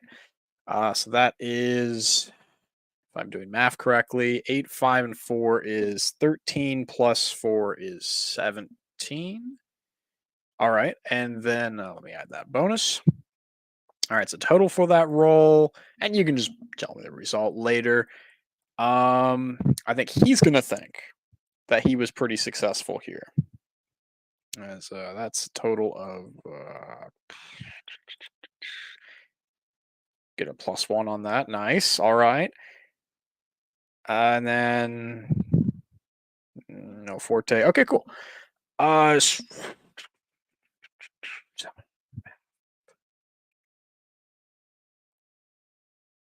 All right, there we go. Just PM me the number. Yeah, I I'll just get sent it that. to you. Perfect. And I'm good to start my soliloquy. That's right. All right. Oh, well, let me see here. As Ral Zardi, as some well-informed might know him, others maybe just Ral or that old Calfar. Find his way back. He set up a small tent for himself, surprisingly close to the center of this burgeoning town, surrounded by other tents, just like any other, really. There's no ostentatious show of wealth or even power. It's just a tent, a private one. Well-made canvas, but not the sort you'd really know unless you looked at it closely. And inside this dark tent, he can see better, in fact, in the dark. There's a young man pulling off an old man from his face, as long lines of tar, almost like pared meat, venison, are peeled off his face, agonizing as he winces in pain. His jaw becoming less this mangled, old, misshapen, wrinkled protrusion, as something smoother underneath is revealed for just a moment as he wipes it with a cloth, knowing he has to go through this all again in the morning. He then lays down and he thinks to himself the events of the day, the hatred he feels for the house of Jalf, and the love for his life that he has lost, his family. Well, a limited amount of love. He's a Calfar. Family can be replaced. People he knows can always be better. But his position, that was good. It was great. And they took it from him with this so-called promotion. Oh, you'll maintain control in this frontier shitwater of a town, yes. Ral muses this in his mind, gritting his teeth with this immense hatred. He hates them for what they did to him. This demeaning, disgraceful, disgusting position that he has to pretend he takes pride in. This is nothing. What the woman said is right. His talents are better used and have been in Jalf for cycles upon cycles. But no, they were too scared that he'd get tired of them. Well, now he has. He's very tired of them, and he has no intention of simply following their orders any longer. No, the House of Jalf is not as powerful as it seems, and maybe it is time for bigger, stronger, and most importantly, younger men to stand up and take their place despite appearances. Yes, he muses to himself, this new position. They might think it's a way to take care of me. This is my chance to set things right here. This is where I will build my revenge. It may not feel or taste sweet now, but it will be. I will have it in my hands. Clenches a fist, raising it in the darkness of the tent at the sky, shaking it. Perhaps he will blaspheme something, but it won't be Legion, no. His house, what used to be his house, now he has to pretend it still is. He'll take everything from them. He doesn't even care about power at this point. He just wants to consume what they are. And he's going to do it.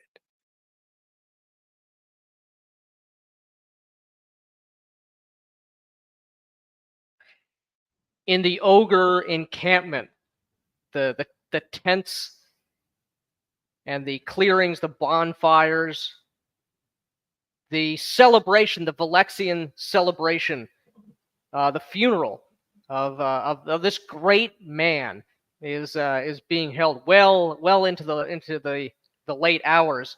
The children, the men and the women, all dancing around the wicker effigy of this glorious man who willingly went down into death, that his body and his blood might feed the fields, the power of the devotion. We're dancing as only ogres can. The bongos, the rib cage flutes, and all manner of strange things, no matter what the care of anyone else.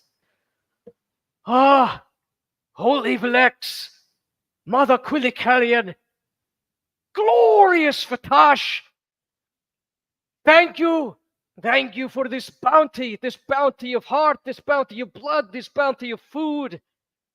Papa Mole, hear your children, how happy they are, how generous, how grateful for life in this place.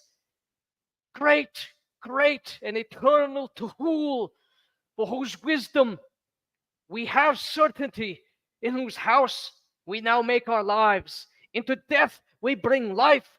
We thank you. I thank you. I look about, I feel my ogre heart beating, and I know with certainty these strange ones, these humans, these Kalfar, these Ferum, all manner of things, and even stranger ones with the bodies and eyes of insects I see walking about, these ones with hooves of goats. I do not understand them, but I do not need to. I care not, for I am with my people, and into whose people's future I will lead to glorious burgeoning plenty.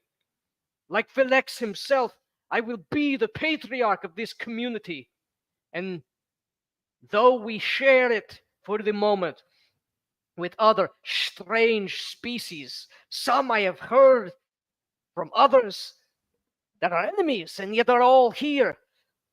They are all so strange. They speak in bizarre jabberings that make no sense. They say words, even in Tuhulian, that make no sense.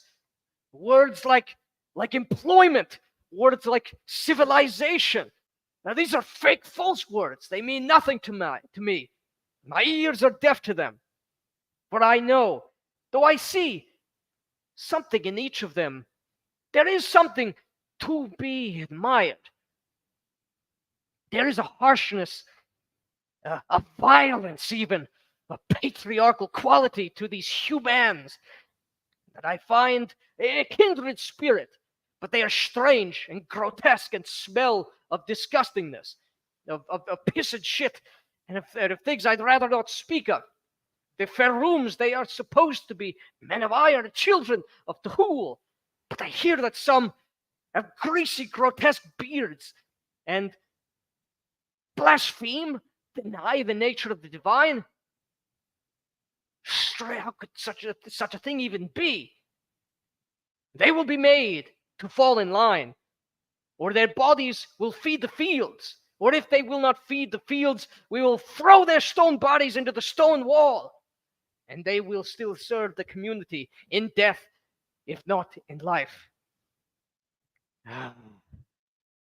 Of course, there is the beauty of that Kalfar woman. Sight, her scent, it's intoxicating. Cannot get her out of my mind. But none of this matters. There are some, no doubt, who are lying to me, who seek to lay me and mine low. There are some who can be trusted. I need not concern myself with these silver-tongued words of deceit and What was the politics? Bah! I have no need for them. I have the gods and the elder creators. I have the wisdom of the divine on my side. Their sight is my sight, and in their footsteps I walk.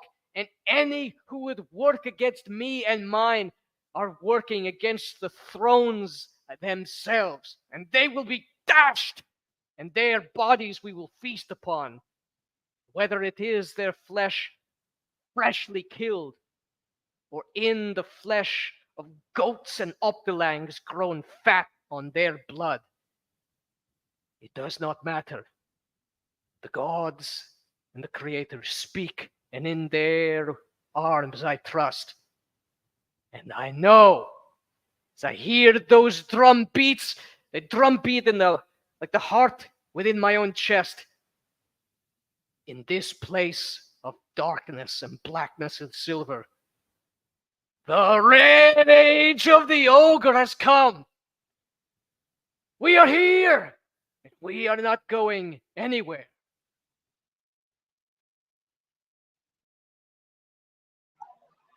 All right, and that is the first session of Deep, Deep Below. I hope you all enjoyed, and I Good shall shit. see the audience again, not the next Friday, but the Friday after that.